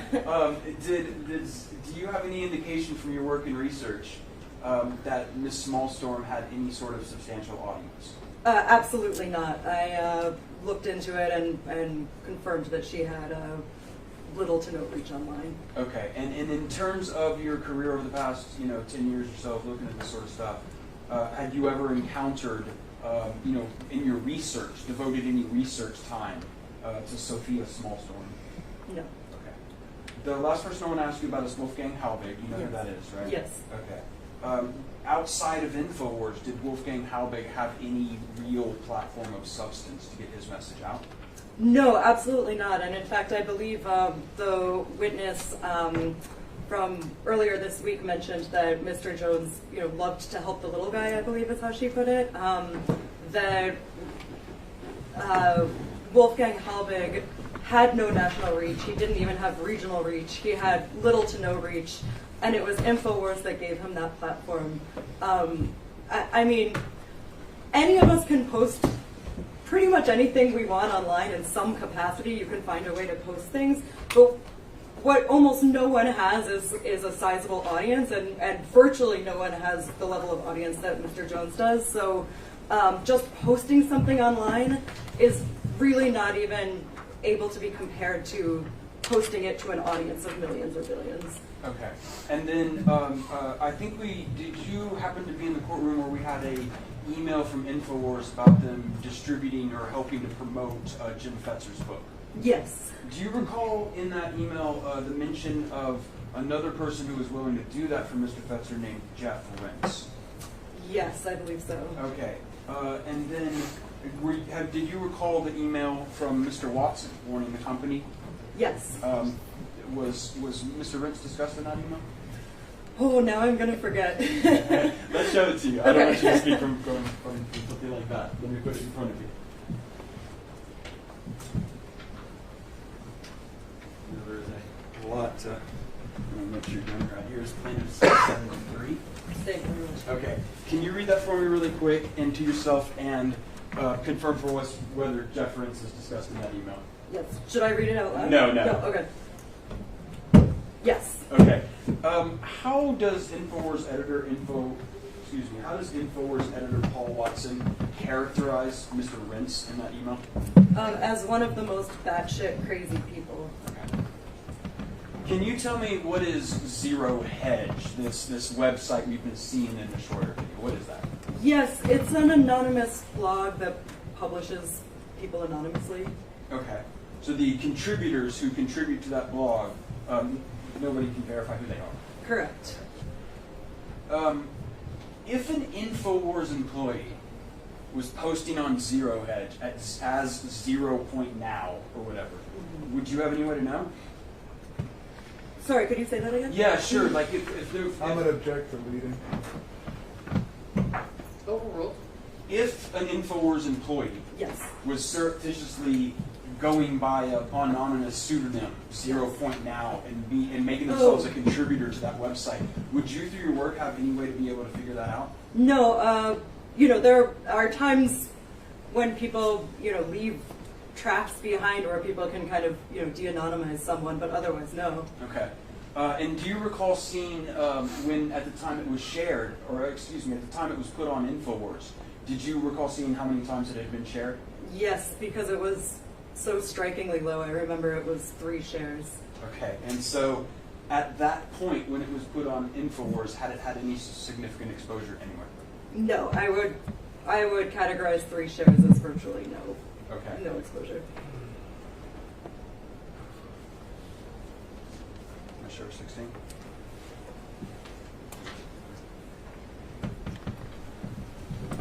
Ms. Lewis, I'm showing you plaintiff's exhibit 16. Do you recognize that? Yes, I do. Is that something you relied on in this case? Yes, it is. Okay. And that is, can you describe what this document is first? Yes, it's a Fairleigh Dickinson poll of Trump and Clinton supporters. Okay. I'm going to ask for additional foundation on this one for media studies. Okay. Sure. Are you familiar with Fairleigh Dickinson University and the public information polling that they conduct? Yes, I do. And just to clarify, my field is communication, not media studies. They're similar, but communication is squarely within the realm of people in my field do polling. Okay. Do you know how, in terms of prestige, how the Fairleigh Dickinson University poll that has been being conducted is viewed? Yes, it's one of the most prestigious polling firms in the country. And you know this specific poll, which tests public impressions, right? Do you know how long that poll's been going on? I believe around 20 years. Okay. Yeah. And do others in the field of media and communication, is it regular or typical for them to rely on this poll? Absolutely. Okay. And this poll, is it something that attempts in each of its yearly iterations to survey the American people on their attitudes about things they see in media? Yes. Okay. Was this something that you relied on for your opinions in this case? It was. Okay, at this time we go ahead and move to admit Plaintiff's Exhibit 16. Any objection? Yes, Your Honor. It's, if he wants to use it as a learned treatise and have a read from it, that's something, but it's hearsay, I mean, the author's not here. All right, so here's, a poll is interesting. Your Honor, I think I can make this easier by saying I will not admit it, but it is the hearsay that an expert of her type would typically rely on, so I'm going to ask her about it, but not admit it. All right. Ms. Lewis, so you reviewed and relied on this poll and coming to your conclusions in this case, is that right? Yes, I did. Okay. Can you, first of all, can you explain why this polling is relevant to this case? What are the findings here that you thought were relevant to your conclusions? Yes, the poll found that 24% of Americans believed that Sandy Hook had been at least partially or fully staged. Okay. And so some of these people in this 24%, you would agree with me, believe that Sandy Hook was absolutely, definitely staged. Yes. And some of these people, would you agree with me, believe that it was possible? Objection to the leading room. Okay, I'm going to allow the question so you don't have to redo it, but do try not to lead. I understand, Your Honor. Yes, so people felt it was either possibly staged or definitely staged. Okay. Can you give this jury a conclusion to a reasonable degree of academic certainty regarding Alex Jones' role in spreading those false facts about the Sandy Hook Elementary School shooting? Yes, absolutely. And I just want to clarify that academics are very, very hesitant to make definitive statements. It's very rare to be able to say this clearly, that we can track back the source of an idea so clearly to an individual source. And in this case, I can say with a great deal of confidence that the 24% is directly due to the influence and amplification provided by Alex Jones and Infowars. Okay. If that 24%, in other words, what I'm wondering is, can you say in that group of people, can you say whether, and just to the extent of more likely than not, yes. Right? Not that's what I'm asking you. Is more likely than not of any given person among that 24% were exposed to those false claims either directly or indirectly because of Infowars? Yes, and I recognize that the standard here is more likely than not, but I actually believe it's quite a bit greater than that. Yes. Ms. Lewis, thank you so much for your time today. I don't have any more questions now, but I'll pass it on. All right, Mr. Reno. How much are you being paid to testify, Ms. Lewis? I was paid a retainer when I was first hired that was, I believe, $3,000 for about 20 hours of work. I have gone well beyond the 20 hours, but this is these issues are really important to me, so I guess that's not what it's about, I guess. Fair enough. These issues are really important to you, right? Yes. And that's because you've made your career studying people you hate, right? Not always, no. Well, you hate Alex Jones, don't you? I would say that personally I have come to be really disturbed by what I have watched. I started out my research not knowing anything about Alex Jones, and so when I go into research I don't go in with any preconceived notions, but through the course of watching, I would say, hundreds of hours of his content. Objection, non-responsive. I can get to the point. Well, let me just. So the question was just, you hate Alex Jones, don't you? Yeah, I guess it's a little more complicated. I would say that I've come to think that he's really harmful. And he's not the only person that you think is really harmful in the media sphere, is he? Correct. And you have a Twitter handle @BeccaLou. Yes. And you speak about things that you're passionate about, right? I do. And one of the things that you've said is that you believe that the entire Republican Party is a white supremacist organization, right? You would have to show me that tweet. I tweet a lot. Do you not recall tweeting that? No. But I do tweet a lot. I'm not saying I didn't tweet it. I just... Well, let me refresh your recollection.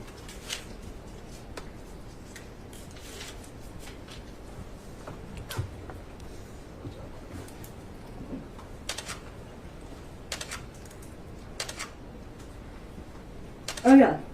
To be honest, this seems like something I could have tweeted. I can't confirm that I did because I don't remember, and I haven't seen this earlier in the trial, so I can't confirm it hasn't been tampered with. It seems like something I reasonably may have tweeted. I'm not sure. And if you tweeted it, it's because you really felt that way, right? Yes. And you say the Republican Party has been a white supremacist party since the 1960s. That's not in sorry. evidence.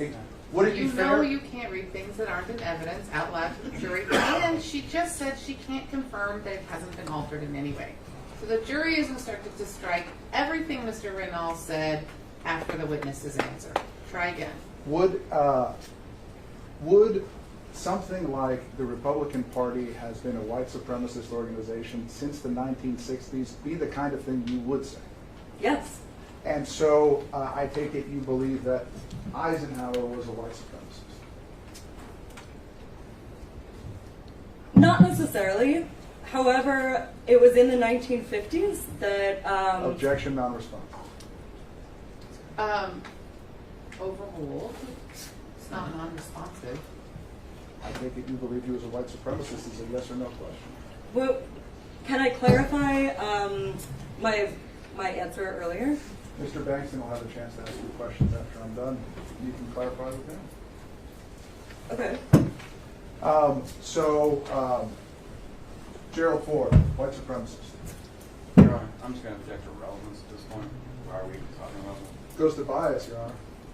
Against the Republican former presidents of the 70s, I don't see the relevance at all. You're going to have to ask some other questions to bring this into what we're doing here today. So sustain. Have you heard of the term confirmation bias? Yes, I have. And confirmation bias is that when you have a particular idea about how, as a researcher, how something is going to turn out before you begin doing your research, you end up simply confirming what you already believed, right? Yes, absolutely. It's something I take very seriously. And in this case, you already believed in your heart of hearts that Alex Jones was a bad guy who had to be taken off the internet before you were ever retained by Mr. Bankston to testify. Actually, it was precisely the opposite, that when I started out researching Alex Jones, as I mentioned earlier, I didn't know who he was. And so my ideas actually have emerged out of my research because what we do is start with empirical data, which means that you go in without that confirmation bias, or at least you do your best to remove all of it. You look only at the facts that have been presented to you. So in this case, what I would do is simply look at the content that Alex Jones provides, or the way that it is disseminated, any number of different aspects of it. And from there, you reach an assessment, you make an argument as an academic, or so on. And anything that I've researched or written about Alex Jones in an academic context has been through peer review. Twitter is where, if the court will excuse my language, where people go to shitpost. So just so we can clarify, these articles and this view that you came to have, those were all written before you were ever hired by Mr. Bankston to testify in this case, weren't they? I can't confirm the tweets. I'm not talking about the tweets. I'm talking about when you were testifying earlier, you said that before Mr. Bankston ever hired you, you'd already watched tons of Alex Jones content. Sorry for interrupting. Yes. So in terms of testifying here today, you had already developed an opinion as to Alex Jones before you were ever hired by Mr. Bankston. Yeah, that's correct. It was based on hundreds of hours of research. And in fact, Mr. Bankston came to you because he knew you were going to say what you've said here today, that Mr. Jones is a dangerous guy. Yes, because it's based on my research. Well, it's because that's what you thought before and that's what you think now. It's not because of the work you did in this case, is it? Oh, I see what you're saying. Yes, I had already done previous hours upon hours of research on Alex Jones, so I assume, I can't speak to exactly what Mr. Bankston was thinking, but I assume he thought I was already a knowledgeable party and that my opinions were informed by the research I'd done. Did I hear you correctly when earlier you said that that at least 3 billion individual different people had viewed Alex Jones' website, and you think that there are many more who've seen it too? quick correction, not unique. I believe that was total. I believe the unique one was something closer to 2.5 billion. Okay, so in your opinion, here as a professional, you're telling this jury that a third of the world's population is watching Alex Jones? Not necessarily. It's tough to know how many of these are unique individuals versus how many came back to watch content multiple times. I assume that many of these clicks are people that came back to watch multiple times. However, as I mentioned, first of all, it's I'm going to object on response.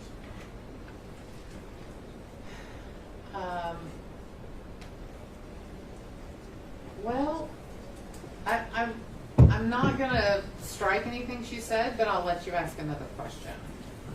Now, Alex Jones isn't the only media figure that has come in for your vitriol, isn't that true? I'm not sure what you mean. Well, goes, sorry? I mean, I don't know what the relevance is, so. Well, I'll ask another question. Okay.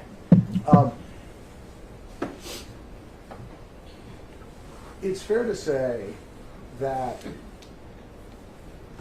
you believe that independent media like Alex Jones, Joe Rogan, Ben Shapiro are a significant menace to the United States, right?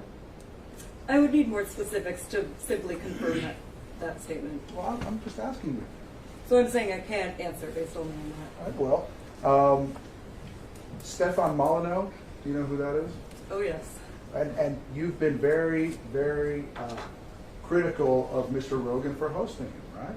Yes, that I can answer specifically. And because you think that Mr. Rogan is promoting white supremacist views. Yes, he is when he has Stefan Molyneux on. Stefan Molyneux is a known white supremacist who is one of the biggest forces, or was one of the biggest forces on YouTube in radicalizing young people. And same thing about Ben Shapiro, right? You think that he's also promoting white supremacist views. That's not specifically what I argue. I argue Islamophobic, I'm sorry. Yes. And that in some way Mr. Shapiro is responsible for, is it the Quebec attack or the Buffalo attack? I don't believe I ever argue that. Your Honor, I'm just not seeing the relevance to this whole line of questioning to anything in this trial. It's the same.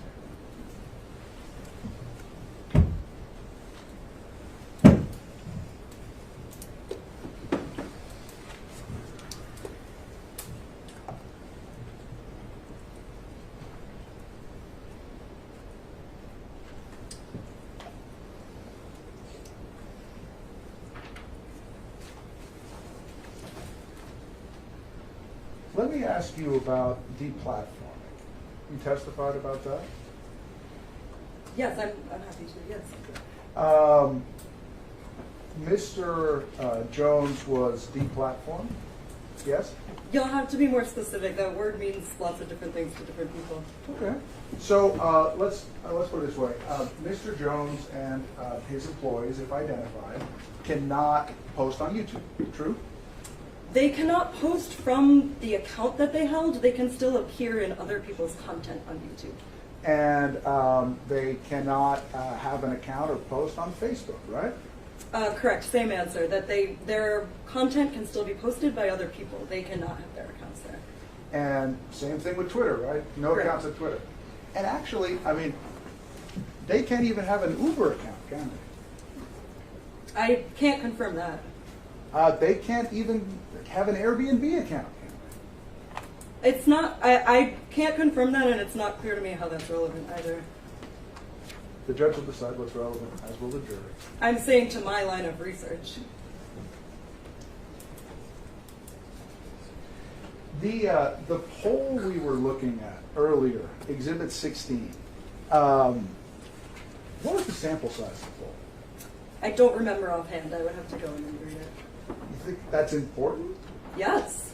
Wasn't that something you should have looked at before you came up here to testify? I did look at it. I also am not going to remember offhand every single piece of methodology of every single one of the 1,500 pages I read. Well, we just talked about it. Would it be fair to say, if you remember, that it was less than 1,000 people? That may be fair. I can take a look if you would like me to.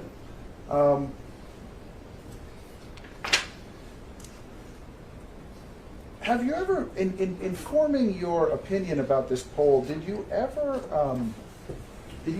Google it to see what other academics say about this poll that says fully 1/4 of Americans think Sandy Hook possibly never happened?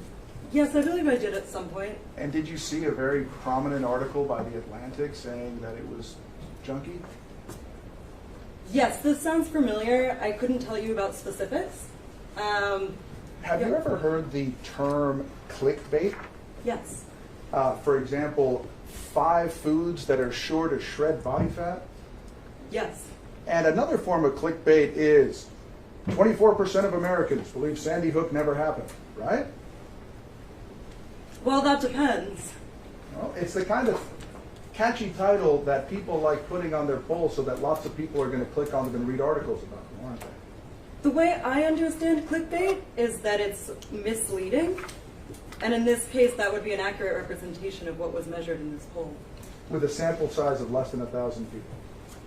Sample size is not always the most important factor. You need to make sure it's statistically significant. So this is, I don't want to get too into the weeds of statistics, but just by saying that it's less than 1,000, that's not really saying anything about the accuracy, because things that are sizes of 1,000 can be statistically significant. Do you know what company was hired to actually ask the questions? No, I don't. Did you see whether those questions, there was an audio recording of how they were asked? No, I don't. You realize we're talking about $150 million that is supposedly at stake in this case? Yes. Based on that data? Yes. And you didn't think it would be important to see what company was that actually asked the questions or how the people were selected to participate in the poll? I may have seen it if it was in here. I don't remember it, but it's not standard practice for every published poll or academic journal article that you read to go and check out the sources directly. You understand the methodology, you read through the methodology and see if it makes sense. If this is, yeah, I'll leave it at that. Okay, so it's fair to say you just didn't check your sources on this poll. Sure. Pass the witness. All right, Mr. Bankston? Becca, can you check that poll? Can you open it to page 3? Yes.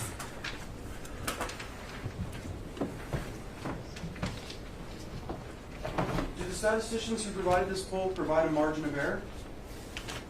Let's see. Yes. Okay. And I'd like you also to take a second, and you can take your time, because like I said, I know not all this information is in your head at one time. Yes. Can you look and see what the sample size on that poll is? Well, let me ask you this way. Is the sample size of this poll under 1,000 people? No, it's not. Have you ever heard the phrase, lawyers who lie should lose? Yes. I hadn't heard it, but I guess you heard it with me, right? Yes. Okay.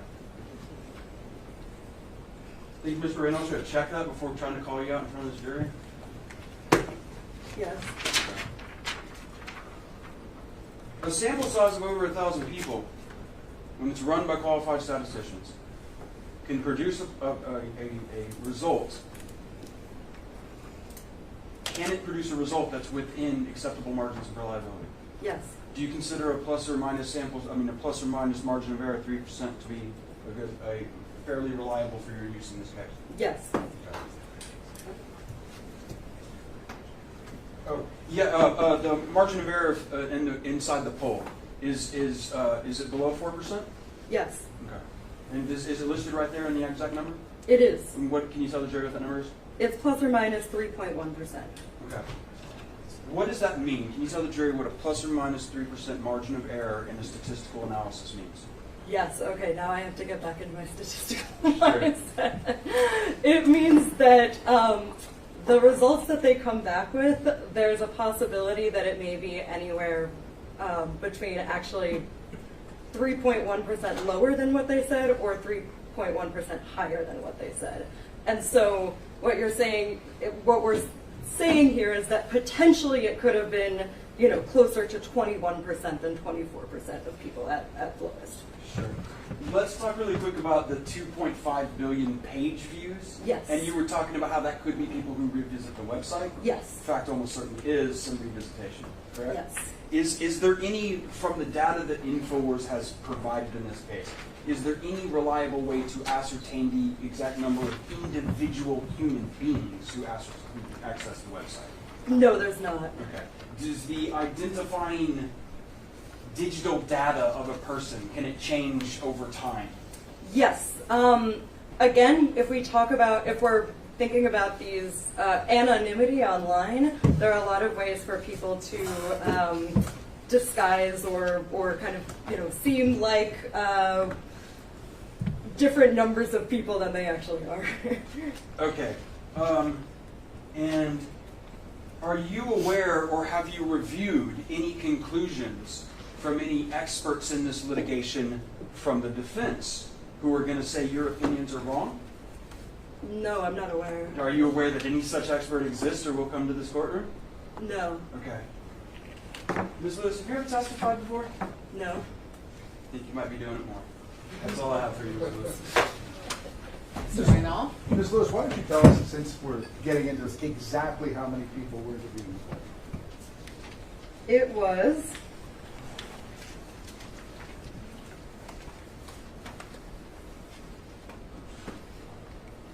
on page 3 they talk about 310 and then another 709. So it was over 1,000. And 310 and 709, those are, I think that's 1,019. 310 were interviewed in person, right? No. They were conducted on landlines. Oh, sorry. And the others were by cellular phone? Yes. So none of these interviews were even conducted in person, right? That's not considered relevant in polls like this. And there's also in this same poll, and this is what they're saying, we were talking about margin of error. Yes. Does it say right there on page 3, it says, survey results are also subject to non-sampling error? This kind of error, which cannot be measured, arises from a number of factors. Mr. Reynal, what are you doing? You're reading again from an exhibit you kept out of evidence. She's testified already that this is part of her learned treatise. She can read to the jury. She can read to the jury. Ms. Lewis, would you read the section beginning survey results? Yes. In the sort of middle of that page? Survey results are also subject to non-sampling error. This kind of error, which cannot be measured, arises from a number of factors, including, but not limited to, non-response, eligible individuals refusing to be interviewed, question wording, the order in which questions are asked, and variations among interviewers. So let's focus in on that part that says non-response. Yes. That means that they could have called somebody within that number of 1,019 people, and the person just said, I don't want to answer that question. Yes, that's common. And so if a bunch of people did that, then you'd have a sample size that was smaller and that could skew the data. Is that fair? I wouldn't put it in those terms, no. Okay. And the wording of the question is also a significant factor to take into account, right? Yes. And the order in which the questions are asked, another one that can skew the results. Yes. And variations among interviewers in the way that they deliver the question can skew the results. Yes, as with all social science, yes. And those were just some of the reasons that the people at The Atlantic thought that the study wasn't trustworthy, right? I can't speak to that article because I don't remember it specifically. What I will say is all of these potentials are extremely standard. They're known in a widespread way. in no way unique to this particular poll. These are issues that exist in all polling. No further questions. All right, it's 4:53. I would like to go ahead and finish our process. If that is impossible for somebody on the jury, let Ms. Matashik-Steele know as you walk by, and then I'll let everyone else know out here. Otherwise, remember all of my instructions about any questions you may have for this witness, and you can head on back. All rise.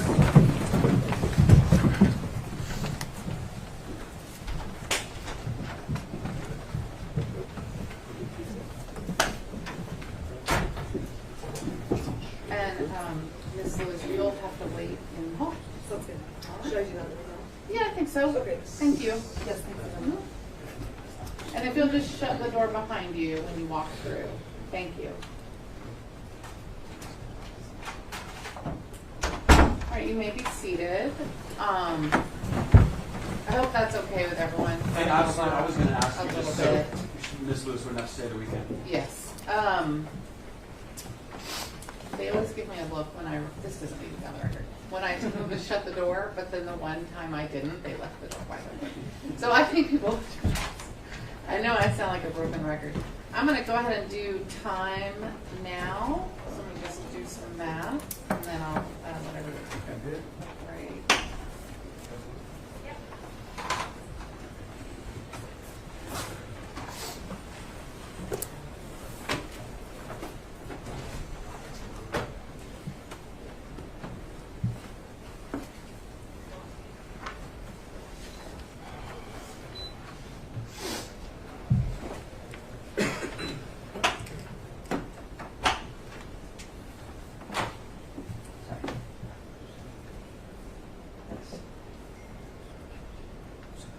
Right. So Mr. Bankston, your side's used 12 hours and 9 minutes, and Mr. Raynal, you've used 6 hours and 51 minutes. The jury total has used jury and other non-stuff, 3 hours and 45 minutes through today. I'm not counting, I'm not counting what we're doing right now because we're over. Judge, I think you said yesterday that you think ours is going to be around 25 hours. Is that? Yeah, I mean, we used up a lot of time with the jury today, so I just want to 44 minus 3 hours and 45 minutes is 41 hours and 25 and 15 minutes. 24. So you have approximately 60% of that. Take your word for it. I know. We're fine. The old joke is lawyers went to law school because they can't do math. And then here I am. But I do have these two things. I have two chess blocks, one for each side and then one for the other stuff. And then sometimes I've had a third. Anyway, that's I love these things. That's great. But yeah, as far as time, we're looking great, right? Okay, good. While we're here, and so before we leave, who are our witnesses going to be tomorrow? We're going to wait till Monday. So there's a joke back here that I'm always trying to make us work on holidays. I mean, more than once. I've been like, okay, well, I'm scheduling it on this date, and some poor lawyer will be like, I never want to disagree, but isn't that a county holiday? Or I'm like, oh, I did not know that. So anyway, yes, Monday. Who will your witnesses be on Monday? Well, depending on how fast they go, it could be everybody. Okay. And we'll just give you the whole list. Yeah, we'll just give you the remainder of the list at this point, which is Dr. Michael Crouch, Dr. Roy Lubit, J.T. Lewis, Scarlett Lewis, Ian Huston. Okay. 2 depositions. Oh yeah, and we have 2 depositions. Very Crouch, Lubit, I'm sorry, J.T. Lewis. So every witness who's left on the list is the family and the doctors. What about the internet debunker guy? No, in fact, he's in. He wouldn't be called on the day. When she asked me who we might call. Okay, no, I just. Yeah, he's not on there. I was hoping for Miss Kelly, no?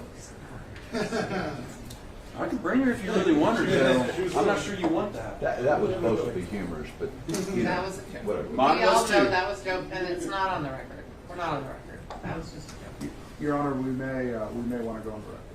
Right this minute? I just received an email that I think I should bring to the court's attention. We did too. It's not, don't worry. It's not a big deal. Everything's still good. I'm not worried that there's like I'm worried it's something else. So, So on the record. I've just been informed by the bankruptcy lawyers that Free Speech Systems filed for bankruptcy this afternoon. They have assured me that despite the bankruptcy filing, there will be no interference with the progress of our trial. Good. They have an emergency motion to lift stay that will be heard by Judge Lopez, I think at 8:30 on Monday morning. So I'm happy to report that we can move forward. Good. Well, I also thank you. Anything else on the record about that? Nothing from us. Okay, we can go off the record again. I thought about that in advance, and I'm not going to say I did a lot of research, but I did think about it and how the competing needs would go, and I had already decided that were that to happen, we would proceed and finish the trial. I've been told that it is absolutely the desire of the company to finish the trial, to put this part of this odyssey behind us so that we have some numbers and hopefully be able to work forward from there through the bankruptcy process. Well, my idea. All right. Well, I think I'll just bring them out, unless you guys are. Sometimes people really want me to leave, but really. I don't want to keep them waiting any longer. I was going to take a break, but yeah. Okay. Just makes. It's too many. It can make people nervous have the judge sitting around for too long. What?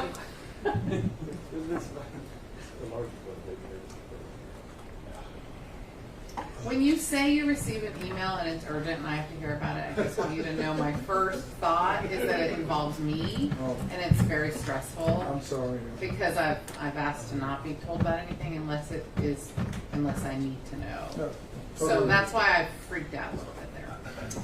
Case-related stuff does not elicit that same thing. Well, I wanted to make sure that everything continues. I appreciate it. Thank you. I do appreciate that.